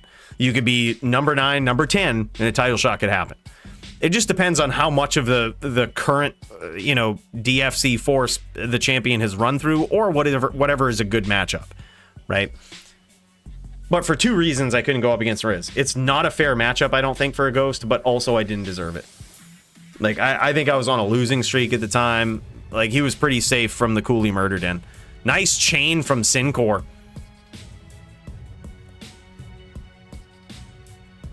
Oh, shit, bro. Yo, Kreider, big cheers to you for that, man. By the way, I'll probably be streaming there tomorrow. I know I've kind of been at a hiatus of it lately. I've been so stressed out. I'll explain it to you tomorrow. There's been so much shit that's been going on. But, dude, I'll probably be over there tomorrow, shooting the shit before D4 Season 1 launch, and then obviously jamming the D4 Season 1 launch, man. Big ups to that. Thank you so much. 33 fucking months, bro. I cannot believe that, Kreider. Big cheers to you. That's awesome. To do it while I'm not even there and online, dude, and just been on my own fucking shit these days. Bro, that means a lot, really. Like, I can't thank you enough, man. And that's not even the first time you've done that. Like, bro, big cheers. Kreider, you're the man, dude. I appreciate you so much. That's special, my dude. Kreider went over to Twitch and subbed, even though I've been, like, inactive for the past few weeks on there. Like... Dude, that's awesome. Yeah, from the start, man. I can't even believe that. Nice hits there from Syncor. Actually gets there, making this 2-1 right now in favor of the Barb. I told you before, we've seen this was going to be a good match. That was a very close round. We've seen Paulie lose to Barbs before. We've seen him win. It just depends what version of Paulie we get tonight. Let's pop back over to his point of view, see what he's going to do, see if he's going to make any adjustments, or if he's just going to roll with it.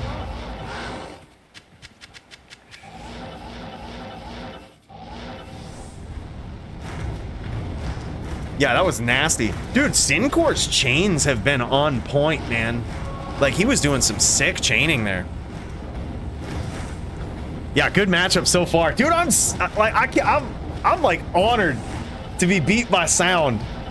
Dude, this guy, I've never seen a build more inspired by the Murdered In, and like, I couldn't be more honored to lose to it.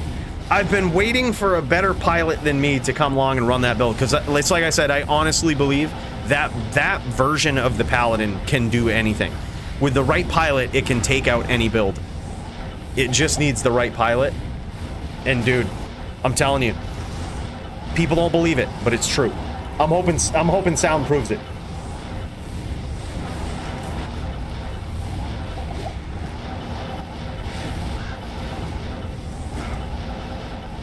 I think the last video I did of the Murdered In was a long time ago, but really not much has changed. It was like, it was a build video. It was called the Murder Paladin, and it was done back in LOD. So it was on like LOD graphics, but I don't think really much has changed about it. But I'll tell you what, if Sin wins the DFC title, we might have to do another breakdown of this build. We might have to do a D2R updated breakdown of it, even though not much has changed. Best in slot bow for the Murderden is definitely Widowmaker. There's no other bow you can have. You need guided arrow. Oh my god, sick nasty pressure from Sincor.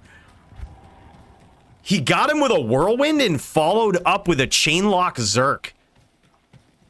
Bros, that was some heavy shit.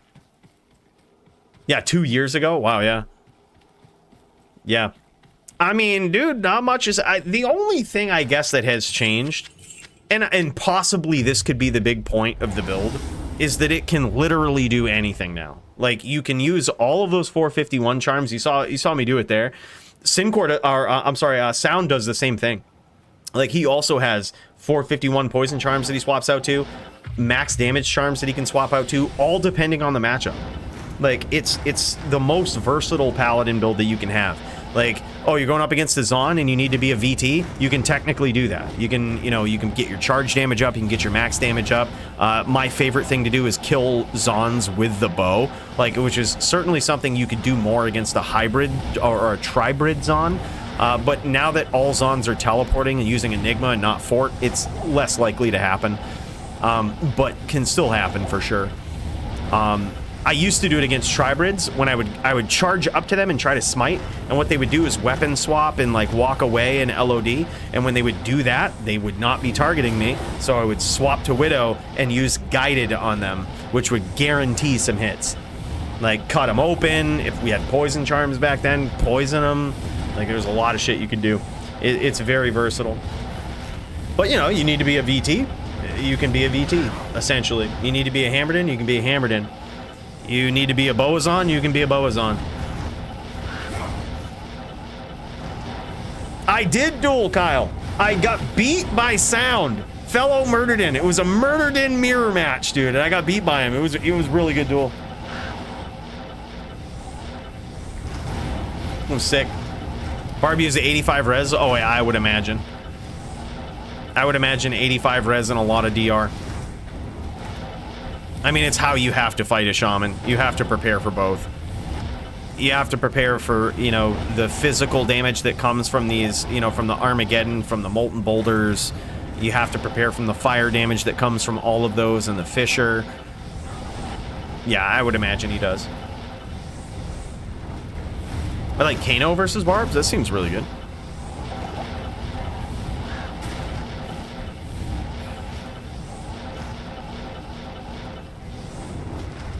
We should do a res check on the Barb, though, just to make sure after. Make sure he hasn't gone 85-15.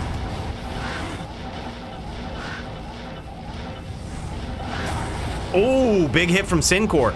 Dude, that's all it takes, man. Like, the problem... I shouldn't say the problem. It's the struggle with a shaman, right? Is that, like, they do so much AoE damage, but it's usually, for a fighter that's prepared, not anything super devastating.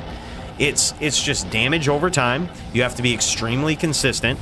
And the Barb here just has to get a couple of good whirlwinds in, a couple of good Zerks. Another option, another direction that Polytheus could go. He doesn't tend to go this way versus Barbs, but he certainly could. And honestly, against someone as good as Sincor here, I might just do this. Go max block.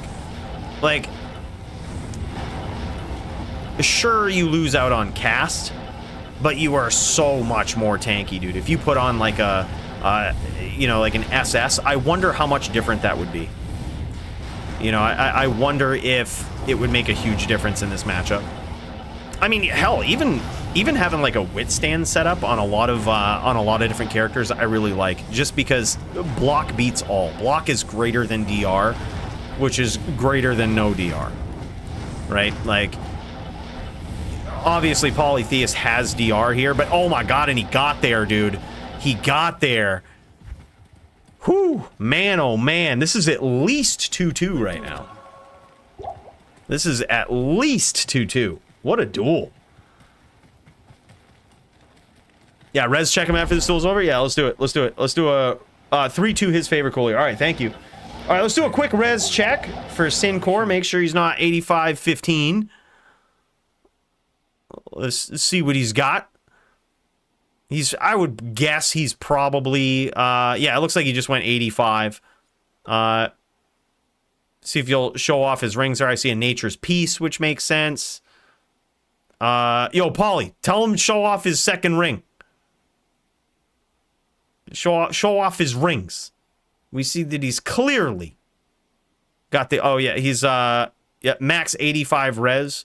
What's his, second ring? What's the second ring? Is it the ring? Is it the sword ring? No, okay, it's not. No, he's good. He's good. He's all good.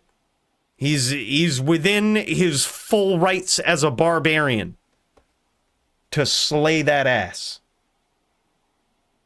What was he's doing? Oh my god, that's a sick ring though, dude. Good fire resist ring.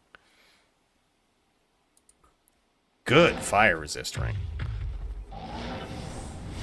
Yeah, massive life. Yeah, 8K is pretty insane, especially when you have a DR setup on. That's an impressive life total. He's also just very impressive with his skills, right? Like, extremely impressive with his ability to swap between Whirlwind and Chainlock Zerking, which is something that a lot of barbs struggle with, and I think it's really the final tier of being good at a barb. Like, do you know when to Whirlwind? And if you do Whirlwind properly, can you quickly switch to, you know, Telelock Zerk? It's very clutch. It's a very good skill. The best barbarians will Whirlwind through their opponent and grab a name lock on their way out. And it appears as though that's what Syncor's doing. Very, very good. Yeah, I mean, the skill cap is so high, like, or the skill proficiency, I should say, on a barbarian is so high.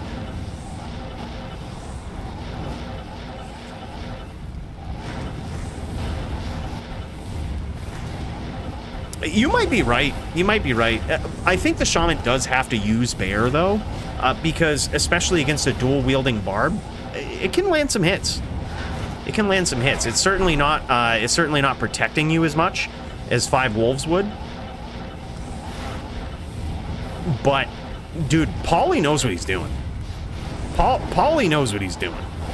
I've learned not to question this guy's choices too much on a Shaman. The only thing... I would guess max block and lower cast, right? And we've seen him do that before. The only reason I say that is because we've seen him do that before. But we've very rarely ever seen him use 5 wolves.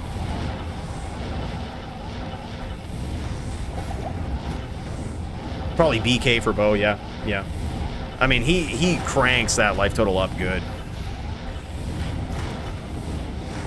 Oh yeah, Paulie has some chains too, dude. But I mean, obviously in this matchup, you're never chaining a barb. Like you're never chaining a barb. Paulie in a lot of trouble here. He's one Zerk or theoretically one vicious Whirlwind tick away. It'd have to be a pretty high crit on the Whirlwind, but I mean, he's low, dude. There's no shot he's chaining. He's gonna keep his distance. He's gonna try to capitalize on the aggression here of Syncor. It's currently 3-2 in favor of Syncor.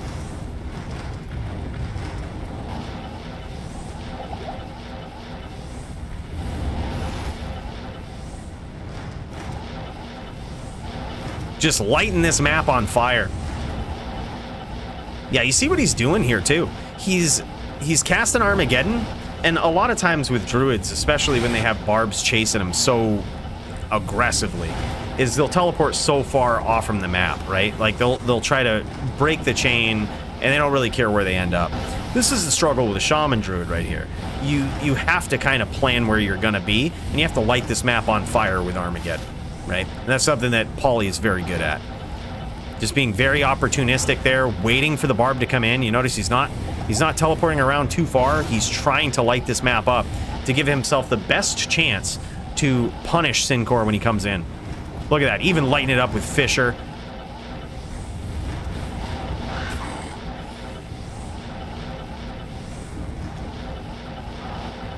Yeah, it's really good.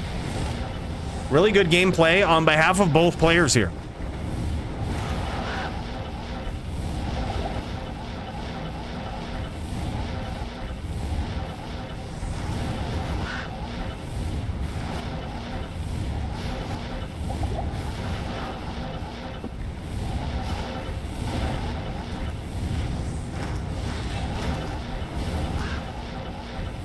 Nice placement. He might have actually just punished Syncor hard for that whirlwind there. Syncor took a very long whirlwind right towards that house, which was absolutely covered in Armageddon.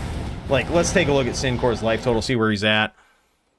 Yeah, Syncor very low. He punished him hard with that, dude. And I mean hard. That was probably where a lot of that came from.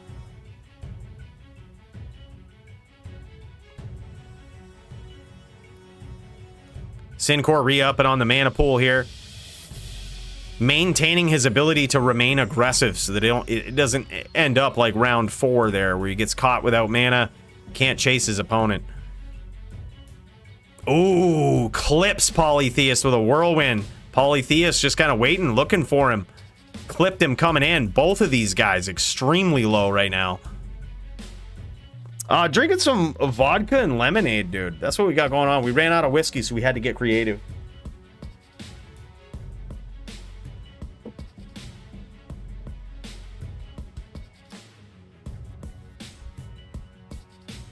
Yeah, that happens too, man. That happens with the druid. Some of them, it looks like they should hit, but they don't.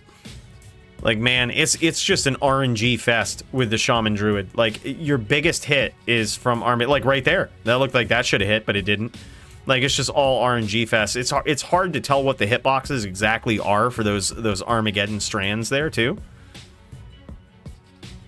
I'm sure there's one person that knows, and that's Polytheist.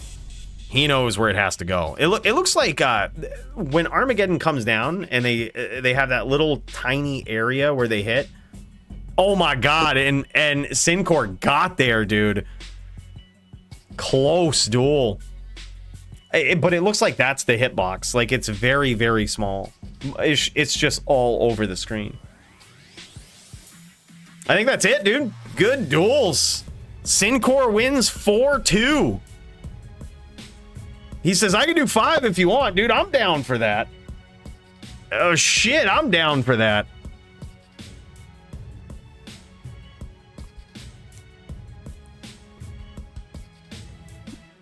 Yeah, go for it, dude. Go for it. Cooley says, Polytheist says, Cooley's down, I'm down. Let's fucking go, man. This is sick. This is sick. Let's see if Polytheist tries anything creative tries anything different. Usually Polytheist, when he switches to something, dude, he knows what's up. He very rarely ever switches off of that setup for the matchup. I don't think we've ever seen him do it. Once he picks a variation of the shaman druid that he's on, just very rarely switches from it. He knows what he wants to do. He goes in and he does it. He's played this build since the days of LOD, boys. He kind of knows what's up. And now that we've got buffs in D2R for this build, it's a whole different planet. Like, this guy knows. What's up, Lucio?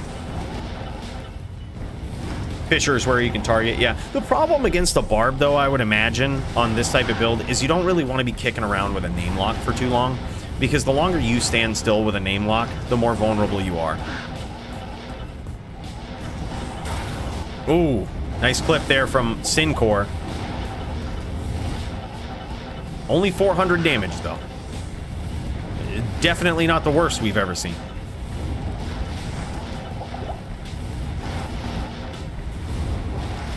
Yeah, like right there, though, what you're talking about with like the Fisher name lock, that would have been a perfect opportunity for it. Like when Syncor makes these subtle mistakes where he whirlwinds for too long, right? Takes these long whirlwinds. That's the opportunity, I think, for Polytheist to punish him for it. And you see him doing that as well. It's just, man, there's so many attacks, right, with a shaman druid, as opposed to, let's say, a wind druid, right? You basically have, when your brain is in offense mode with a wind druid, you have teleport and you have NATO, right? It's a pretty simple game plan, right? Like, you stomp, you NATO. With a Fisher druid, or with a shaman druid, I mean, you have Fisher, you have Armageddon, you have Molten Boulder, on top of doing all the other things that a wind druid does, which is, keep up your defenses. You have a little bit of Cyclone armor there, you have your Oak Sage, you have your Bear, you have your Ravens. There's a lot to it. There's a lot to it. Yeah, Root was saying the same thing. Root was saying the same thing about Kano. He likes Kano versus Barbs. Yep. And that's also a tool in the toolbox of a Shaman Druid is Volcano. It could be, though, that Polytheist has either statted out of it in his recent build or just doesn't use it as much. But I don't know. It's a synergy. It's a synergy for one of these skills, right? I'm not sure. There could be a reason why he's not using it. But Root and Dio, two other very good druids, like Kano here. It's interesting. Why Kano, though? Like, I personally can't wrap my head around it, rather than have some AoE effect, such as, like, Fisher. Oh, I guess he is using Kano. Okay, he is using Kano. He just used it right there. Yeah, he has it statted. Okay. Yeah, he has those. Okay, never mind. It's just got a big cooldown on it. All right, I'm seeing it now. I'm seeing it now. He's using all of the tools in the toolbox here. Yeah, and Kano is, yeah, it's certainly a very good lock. If you get a name lock, yeah. But I guess, like, why Kano over Fisher? Does Kano just do more damage?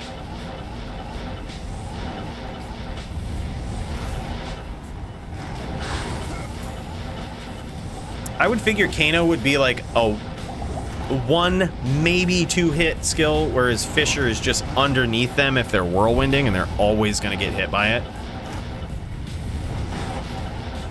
That seems pretty good.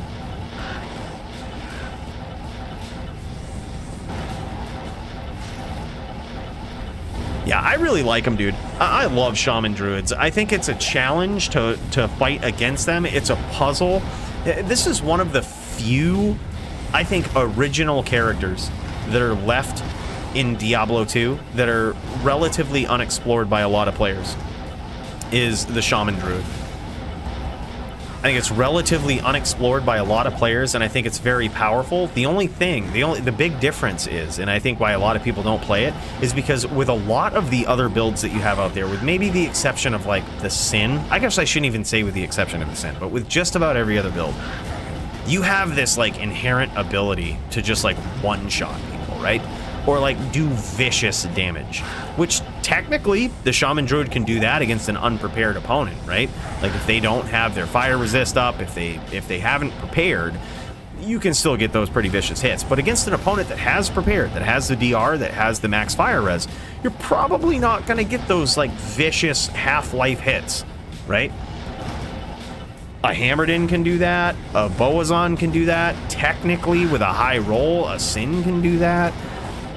Like, I think that's probably why a lot of people shy away from the Shaman Druid, is because against a prepared opponent, it definitely won't do that, but the consistency of the damage is certainly there.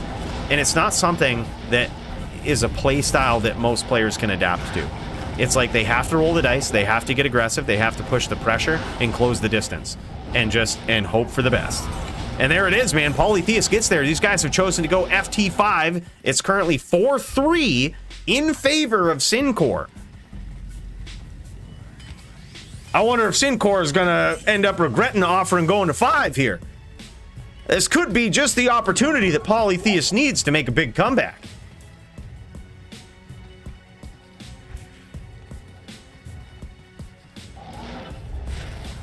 It contains more attacks than Fisher, no? So it can proc the FHR animation stun more often. Oh, Kano?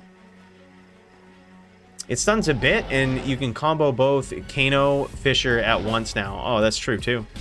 Yeah, so there's no reason not to use it, right? Exactly. And it looks like he is using it. He is casting it. It's just Kano has quite the cooldown. I guess both of them have quite the cooldown, really. I mean, this whole Druid build is about cooldowns, right? Yeah, 6-second cooldown, or a 4-second casting delay. Yep.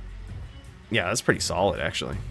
So, Kano, Molten Boulder. What does the Fisher do?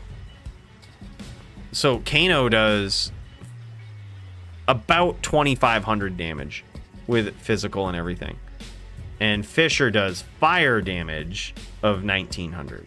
So Fisher is doing more fire damage, and Kano is just doing less fire damage but more diversified damage.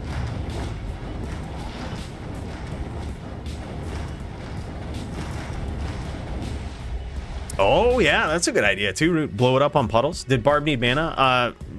A hard telling. I think these guys pulled, but they might need to pull some more. Syncor says never regret it. Fuck yeah, dude. That's the spirit. Yeah, puddles walls are nice. Boulders, rocks, and more too. Yeah, if you launch that molten boulder at him. See, the problem with molten boulder is, I mean, it's a really good skill, but it's just so slow. But the area of effect when it blows up is really good. So if you can time that against like a puddle, a tree, a bush, a rock, a wall, or something, that area of effect can be pretty devastating. The cool thing about Molten Boulder, though, especially against a character like a dual-wielding barbarian, is against characters that don't have any block. If you happen to catch your opponent at the end of a whirlwind or in the middle of a teleport with that Molten Boulder, it can perpetually knock them back. Whereas they can't block, it will just perpetually knock them back. So the risk and reward with Molten Boulder being so slow, the fact that it can just do so much damage perpetually knocking your opponent back is really good. Like, it's a high risk, high reward skill. And when you combine that with the fact that you got Armageddon coming down, you got Volcano, you got Fisher coming out, it's just such a plethora of attacks, man.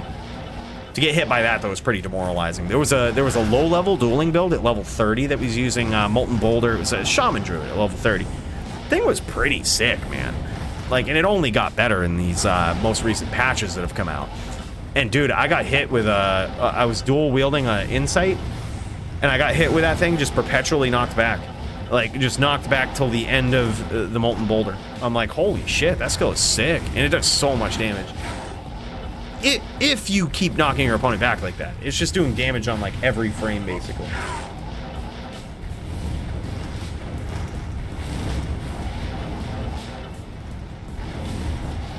And you could use it as a pre-buff to teleport to trap your opponent. Yeah.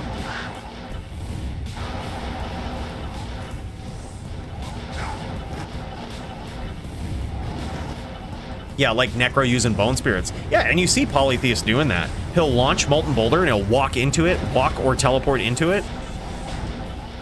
Yeah. He's definitely using it like that. And you see it now here with the puddles, and he trapped him right there. Much like what we were just talking about. He just trapped him with those Molten Boulders, teleported into it, and it actually exploded on his opponent. That was really good. Let's check out Syncor's life total here, see how he's looking. That was a very good placement from Polytheist. Yeah, dude. He's at like pretty close to full life here. Syncor struggling to get these angles. But the thing is, as soon as he finds it, as soon as he gets that good angle, as soon as he gets that good telly lock, that good chain, man, this could be over real quick. Because it takes far less hits on Polytheist to finish the duel than it does on Syncor. Oh, man, that was crazy. That was a good opportunity. I don't think he was ready for it, though. Yeah, we mixed it with lemonade, man. We ran out of whiskey, so we had to get creative.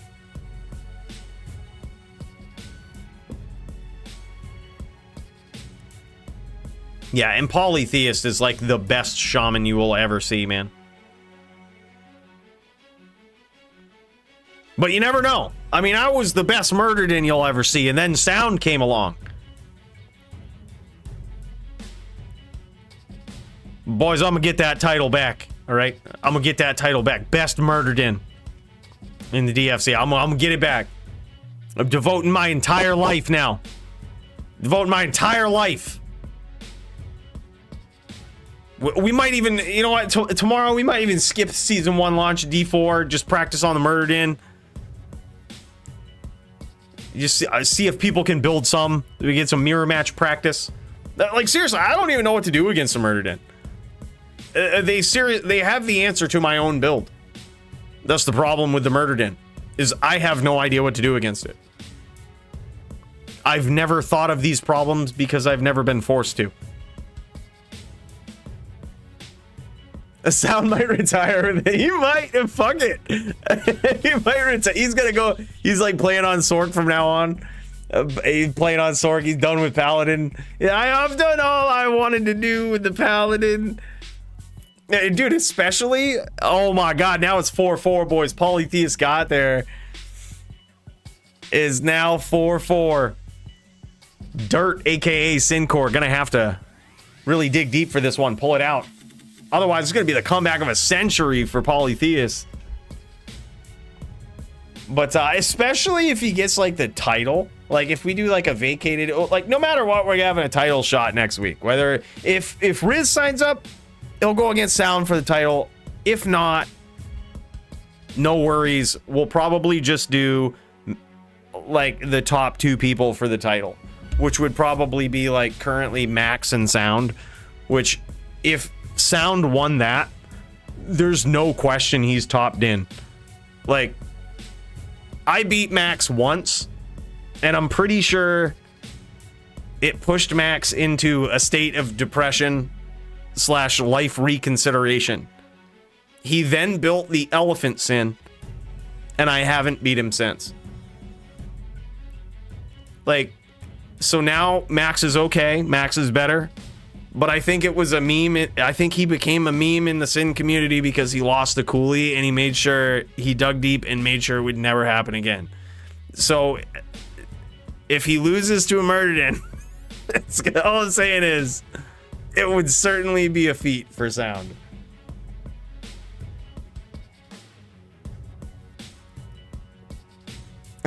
My cousin used to do that. I beat him 30 times and he finally beat me and stopped playing. I retire as champ. Yeah, I used to do that in Magic the Gathering a lot. People would get pissed. But then I got good at Magic the Gathering, and then my friends stopped playing with me.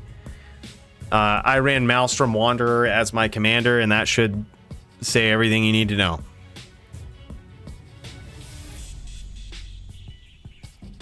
You should put on Drax, Leech from Bear. That's probably not a bad idea.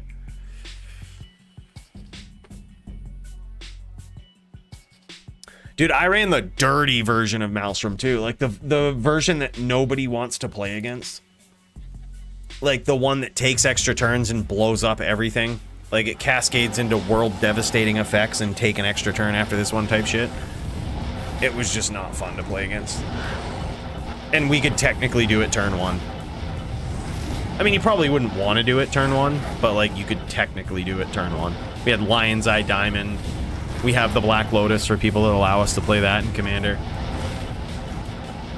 We could go off. Yeah, Polytheist adapts quite well. Like, and if you notice this too, the patience of Polytheist, right? We talk about this all the time. He'll light this map on fire, and then instead of just teleporting around randomly and trying to get the Barb to chase him into just every corner of the map, instead he's trying to set these traps up, right? And if the Barb doesn't play into his trap, what he's going to do is slowly progress towards him. He's going to adapt his game plan. He has certainly figured out Syncore here, and the question is, can Syncore capitalize on the small amount of mistakes that Polytheist makes just like that, right? He's going to have to get there. He's going to have to really capitalize, really make good use of these small windows of opportunity that he has. He's done it before. Can he do it again?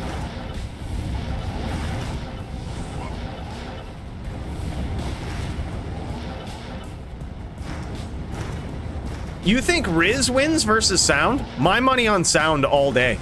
Like, if I bet on Sound, I will personally train Sound as to how to beat a Ghost Sin, just in case he doesn't know. Just in case he doesn't know the tricks, which I'm sure he does. He's a really good Murderden, but just in case, I will literally build a Ghost Sin and be like, all right, this is what it looks like. I'm not the best Ghost Sin, but I can't beat you if you do this. We'll have a training day if I have to put money down on it. Do you remember my duel with Riz? I didn't know how to duel a Ghost Sin, but I figured it out halfway through the duel. I was like, I wonder what he would do if I did this. And then he had no answers to it. And I was like, oh, okay. All right, that's good. That's what I'm going to do. I guess I'm a hammered in today. Like, you never bust out the bow, you never do anything risky, you just ham. Just go full ham. I mean, that's practically it.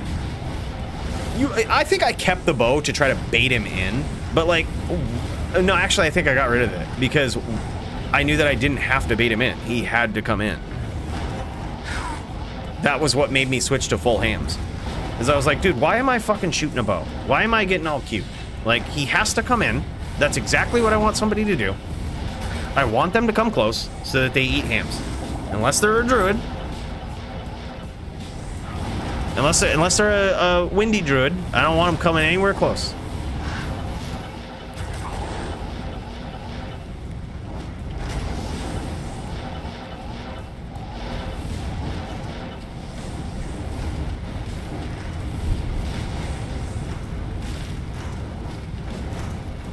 I mean, that's true.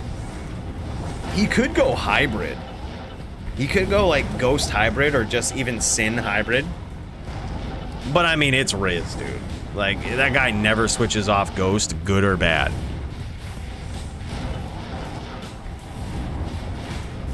But he certainly could.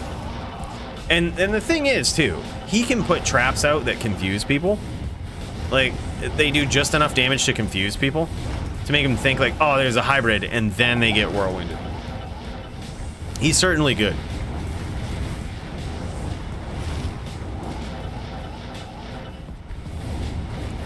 I think so too. I think hammers are OP for sure, but the problem with hammers is they can't hit through pets. They have so many hard counters.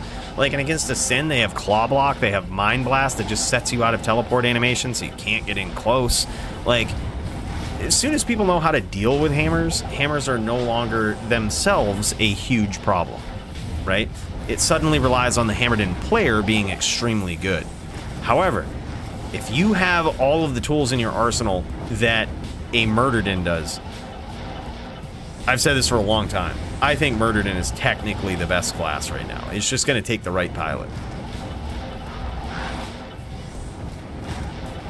Like, dude, people laugh at it. People have fucking memed about it online. But I'm telling you, all of these people have never run a Widowmaker on their Paladin. Like, they've never done it. Or they've at least never done it skillfully. You guys see, dude, fuck, oh my god, and there it is, dude. Comeback of the century for Polytheists. Comeback of the century from 4-2 to 5-4, boys. There it is. There it is. I'm up versus Grundy? All right, dude.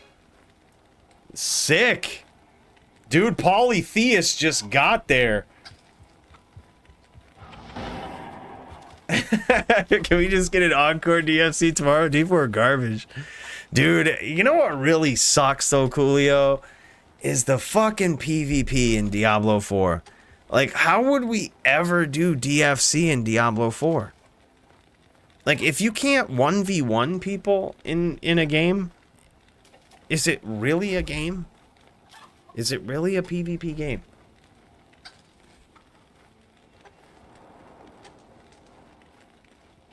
Oh yeah, dude, I saw him. I saw him. I'm not impressed. I'm really not impressed. But dude, good fucking duels, man. This has been a sick night so far, man. If we get to see Dio here too, Dio versus Gertie, I really hope Gertie's on ES Fireball. I think that would be a sick match. I've seen Dio struggle a little bit versus some ES Fireballs, mainly mine, but it's certainly winnable. As soon as he figured it out, dude, he came back and he won. Yeah, D3 was just a one-shot fest, dude. That's all it was. That's all it was. No, dude, I think that's actually very honorable. I think Syncord right there was just more interested in dueling. Like, he was more interested in dueling. And I think that was a very honorable thing to do. To just be like, you know what, dude, let's go to 5. And we got 3 more rounds of action from that, and that was pretty insane. I think that was very honorable of him to do. That's the old school. And the reason we cut it down from 5 to 4 anyway is because of late duels that we were sick of fucking watching. Like, this is the type of shit that we want to see, right? Skillful duels that sometimes are off screen, a lot of times are on screen, but require players to go in and get aggressive. Like, that's the type of stuff we want to see, right? Like, I think it was a very honorable thing for him to do.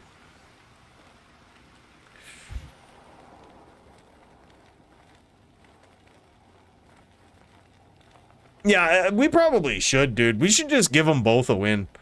Like, because, yeah, we should just give them both a win. I don't see any reason not to. Like, move Sincor up in the ranks, because he did very well. He played very well. Yeah, like, that was insane. Like, technically, Sincor won, and then agreed to a 5, and then Polytheist came back. To me, that's 2 wins. And we got to see some sick action out of it. I'm totally okay with that. Just give them both a win. And then someday, we'll see a rematch. We'll do a FT5 rematch. Make it count. Bros, that is sick, man. That was nasty. What a duel. What a duel, man. Wow. Polytheist versus Sincor. Incredible performance. Dude, that's the thing. I feel like a definition of a good druid player is someone just like Polytheist right there, man, who can adapt, right? We see it with Dio. We saw it with Root a lot. We used to say this about Root. He would do the same thing, man. Like, when you're playing a druid, the big question is, can you adapt? Like, are you able to adapt to the situation that you've been presented with? Right? Especially mid-duel, especially when your back's against the ropes like that. That was a very good adaptation from Polytheist. That was sick. Bros, nasty. Absolutely nasty. Alright, while we wait for Dio to fire up against Gertie here. Oh, Dio's fired up. GG. I was just gonna say, I gotta rethink my entire life about this Murderden now. You know what I would do differently next time? You know what I would do differently? We would use Astrions. GG, Crider Shot. Appreciate you, man. What's up, Ginger? What's going on, man? Thanks for the raid, brother. Appreciate you. Big cheers. Big cheers, man. How are you doing tonight, man? You excited for tomorrow? You playing some D4? Playing Season 1? What are you choosing, by the way? Yeah, look at this Astrions, too. Look at this fucking roll, dude. I'm pretty proud of this. I got it for 500 forum gold, and I gotta say it was the best 500 forum gold I ever spent. Like, it's not perfect, but it's pretty damn close. Like, it's pretty damn close. And nobody uses it, man. Nobody uses this. You know what? We were talking about doing an updated Murderden video. I don't think Astrions was in the original version of this. And I fucking love this. I actually love this. Like, it's very situational. But it's certainly useful. North Star Smiter, and it's amazing? What? Bro. Remember that time you kicked my ass with the charges on your gloves? I think you need to build a North Star Smiter and do that again, and just show me what this North Star Smiter is. The reason I like Astrions is because in a build like this, like on the Murderden, where you're smiting, you're charging, sometimes you're zealing, you have not only the +4 to skills, right? Like with hammers, like you're throwing hammers too. Like you have hammers, you have the damage plus for smite, for zeal, for all of these things. If you're charging them down, you have a bonus to attack rating. You have crushing blow, slows target. Like literally, we changed the slow rules specifically for this item because we just wanted people to use it, like, and see if there was any builds. They still don't really exist out there, but like, it's very situational. I use it against Sins just to slow them down, to really fuck with their attack speed cast frames for traps. And some of them get real creative and do other shit, but it like slows them down when we hit them, which is really good.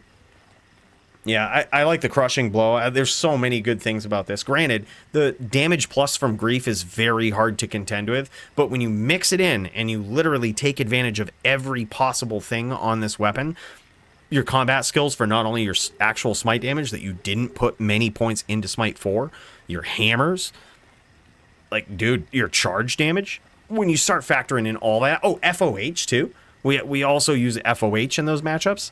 Like, when you really think about it, like, this in those specific situations is really good. Yeah, the only problem with Haas in PvP, I've tried to make that work so much. You know the biggest problem with Haas in PvP? Is your mana. Like, you can literally not lose Spirit. It's so much mana, dude. Even a low roll like that one, it's just so much mana, you can't lose it. Like, it's not something you should ever sacrifice. Like, the mana is so important from Spirit. So, like, if you use Haas, yeah, you do a lot of damage, but you're going to run out of mana pretty quick. Now, granted, you could just suck down mana pots. But, like, you run out of mana pots very quickly. You find yourself in these situations where you're trying to, like, chain lock or chase somebody, and you just run out of mana, and you can't do it. Like, yeah, it's crazy.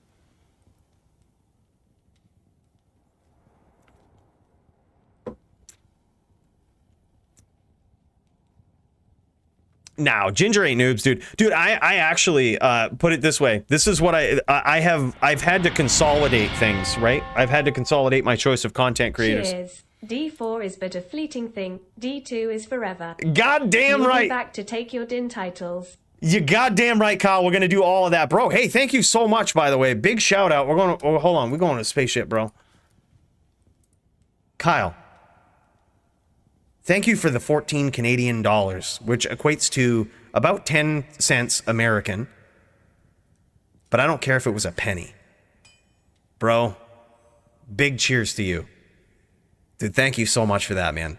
Now, that's like 10 bucks American, man. I really appreciate it. Man, thank you so much.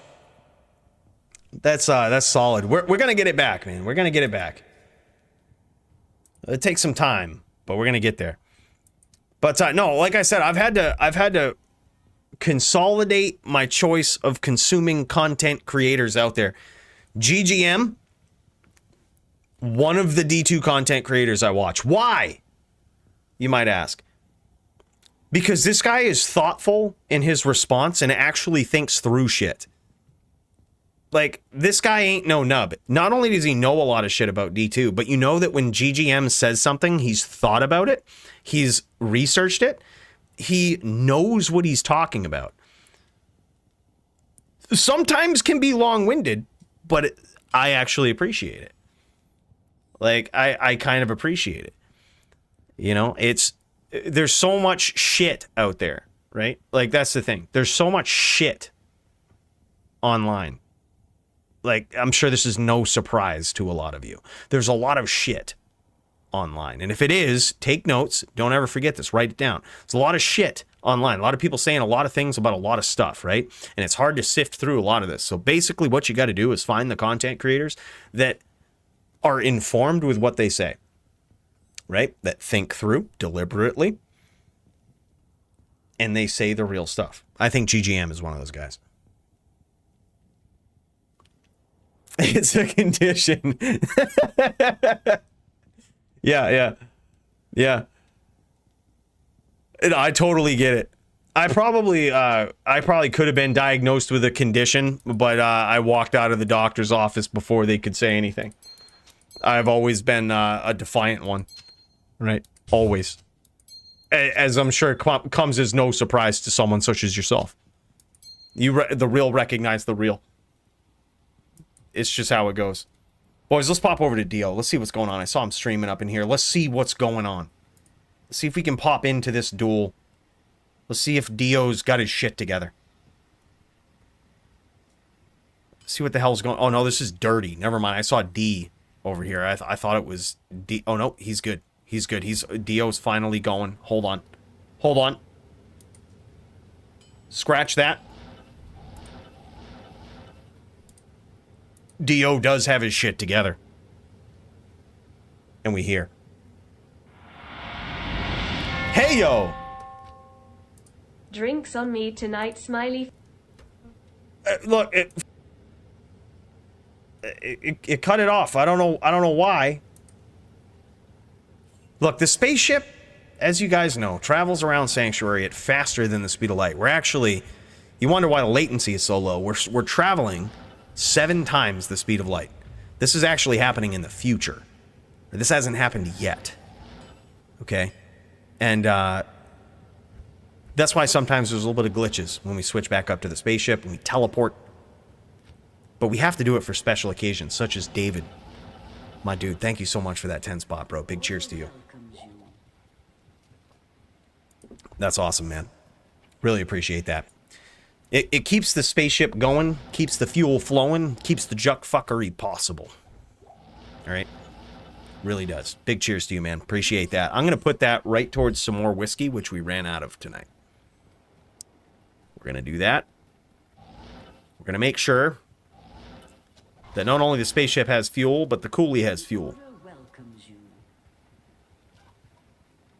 Thanks so much, man. Dude, I don't know. It's a prototype that they've never... I bought it from the bank, dude. I took out a loan, which I definitely defaulted on, but I travel so fast that no governing agencies can catch me. It was a $2 billion loan, which they signed off on. Me just making YouTube videos. I don't know why. I guess they thought I was a bigger YouTuber than I really was.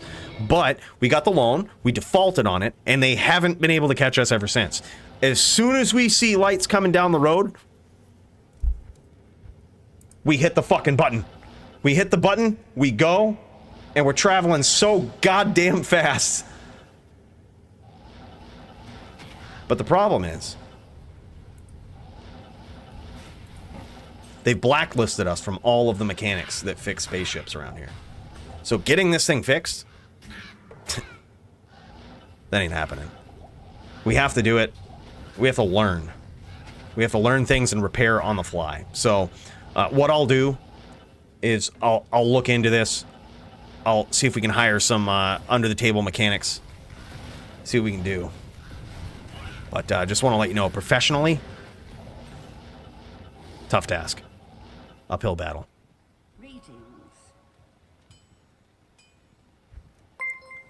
By the way, my man, David, hey, thank you so much, man. Appreciate S tier membership as well, man. Dude, that's super generous of you, man. Big cheers to you. Big cheers, man. That means a lot. That's huge. Juck fuckery continuing to be possible thanks to you, man. Boys, this is getting real. This is Dio, the top druid in the DFC for a long time running now. An absolute champion of this build, Wind Druid extraordinaire since the days of LOD. And this guy going up against Root here, who is also previous DFC champion, has named himself the Prime Evil in Discord because this guy catches a lot of hate. But I'm going to tell you one thing that this guy is good at, and that is kicking ass. That is Root on E-Tank here, ES Fireballer. And these guys going at it. Both of these guys late comers to the DFC here today, looking for matches late in the game, and they got it. And we couldn't ask for better entertainment here. You see that Dio is getting the licks in early, but Root is making a big comeback here. He's doing basically what Necros do here, right? You remember the old days when Necros had all of the mana pots back before the owners of the DFC banned that shit. They would just spam these spirit trains and make their opponents run into them. Well, Root also trying that little trick here on E-Tank, his ES Fireballer. He's launching those fireballs, trying to get Dio to teleport into him. Now, ironically, that's probably not the game plan that he wants to do. The best thing to do is do what he's actually done for the last couple of exchanges, and that is kind of light the map on fire. And as odd as this is, when you hear me say this, you're gonna be like, dude, there's no way that works, but it does. And that is get your opponent to run into meteors, dude. Like, it seems impossible. It seems like it's an uphill battle, but if you do it right, dude, if you get good at predicting where your opponent's coming from, how they're going to aggress you, you can actually do that. You can have a meteor waiting for them, and a couple of times right there, back-to-back, Root did that, and it actually paid off. Those do a lot of damage, man. Not only do you have the burning damage to rip away that Cyclone armor, but that initial hit is huge.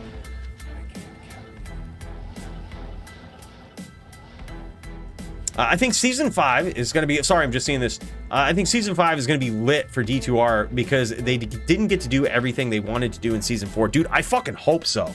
Here's the thing, is I think that they were waiting on, you know, getting D4 out the door and ready to go, starting to, like, literally, we were talking about this earlier. I don't think D4 is actually a finished game. Like, I think they were looking forward to getting it out the door and starting to finish it, right? Which is, I hope they would do more of that in Season 1, but we got what we got, right? But either way, I think they were really focused on that, especially for Season 4 of D2R, so they had a kind of all hands on deck sort of approach. But I'm really hoping that Season 5, when they finally reset this ladder, when they finally do something, this is what I'm hoping. I'm hoping they give us some more rune words. I'm hoping they expand this game. I hope they give some hope to D2R and recognize, we were also talking about this earlier, they recognize that Diablo 2 Resurrected was the best Diablo game they ever made. And it is going to be very hard for them with the current mentality, the current direction of all Diablo games to ever make one better than this. I hope they realize that, and they give it the love, respect, and attention that it deserves. Yeah, I don't know, man. Put it this way: if they, you gotta look. It's like a fine woman. It's like a fine woman, Coolio. You gotta touch it in the right ways, okay? And I do mean it, right? This is a being that is on a different planet. Right? It's on a different planet. You got to touch it in the right ways. You can't fuck it up. Right? You got to do it the right way. But I would say, if they're approaching it in the ways that they have in previous patches, such as adding rune words in the way that they have, like non-invasive rune words, and some invasive rune words, such as a mosaic, game-changing rune word that really meant a lot to the game and was really solved a lot of problems. One of which I will have to admit, I have to retract my opinion on mosaic. Fucking rune word kicks ass. It was really good. Really good addition. They keep doing that. You surprise someone like me, I trust you. Keep doing it. By the way, Root gets round 2 here. Dio with an uphill battle. Now look, we put him up against Gertie originally, who we thought was on an ES Fireballer. This is technically a favor. This is technically in favor of Root. It's doable. It's doable by Dio here, but with a pilot such as Root, it's certainly an uphill battle. That's why we were kind of, I mean, when we set up the battle with Gertie, now you can see why we set it up.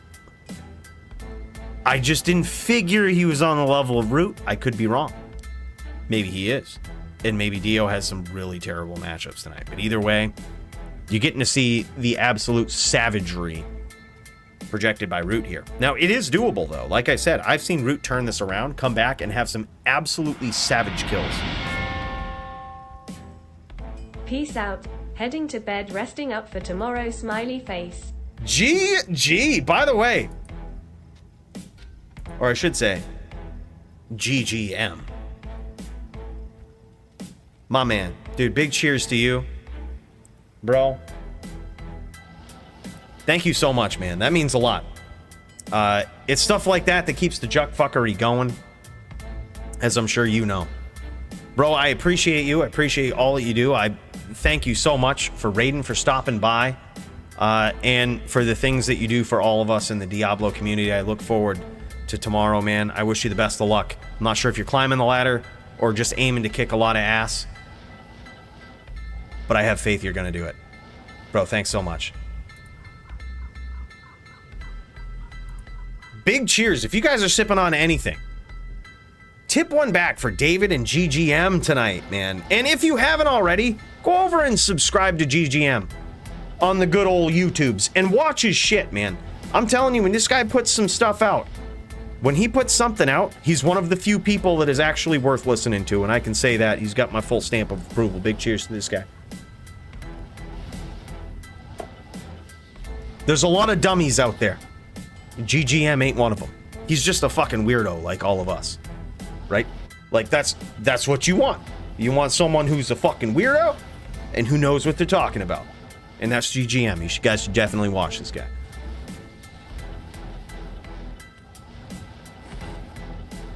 You gotta be weird doing this shit, dude. You gotta be. You gotta be a little bit off your rocker.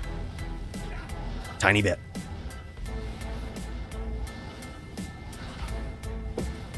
I have D4. I'm sad for you guys after testing. Dude, look, I've said this. This is going to be the season, Dom. I've said this is going to be the season. I have my goal for D2R this season, okay? Or not D2R, D4. This could be the season I quit this game. Because this is the goal. If I don't do this goal, if I can't pull it off, I fucking quit. Right? We're going to make a rogue. And we're going to kill everybody. Doesn't happen, I quit. Rogues are overpowered. They didn't really catch any nerfs. They were overpowered before these nerfs. But nobody made videos. I should have made a video. Because Blizzard loves to ban shit and fix shit when I make a video on it. I should have made a rogue when I realized how powerful they were. And now I'm going to fix that. Now I'm going to do it. Now I'm going to demoralize everybody. We're going to ruin the world. We're going to force people to uninstall Diablo 4 with the rogue. And if we don't do that, then I will uninstall Diablo 4. Dude, yeah, Bow Rogue probably won't do it. Someone was telling me earlier that Bow Rogue's caught nerfs too. Like, I think the Bow Rogue is interesting, and it was actually getting some traction in PvP before the patch came out. But I think just your typical, like, well, there's actually a hybrid rogue out there that's doing very well right now in PvM and PvP. I might make that one. I don't know what it is. I'm gonna spend some time tomorrow researching, literally before like they actually launch the season. I'm gonna figure out how to build a rogue, and we're just gonna discover it as we play. I have made a level 44 rogue before, but I got rushed through. I don't feel like it was a genuine leveling experience. I don't feel like I genuinely learned how to play the build. So we're gonna start over. We're gonna start from scratch. We're gonna learn a little bit of things. And we're gonna treat it just like we did the Necro this season, or the preseason here. And with the full intent to make the most devastating rogue. I think it will likely be a hybrid, like, I want to say Blade Fury, but it's not that. It's the Twisting Blades. Twisting Blades rogue with traps, right? Those rogues are insane. Like, in PvP, they just have perpetual CC. They have, the other thing that they have is perpetual escapes. So, like, when you get CC'd as a rogue, you have, like, 4 different ways to escape. And your evade CCs people. That's so broken, dude. That's so broken. Like, you can evade and put people in the worst state they can possibly be in. That's so busted.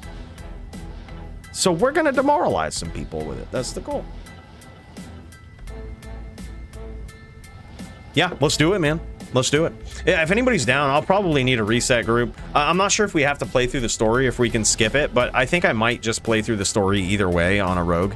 Like, I'm not really in any hurry. I'm not gonna be the top person. Oh my god. Boys, did you see? I was just sort of talking because I thought Tio was gonna lose and I just wanted to minimize his loss.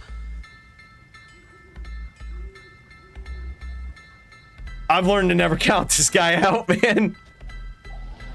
Oh my god. He just got there. Oh my god, that was insane. I thought he was dead. I see his life total. I'm like, oh man, he's just gonna get fireballed here. That was the nastiest stomp ever, man. He's picking up. This is the thing. He's picking up on Root's playstyle here. But Root does the same thing. This is what both these guys do. They just go back and forth. They learn their opponent. And before you know it, they've got you figured out. But both of these guys do that. Riz just got smacked. Root just got smacked by a wall. Root just got smacked by the top druid in the DFC.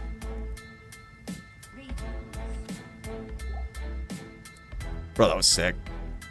That was sick, dude. Good duels so far, man. Incredible duels here tonight. Good night of fights. Cooley lost his title, finally. Fucking finally. Fucking guy self-proclaimed top din, self-proclaimed top murdered in. It's about time someone came along and put him in his place. Cooley lost in a mirror match versus a murdered in. You're likely never gonna see that again. This was a piece of history here tonight. And then we get to see Root We get to see Root versus Dio.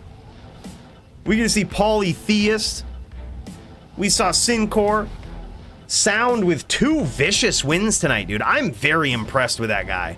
Not only was he, and we get to see the results of Sound putting together all of this DFC data to show us that sins are overpowered and we need to delete all of our sins. Like, what an incredible thing to point out with data, right? Like, we all knew that we should probably just delete the sin, ban it, but we didn't have any data to back it up. Like, what an incredible guy. Shows that off and also beats a druid, beats me on my murder den. Dude, incredible night of fights so far. What time does it start tomorrow? I think 1 p.m. Eastern. I think. I'm pretty sure. I have that time in my mind, and usually what I do is when I figure something out, I get it in my head and I never question it again until someone forces me to question it. But I don't think your question is good enough to force me to question why I've programmed it in my head that it's 1 p.m. tomorrow. I'm pretty sure it is. Yeah, it's random, but it's like I mean, it seems random, but it's in line with like all of the other shit that they've done, right? Like anytime they have done any updates, like literally any updates to like announcements or anything like that, it's always happened between 12 and 1 Eastern. Anytime they push any patches, anytime they've done any updates for D4, for D2R, a lot of times too, they do it at 1 p.m. With the only exception of they have done ladder launches for D2R at 8 p.m. Eastern, usually, which is in line with when they used to happen before. And I think that's the only reason they do it that late. You sure it's not 1 p.m. Pacific? Oh, fucking A. All right. God damn it. You guys are gonna force me to do it. When does Diablo 4 Season 1 start? July 20th. 12 p.m. Oh. Wait, what? No, okay, never mind. That's just the time of the article. What time? PM. It doesn't say.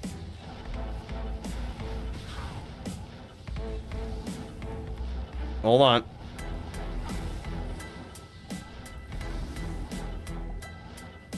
It doesn't say. Look, especially whereas it doesn't say, I would totally trust my brain. 1 p.m.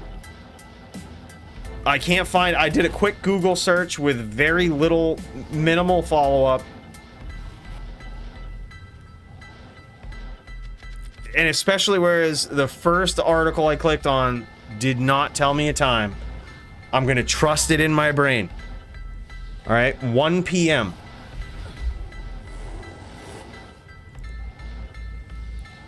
It's gotta be. It's gotta be. I'll probably start streaming at like 11 a.m. depending on how early I get up. But yeah, we'll do it. We might have to watch some videos. You guys might be bored. We might have to like figure out what sins are good, and we're gonna call them sins, by the way. Like, we're gonna make a, like, if I ever make a build video about a rogue on Diablo 4, we're gonna just call it we're gonna call it the assassin. The assassin class is people are gonna be so tilted. This is the rogue, but like we're gonna have everything right. We're gonna have all of our information straight. We're just never gonna acknowledge it as a rogue. It's a sin. Fucking thing is a sin, boys. It's the assassin from Diablo 2 reincarnated. 14 hours till reset? That's 1 p.m. I told you. Max confirming. Max confirming. No, that's it's 11 p.m. right now. So 12 hours would be 11 a.m. 13 would be 12 p.m. 14 would be 1 p.m.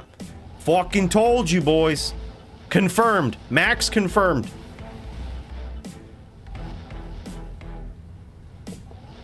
Nailed it. Never question me. Fuck, always right. And never unsure of myself. Never. Even when I'm wrong. I'm never unsure of myself. You guys should know that by now. Right? But this time we happen to be right as well. Yeah, it says that in the launcher, though? Shit, okay. Alright, good to know. You guys are just trolling me. You guys are just trolling me. It says it in the launcher. Hold on, I'm clicking on it right now just to see. Does it actually say that? I don't see it. We will be performing live maintenance on Thursday, July 20th at 7 a.m. Pacific, which is till 10:30 a.m. Pacific, which is 12:30 p.m. Eastern. So the servers will be down till 12:30 Eastern. Okay. I'm fully convinced that it's 1 p.m. 99.99 plus 1%. Like over 100% convinced. Click on the D4 section of the B. Yeah, so I clicked on that. And now there's like a few things that it says. Bug fixes, balance changes. I'm like scrolling through the articles. Holy shit, Dio's bear just paid some serious dividends. Guy's been at 43 life for like the last minute. Oh my god. And he just took like so many more shots from those fireballs. That bear blocked so many of them. That was insane, man. Incredible. Absolutely incredible. So I believe currently it's 3-1 in favor of Root. Does anybody else just want to see fucking Dio come back and smash Root? Like, I mean, I love Root and all. I think he's a good dude. But I'm gonna be real.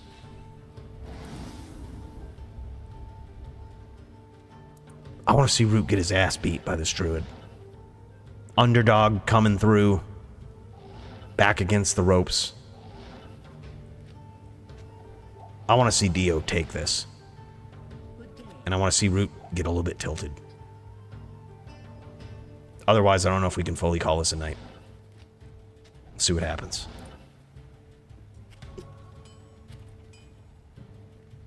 Any second chances?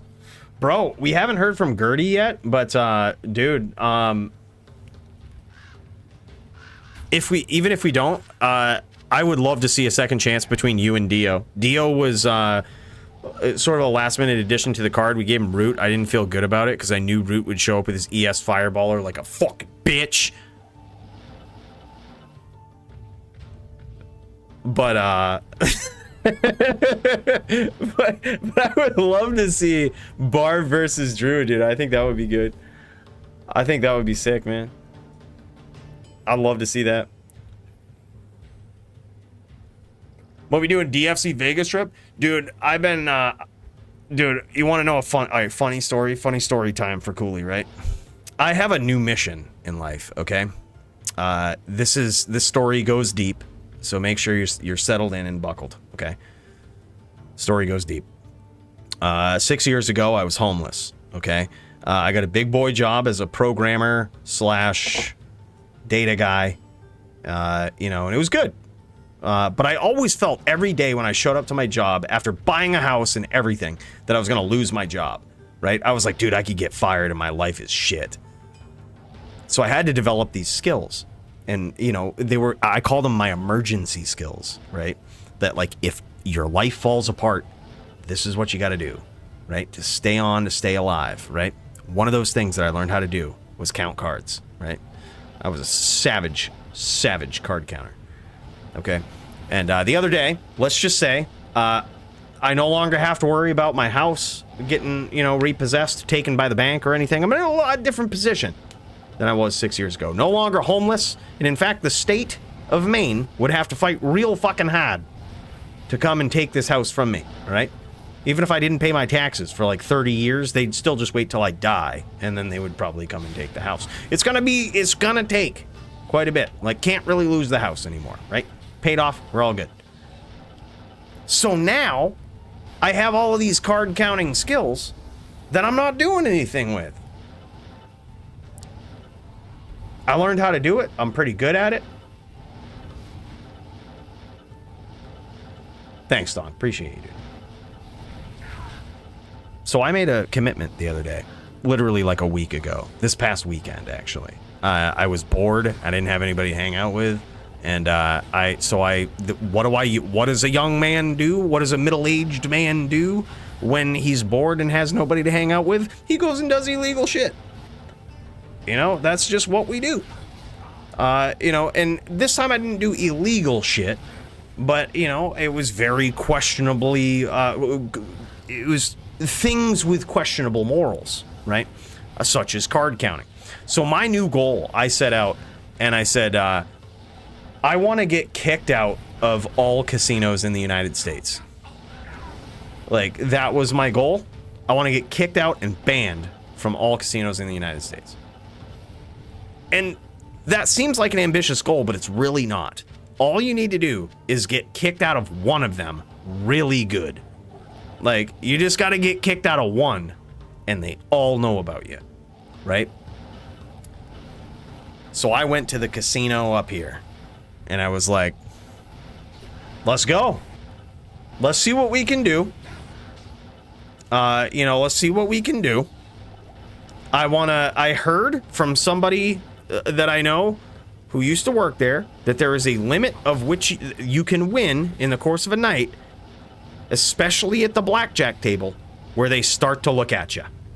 They start to say, this guy is a little sus, right? They usually start looking at you when you win that amount. But there's also some other suspicious things that you can do. But I said, fuck it. I know how to count cards. And what do I have to show for it? I never won $1 million with it, and I've never been, like, banned from all casinos. So I was like, you know what? I could either work really hard for, like, many, many years and get, like, $1 million doing it, or I could just go straight for the gusto and get kicked out. Like, which is way cooler to put on the resume, I think. I either got $1 million, which people are like, oh, you're a card counter, why did you get $2 million? People are dumb. But instead, if you're just like, dude, I got kicked out of the casino, all casinos in the United States, then they're like, all right, that's kind of cool. By the way, dude, Dio just fucking came back and took this, dude. This is now 3-2. Still in favor of Root, but dude, Dio could actually get there. I'm so happy to see this. Yeah, so anyways, so I go to the casino, and that maximum amount of money that you can win before they start looking at you all sus. Well, let's just say I got pretty goddamn close. And I just walked out. I was like, okay, let's see what they say. Let's see if I can cash out my chips. Like, you know what I mean? Let's see what I can do. So I go in, and blackjack is still weird. Even if you count cards in blackjack, it's still odds. It's still random number, or it's IRL RNG, boys, right? So I'm sitting there, I'm counting cards. I like within an hour and a half, I'm like, okay, here we go. Like, we're there, right? Let's walk out. Like, let's do it. I was surprised it happened so quickly. Like, so I go to cash out my chips, walked out, no problems. And I was like, wow, okay. All right. Well, we gotta do it again tomorrow, is what I was thinking. Like, you know, we gotta do it again. Like, this is the goal. I'm trying to get kicked out. We gotta do it again. That or I'll just keep taking thousands of dollars from you every time I show up. Whatever, you know, I'll do it. I'm not opposed to it. So I roll in, and that day was a little different. There wasn't many opportunities to really take the casino for a lot, right? Like, if you're counting cards, you got to know when your opportunities are, and you got to smash on them. Like, but you've got to be patient. You got to wait. Unless you have a team that's counting multiple tables with you, like, you got to be patient. I was at that table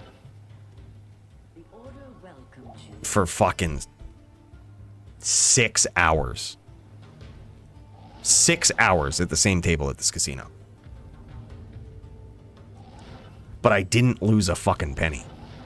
Like, there wasn't many opportunities to actually make a ton.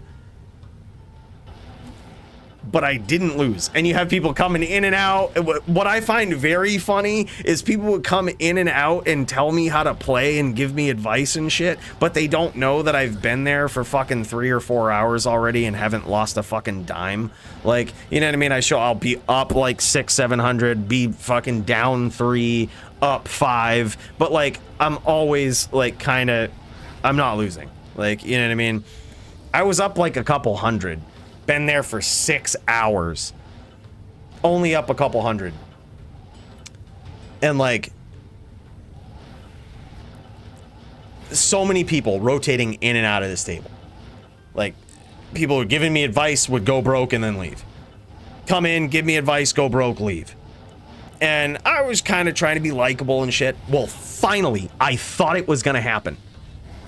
This fucking pit boss comes over, stands obnoxiously close to me.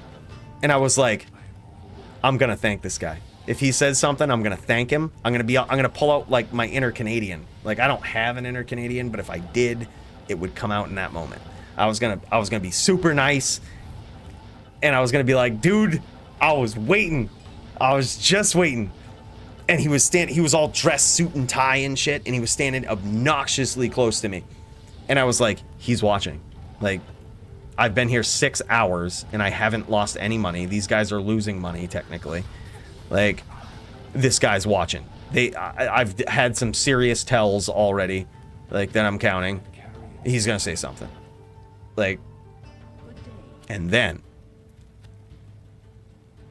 my boy, there was a guy there that I used to play cards with. And he talked him out of it. He knew me. We used to play cards at a local card shop together.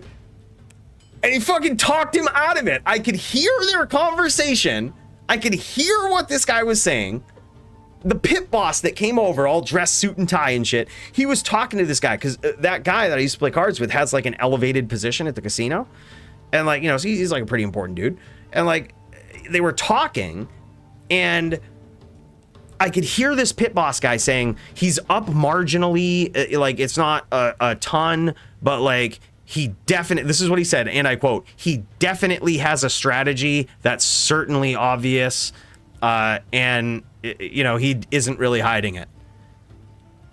And I was, in my head, I'm like, you're goddamn right I'm not. Like, I'm trying to get kicked out. Like, that's my goal. Like, I want to get kicked out so that I can put on the coolie resume, kicked out of this casino, or possibly kicked out of all casinos for card counting. Would fucking love it. Like, you know what I mean? That's my goal tonight. But then the other dude told him, he's like, no, I don't think he's counting. I don't know if he was doing it because he actually didn't think I was doing it. Because at that point, I kind of put on a little bit of act, like, you know, was talking and smiling and shit, and like, you know, doing my thing. But like, or if he just recognized that it was me and was like, oh, that's cool. Like, yeah, I don't think he's counting. He's a fucking dumbass. Like, you know what I mean? Like, it was just, I don't know what his motivation was, but he talked the guy out of it. And I couldn't have been more disappointed. I was like, God damn it. I thought for sure he was going to come over and be like, sir, we're going to have to ask you to leave and never come back. And I was going to be like, thank you. I've been waiting for this for 6 hours now. And if you count yesterday, 7.5. I appreciate you. But he talked him out of it. So basically, I got to go back at some later date and do the same thing and hopefully get kicked out. But yeah, that's the goal now. You know, that's the goal. So, this friend, my name was Root. Did you tell him you own the DFC and for him to watch his mouth? I should have. Fucking A, dude. I didn't think of that. Oh, man. Yeah, but it was crazy. So I almost got kicked out, but that's what I'm trying to do. I just want to get blackballed from all casinos. Because I think that's a cooler mark on your resume than, like, getting a ton of money from doing it. Like, you know? Just, yeah, I got kicked out. I'm not, like, your friends are like, hey, let's go to the casino. You're like, I can't, I'm banned. That way cooler. That's what I'm trying to do, Dom. I'm trying to get him to force me, kick me out, dude. We'll see. I should get a friend that's like good with a video camera or whatnot, and like records it. I think that'd be cool. Counting cards is way easier than you think. It's not even fucking hard. You got to be in it for the long run, dude. It's like a mental strain over the long run. Yeah. Yeah, so DFC Vegas, yep, it's gonna happen, basically, is what we're trying to say. We gotta prove that we're kicked out. We gotta walk into a casino in Vegas and have them immediately say, I'm sorry, sir, but you're not allowed in this casino. In which case, I'm gonna check that off the mark and be like, yep, we did it. Coolly kicked out of all casinos. We did it. If you need any advice, I'm a camera assistant. What? No shit. Bro, we gotta make this happen. Bro, I didn't actually know that. Paulie, that's fucking dope, dude. So you know these paid promotions that I do on the channel? I had one of them that had offered to actually fly me to some place that was overseas instead of pay me, and like have me go to some gaming convention or whatnot, which is kind of cool.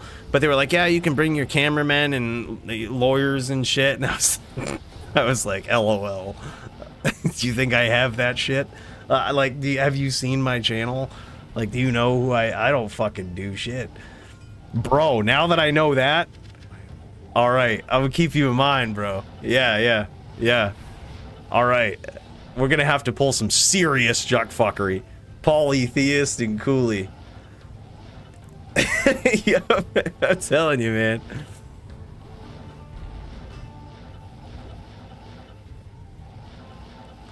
Yeah, dude. I think I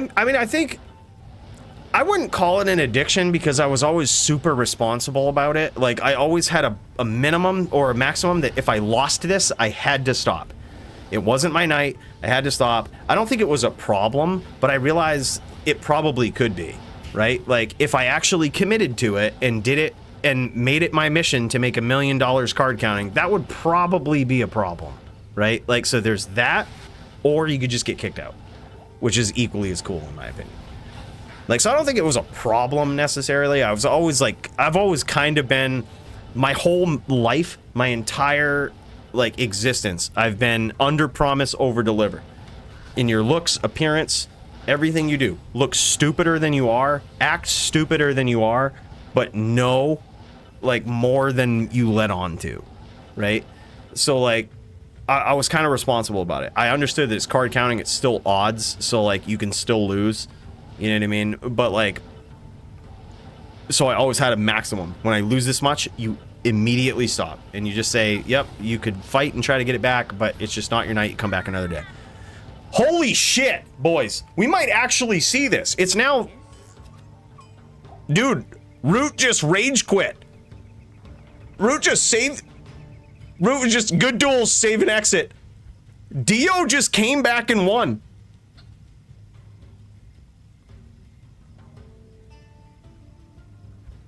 This is the best night of DFC ever. This is... Oh my god, dude. Dio just beat Root on an ES Fireballer. I can't even believe what I'm seeing right now. That's huge.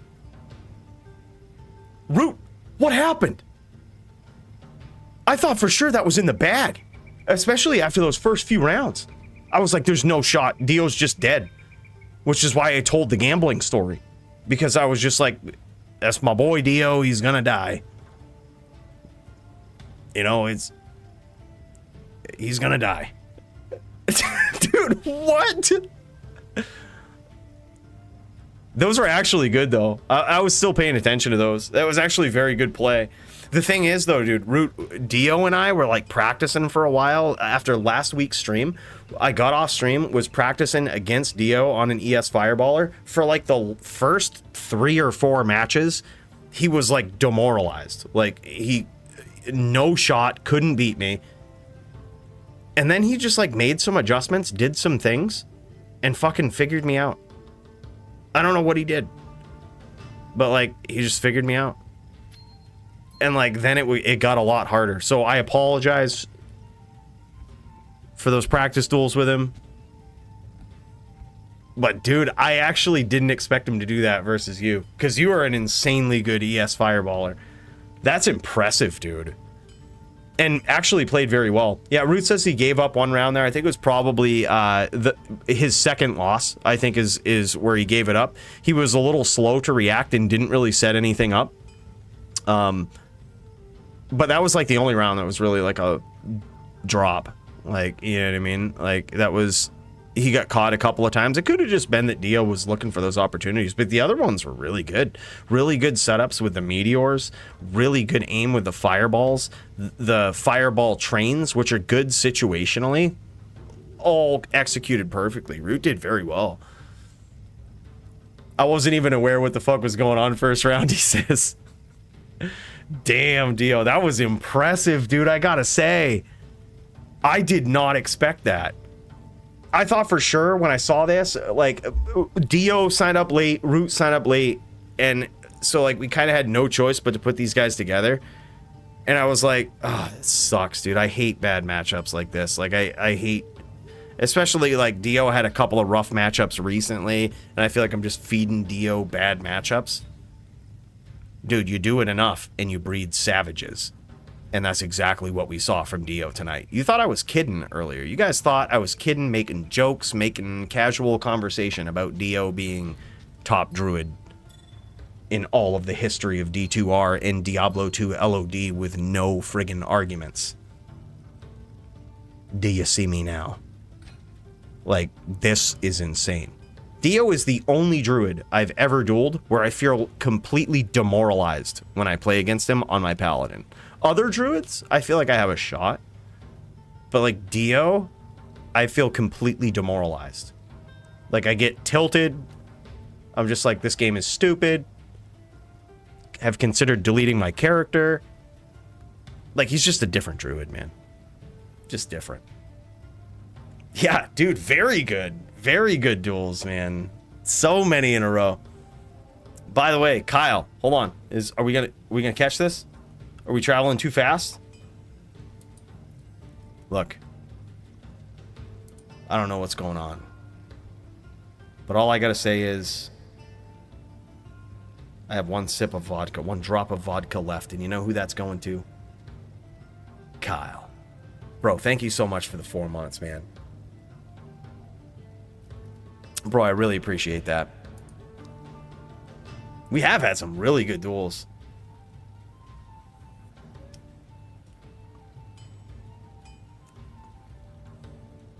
ES Fireball, no joke, man. Def a challenge. Competent pilot can put anyone down. I think so, too. Honestly, like, when I made that video about the ES Fireballer, I did it because I recognized the potential in the build, right? Like, I recognized the potential. It's so good. Root was he was the whole reason I made it. Like, watching Root play on the ES Fireballer, I'm like, oh, so you can beat anybody. He beat, who was it? Did he beat Chu 30? He beat Chu 30 for the title, right? That was when it was. He beat Chu 30 for the title, and I was like, you beat a Sin on that thing? And it has a good matchup against Druids. I've played against it on a Paladin, and it feels demoralizing. You can beat Necros. You have a good matchup against Necros. I'm like, that's the best build.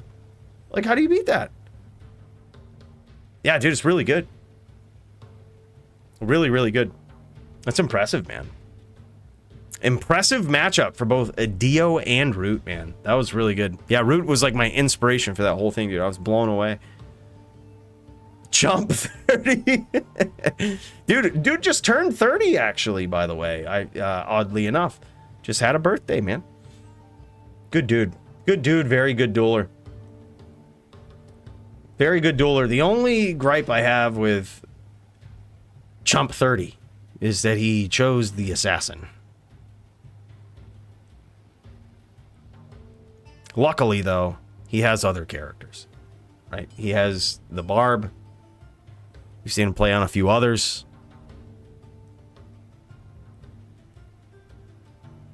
But he mains a Sin.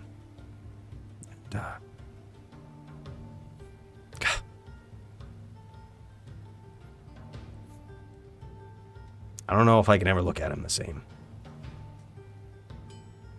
Fucking Sin players.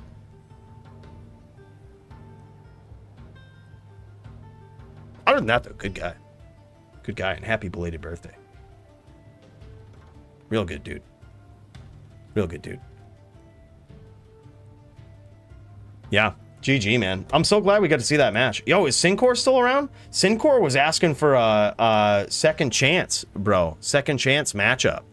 And I think it would be so cool to see Syncor versus either Root or Dio, to tell you the truth. Probably Root would make more sense. I was saying Dio earlier because I just assumed that by default Dio would lose this matchup. Yeah, Syncor's the Barb. The Barb that beat Polytheist tonight. Poor guy, give him Root. Yeah.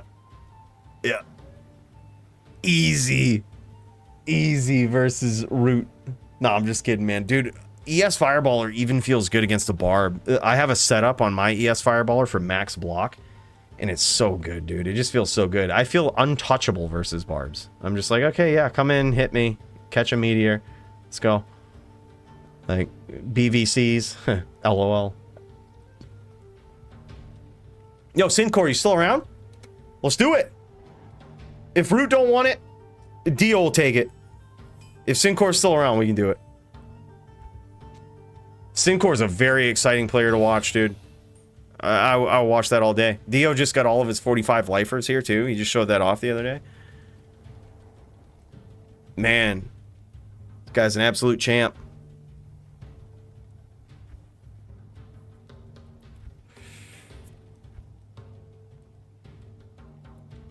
Oh, is that Syncor? Dude, fuck it, we'll do it. Yeah, let's go. Is that Syncor in game? Or yeah, just go for it. If y'all are ready to go, let's fucking go. Let's just do it. Cooliolo says he'll duel him. Throw him in, right? Oh, yeah. I'm sorry, yeah, my bad. It was reticulatus. My bad, dude. Yeah, Rhett, you got it, bro. I'm sorry about that. I was misremembering. Look, I've had a lot of vodka, which reminds me I probably need to go mix up some more. Okay? We need to do this right if we're gonna do it. Okay, and while we do it, let's get ready for reticulatus. You're right. You were right. It wasn't Syncor, it was reticulatus. Yeah, let's do it.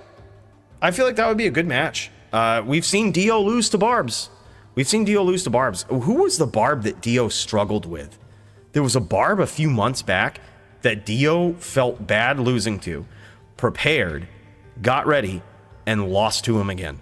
Who was it? It was the big Barb. It was the top Barb before Duke.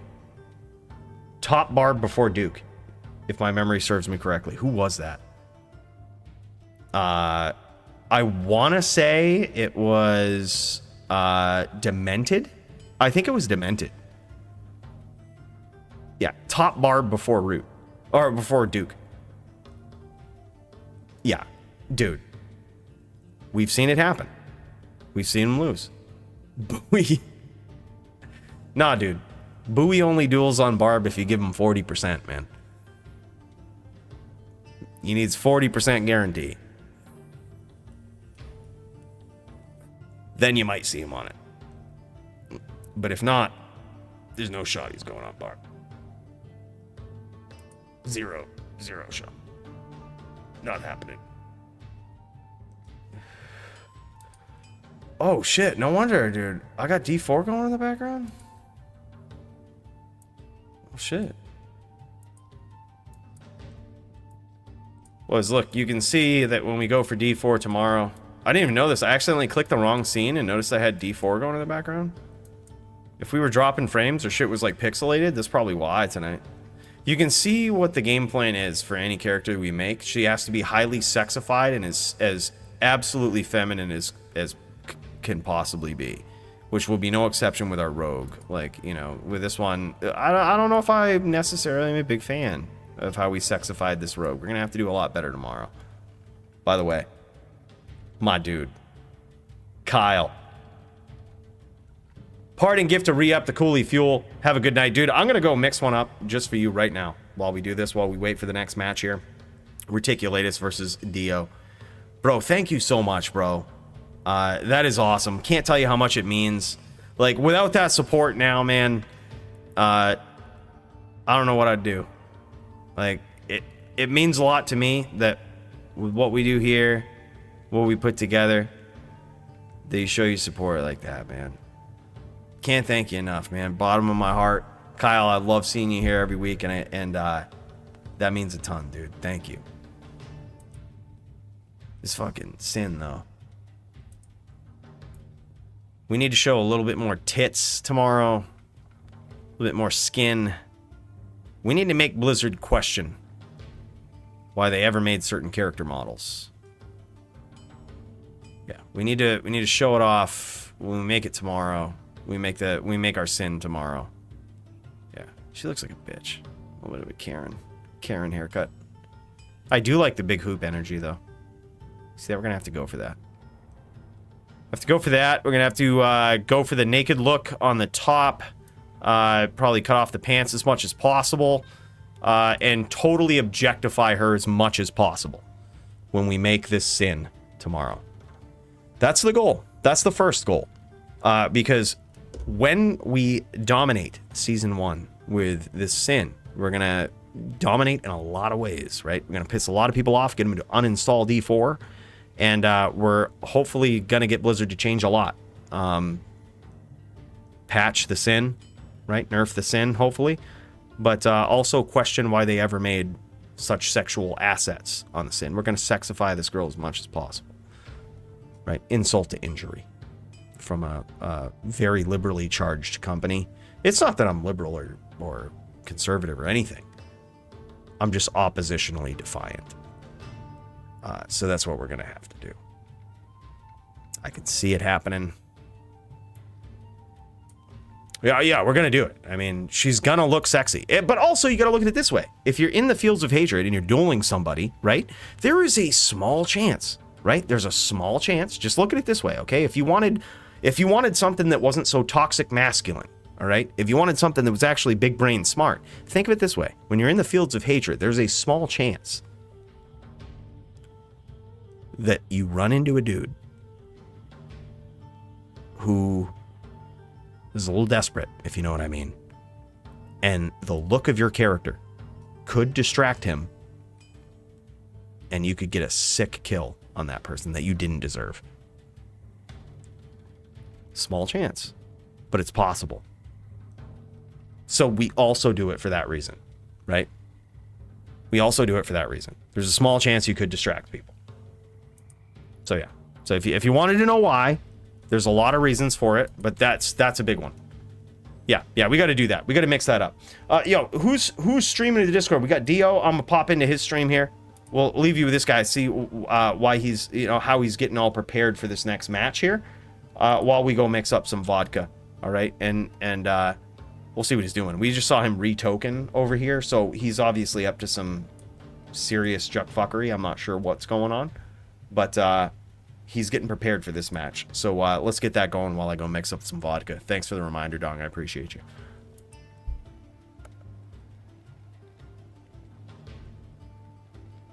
Oh, hold on. These guys want me to make them a game? Y'all want me to make you a game real quick? I went win. Do you want fire? Dude, I don't give a shit what you guys do, bro. All right, hold up. Let me make a game real quick. I'm not sure how much better mine will be, but oh yeah, dude, just come to my game. Just join up on my game. It's in hell. It's not the greatest map, but I'll message you the password and everything. Hold on, let me look. I actually don't know what it is. Okay, yeah, that's what it is. All right, I'll message it to you, Dio. Dio.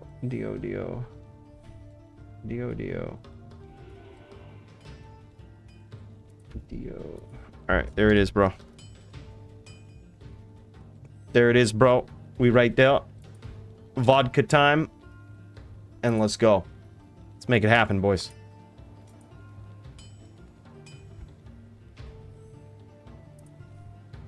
Only warning I'm giving. Shut the fuck up and duel.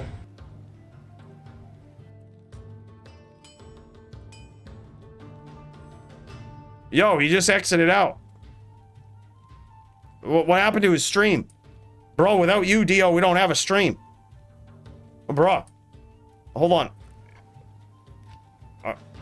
Hold on. Alright, there we go. We good. Alright, vodka time.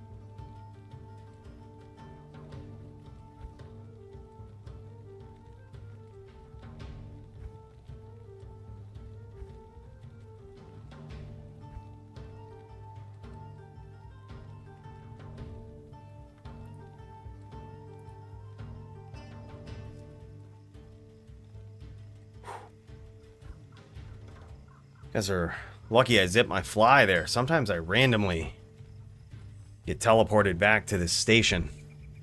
I mean, I'm happy that the station can teleport me, but, man, be good if it was predictable. I guess it really thought it was time for this next duel. Really figured we should watch. But what's going on?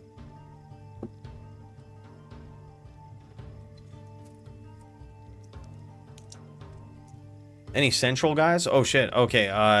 Oh, you didn't like my game? I thought my game was cool, dude. It was like East.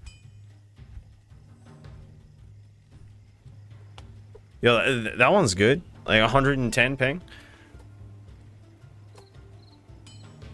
I should have done this versus sound. Next time we got to get one of you Canadians to make a game versus sound. Nah, that would be in my favor. We need to get someone from the Middle East, Middle United States to make it. I would assume sound is from Just based on his ping, probably from west. That was like some west. That was like some hardcore west ping, I think, that I was on before. Root said I got up to like 170 ping. That was pretty bad. It was hard to chase. And he took the defensive role, which put me on the offensive, and it was extremely hard to chase on 170 ping.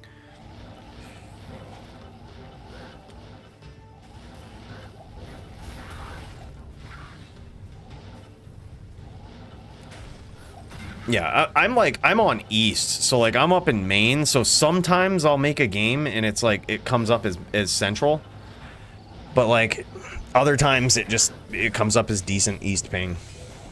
It never comes up as Canadian ping though, and I don't know why, because I actually pay Spectrum about $4 billion a month for internet. Like it's their highest package at $4 billion a month. And it's still the shittiest internet that one could possibly ask for. So like I don't know why I wanted to pay for Canadian ping. I thought when I upgraded to the $4 billion package it would be Canadian ping. But it's not. Dude, we went to a hotel. I went and visited Maddie and Joby in Canada. We went to a hotel. Me and Maddie got in some pissing contest. He thought he could beat me on a druid. It was a pissing contest, okay? So what did we do? We dialed up in a hotel right there, side by side, and duked it out, right? He won, but it was just because he was 6'4". I let him have it. I didn't want to get my ass beat by him. Otherwise, would have kicked his ass, okay? But main story, we had 0 ping. Maddie had 0 ping. I shit you not. In a hotel in Canada. 0 ping. Like, I don't know what they're doing up there in Canada, but like, the internet is so good.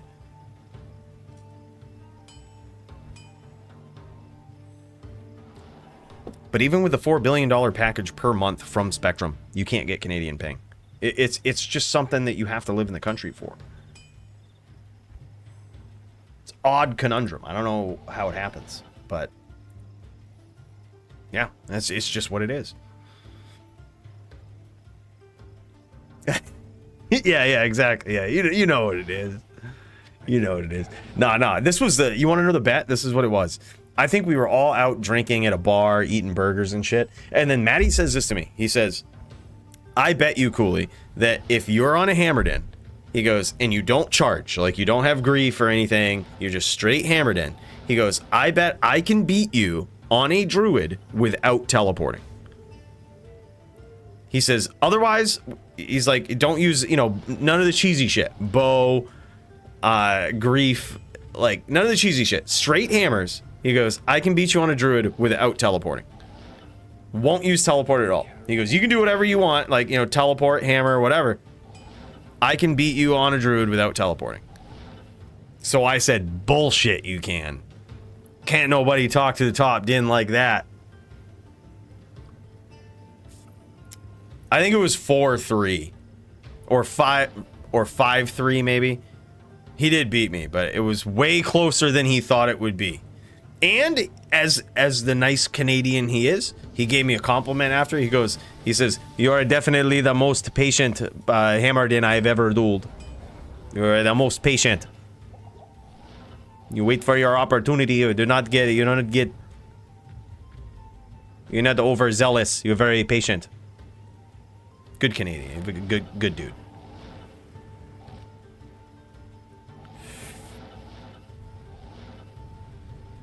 But what he really meant to say, probably, was that I'm the most late din player that he's ever met. Which I take pride in that. I've worked very hard at that. Someday I hope my name is synonymous with the actual lates who made the term famous. I hope to be on that level someday with my din skills. But it was a nice compliment. It was a good duel, man. Like, honestly, we should have just fired up. I had it on my laptop, which I have OBS on and everything. I should have just fired it up. I, like, put together a scene real quick, and just been like, look, guys, I know this is fucking weird, but we're in a hotel in Canada right now. This is Maddie. Like, turn the computer towards and be like, we're gonna fucking duke it out. Like, that would have been sick. I should be prepared for that shit. I didn't think that the opportunities like that would present themselves in Canada, but they did, and next time I shall be prepared for your entertainment. It might be like a 30-minute stream, but it would be to prove a point, and then Maddie can say his piece.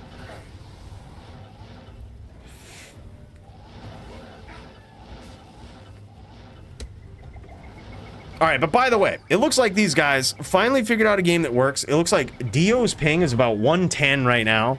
It's hard to tell exactly what Reticulatus's ping is, but he's on a barb. And I would hope that, you know, in this situation, if Dio has a little bit worse ping, I would rather have the barb not have ping issues. Because this matchup, especially with Dio's setup, is so heavily stacked against the barb. Like, Dio definitely goes max block on this setup with vicious DR. So it's very hard for the barb to actually get a hit on him, and especially with the way that Dio knows this matchup, like, you'll see him. The way that he sets up these nados, he's going to slowly just progress towards his opponent. He's going to find him, he's going to start from the outside, and he's going to do just this. He's going to work towards him with an absolute tornado alley coming at him as he does it, right? That's how he's going to do it. He's going to try to pick his angles. And it's going to be very hard for someone like Reticulatus to get these shots in there, but he's actually doing a very good job of it. Like, actually has Dio pretty low, but Dio also has him low. Like, I wouldn't be surprised right now if Reticulatus was Hurricane PK. Like, he's extremely low. It's hard to tell his exact life total, but he's certainly one NATO down, and yeah, there it is. Like, he was very low. As soon as Dio grabbed that name lock, we could see that his life bar was black with his name red, which means basically all of his life is gone. Yeah, it was insane.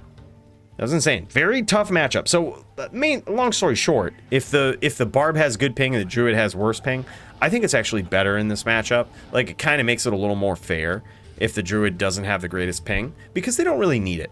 Like, it's not a matchup where they have to aggress much. The druid is typically more defensive in this matchup, and when you're being defensive, high ping is okay.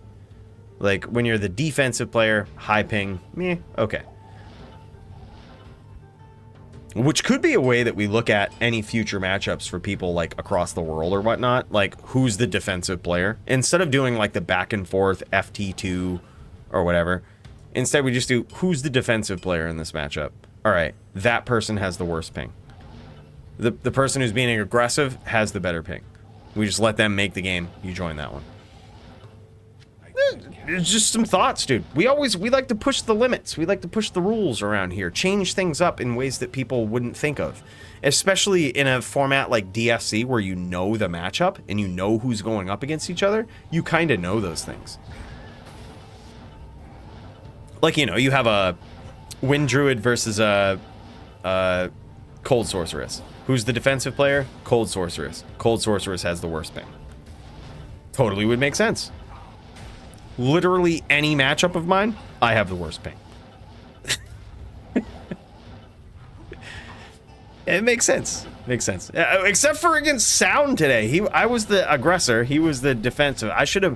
He actually did a good job, though. Like, that's to push your opponent into the aggressive role is the goal of that build, right? That's what you want. You kind of want them playing your game. He did a good job of pushing me into that. I should have, dude, I've never done the Murdered in Mirror match, dude. I gotta practice that up when someone else can shoot bow. Like, dude, I mean, I've dueled Max on his Balrog before where he had a bow, but like, I never really counted that because he would just regen all the time. So like, you'd hit him with a hammer or two and he would just regen his life. So I'm like, this duel doesn't count. But dude, actually having another paladin with a bow feels weird.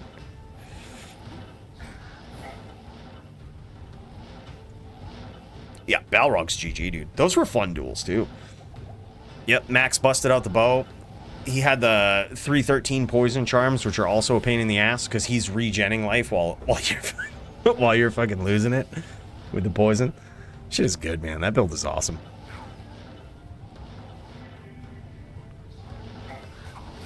I'm actually glad you gave it a name, too. I think before I was calling it the Regenadin. which is only because they would call it that in low-level duels. Like, it was a build in low-level duels back in LOD that would piss people off. Like, I mean, the LLD community has always been a little bit tilty. You know what I mean? Like, you think the HLD community was fucking toxic as shit, dude? Oh my god, step into a game in LOD, low-level dueling. That shit was toxic. I think I told you guys about that. Like, I stepped in, and before, like, I rejoined the community in 2017 after, mind you, I was a fucking top dog back in the day. But what did they do? Threw me to the wind, act like they never heard about me. Some people had heard about me from before. This is long before I started streaming. But, like, some people had heard about me before. The Iceman was my name before. Like, you know, I was Iceman was my dude's name. This was before there was an Iceman content creator, too. I was called Iceman. Because, you know, Cooley, Ice. Made sense, right? I was the Iceman. That was my low-level dueler's name. I was a charger. I was a savage. I was really good. I made some waves. Right? Was like one of the top 3 ranked duelers on LLD 101 JSP thread forum bullshit. It was weird. It was weird. It was back in the day. One of the top 3 duelers. Anyway, some people remember me, some people didn't. Well, dude, I joined up in 2017. The only reason I even started dueling again in low-level dueling is because I discovered Enigma of Peace. I was like, this is a thing now? Like, holy shit, I can't wait to slap this on a level 30 and start dueling with it. And they didn't appreciate that too much. We stepped in there, and apparently those had already been banned in good-mannered duel sets, so they thought I was bad-mannered. But I had spent 250 forum gold on my Enigma of Peace, and god damn it, I was going to use it. So I didn't really care what they said. I said, do you know who I am? I am the Iceman, and I will fucking KO you, alright? One shot. Won't even be close. So what did I do? I wrecked the entire fucking room. Like, I was teleporting around, I had my hybrid Libby, and I was charging them, I was chucking hams. They got so pissed, and dude, I thought it was just gonna be that.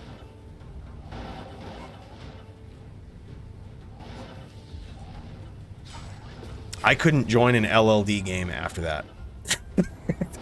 I couldn't join one LLD game without it turning into an absolute rage fest from that one time that I slayed the entire room and nobody had anything to say about it. I was the biggest noob. The only reason I won is because I had hybrids, but little did some of them know. The people that were tilted the most had no idea who I was from before. They had no idea that I was like one of the top duelers back in the day. Like, they didn't know that they got their ass kicked by a toxic individual that was also at one point a good GM dueler. They just thought I was a rando. So that tilted them even more. And never could I live it down, dude. Every single game I walked into. Like, it was so funny because I remember one time they were like, go to the game. Right? Like, I was in a public game, which was like low-level duels, is what it used to be called. I would step in there, and they said, go to the game. And they thought that it was all private, and I was such a noob, and I didn't know what it was. I knew they were going to LLD 101 password aim. I've fucking been there before. I know what's up. So I would go there, and I would meet them there, and they would be so pissed. Because now, they don't know how I knew that. But, like, I did. And now they couldn't be cunts. Like, I showed up and, like, there was a different set of rules in LLD 101 AIM. They couldn't be cunts. Like, you know what I mean? So, when I stepped in with my GM dueler, they suddenly had to get their act together. But they weren't happy about it. So, they started... This is what LLD was. This is, remember back when I used to call LLD the WWE of Diablo 2? Well, this is why. I would step in there, and none of them would step out against me in a GM duel, because half of them were fucking Zons, and I would smash them with the Libby. I would smash the Zons. I was the best paladin. Like, nobody could beat me.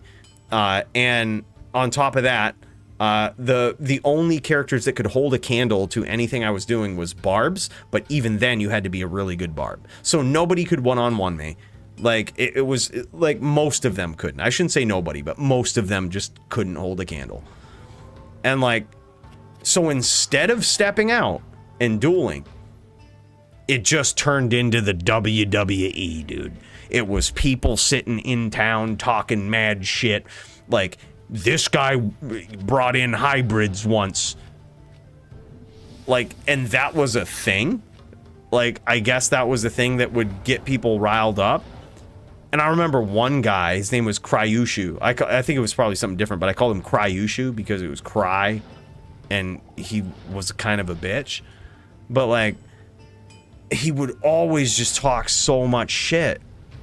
Like, I would step in, and he would immediately start trying to posture up. Like, he would start talking to people. He'd be like, yo! He would, like, talk to the other people in the game. He'd be like, yo, John!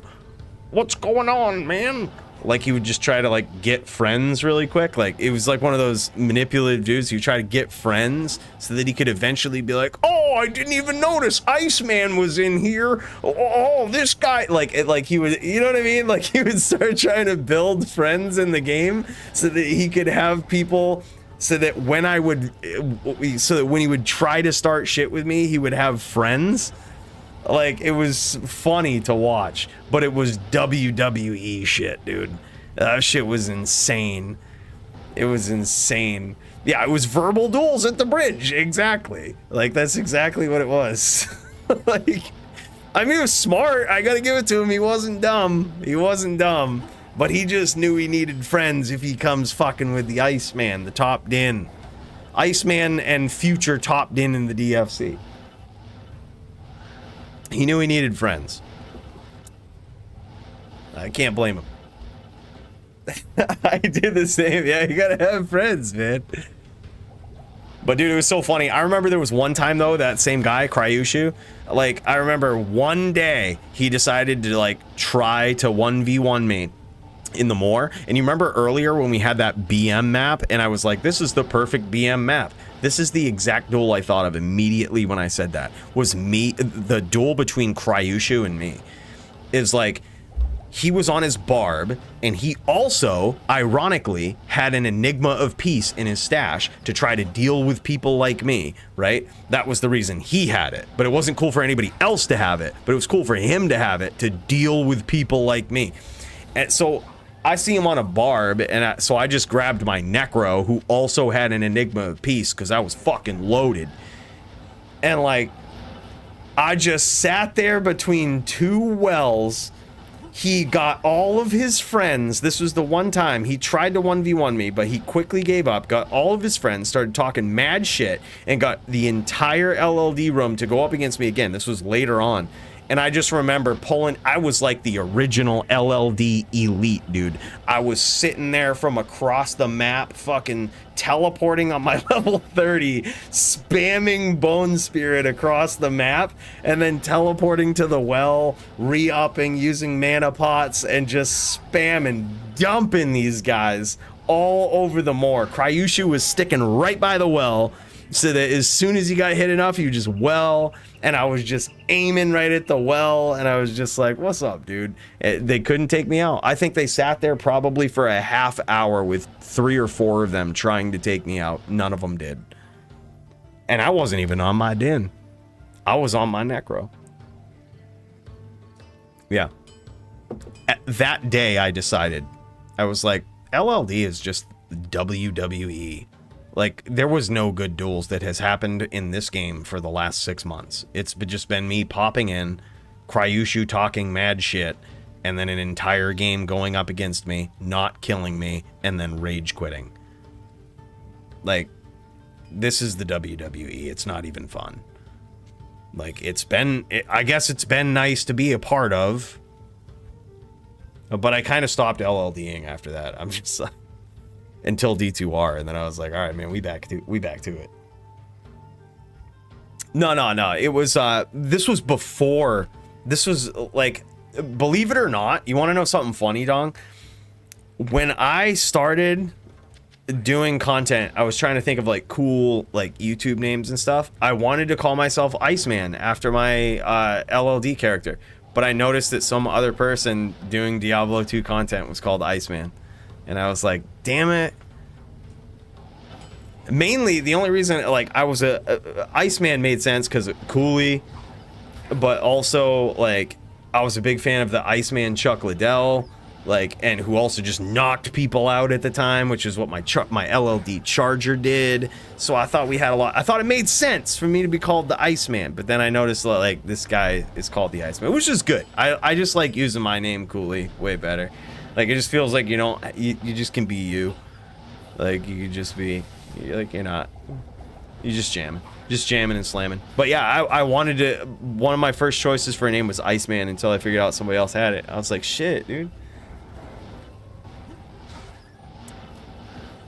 Oh yeah. Dude, Iceman's awesome too. I love that guy, dude. I think he's great. He's hilarious. As soon as I saw a PD2 duel with that guy, like in PD2, when he stepped out in the moor and started dueling people, I thought it was the funniest video ever. And I was just like, this guy is awesome. He was like not the greatest at dueling, but it was just entertaining to watch. And I'm like, that's awesome, man. Which is what PvP is all about. Like, if you're gonna, I mean, it was kind of my strategy making PvP content. I knew I was good at dueling, but I certainly wasn't the best. So I was like, you just can't pretend you're the best. You just gotta go in and have fun. Holy shit, Dio just got there with a, you know, sometimes it's skill, sometimes it's a random NATO, and that time I think it was a lot of skill.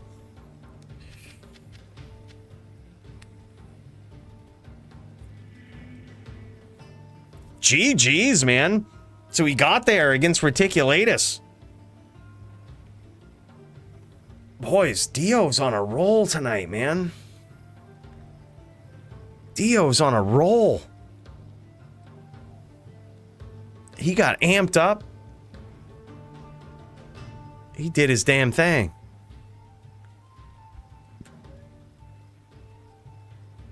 Dude, cool. Dio, do you want to take on Coolio low? He says he's top Zon. Yo, bro, make game. We've all wanted to see Coolio low duel for like months now. He says he's top on. He says he's top Zon. All right, yeah, dude, Coolio, come to this game. It's called Test 123. I don't know what the password is, but he has like bad ping too. So this is your chance. This is your opportunity.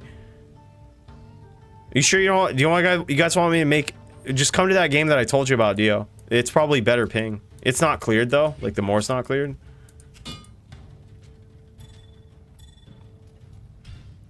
Dude, I think it would be cool. I'd be down for that, dude. Yeah, I like that guy. I think he's funny.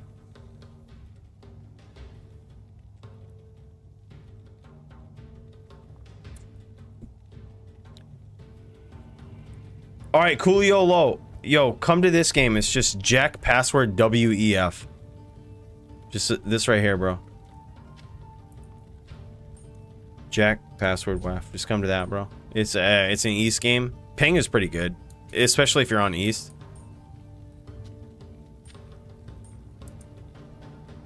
It's not bad. Dio is anxiously awaiting a duel with the top Zon.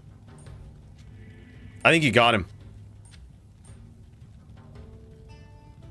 He comes in, BMF pal. Is that him? No shot. Top Zon brings a paladin. My internet not twerking. Give me half hour. Oh shit, I knew that was coming. My internet's not working. Oh, Dio, I think you're off the hook. Dodge. Oh, that's great.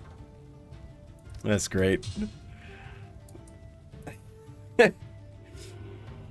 By the way, man, this was an awesome night of fights. Holy shit, man. We even got a second chance duel in there with the Reticulatus. Unfortunate, man. Dude, Dio is a discouraging druid to duel against, man. I know it firsthand.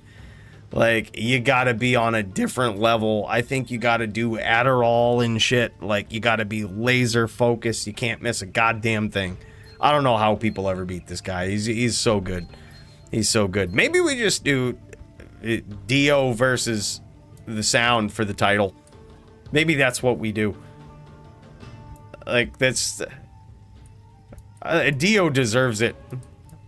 Max very highly ranked though. We're gonna have to figure this out. We'll see who signs up next week. We'll see who signs up. That's gonna dictate who's gonna go for the title shot. If Riz comes back to defend his title, great. If not, vacant title. If Riz ain't there, we'll give a new title shot, dude. I think Sound certainly deserves it. We'll see how it goes. If it is vacant, it's probably a toss-up between Dio or Max. I think just both of those guys have been doing so well. And who wouldn't want to see Max versus Sound or Dio versus Sound? I think if it was Dio versus Sound, I think Sound would see... If Sound beat Dio, that's a huge statement. That's a huge statement. I think arguments could be made for top Din of all time. Like, that's insane. I don't think it would happen though. I even think Sound versus Max would be tough for Sound. But again, either one of those would be a big statement. Yeah, I think Max versus Sound would be fun. I also think Dio versus Sound would be fun, but I just feel like it would not be fair for Sound. Like, I feel like it would be a slaughter fest. But you never know, dude. You never know. It's you say that, but Sound is a different kind of player, man. He is a good Din. He's very, very good. Yeah, neither of those are fair for sure. Like, I think it's not fair versus Dio, but it's a little more fair versus Max. But I still think Max gets it. But I have no idea. It's tough, man. He's like I said, a different dueler. He's the top Din in the DFC, top murder Din in the DFC. This guy is a standout right here. We'll see. We'll see who signs up though. I always smoke so heavy crack before intense match in Diablo. Oh man, dog of the man. It costs to be the top of the DFC. Oh my god. Oh, that's great. Boys, hey, thank you so much for joining me tonight. I appreciate you guys. This was awesome. What an incredible night of fights, man. If you're not in the Discord, feel free to pop in there and join us. You never know what kind of juck fuckery you might see. But, guys, wow. What a hell of a night.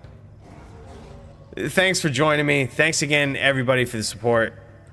GGM, Kyle, everybody. I know David, Benj, Carter. You guys are the best, man. I can't thank you enough for the support you give me to keep the juck fuckery alive, the juck fuckery going. It's awesome, man. Boys, GG's. GG's. Stream more on Twitch. You'll have people watch it. Yeah, dude, we'll probably be over there tomorrow for the D4 launch. Yeah. I like to do them on YouTube for DFC because Twitch will delete the VODs. YouTube never will. So, I started doing this because I thought that YouTube did not have enough Diablo 2 PvP content, and that's why I want this stuff to kick around forever, and YouTube will never delete it. That's why we stream on YouTube for DFC matches. But any of the other stuff, I like Twitch as well. So we'll be over there. Big cheers to that, man. Guys, thank you so much again for joining me. Really appreciate you. Big cheers to you guys. Now I gotta finish up all this vodka. We'll see you boys in the Discord. Have a great night.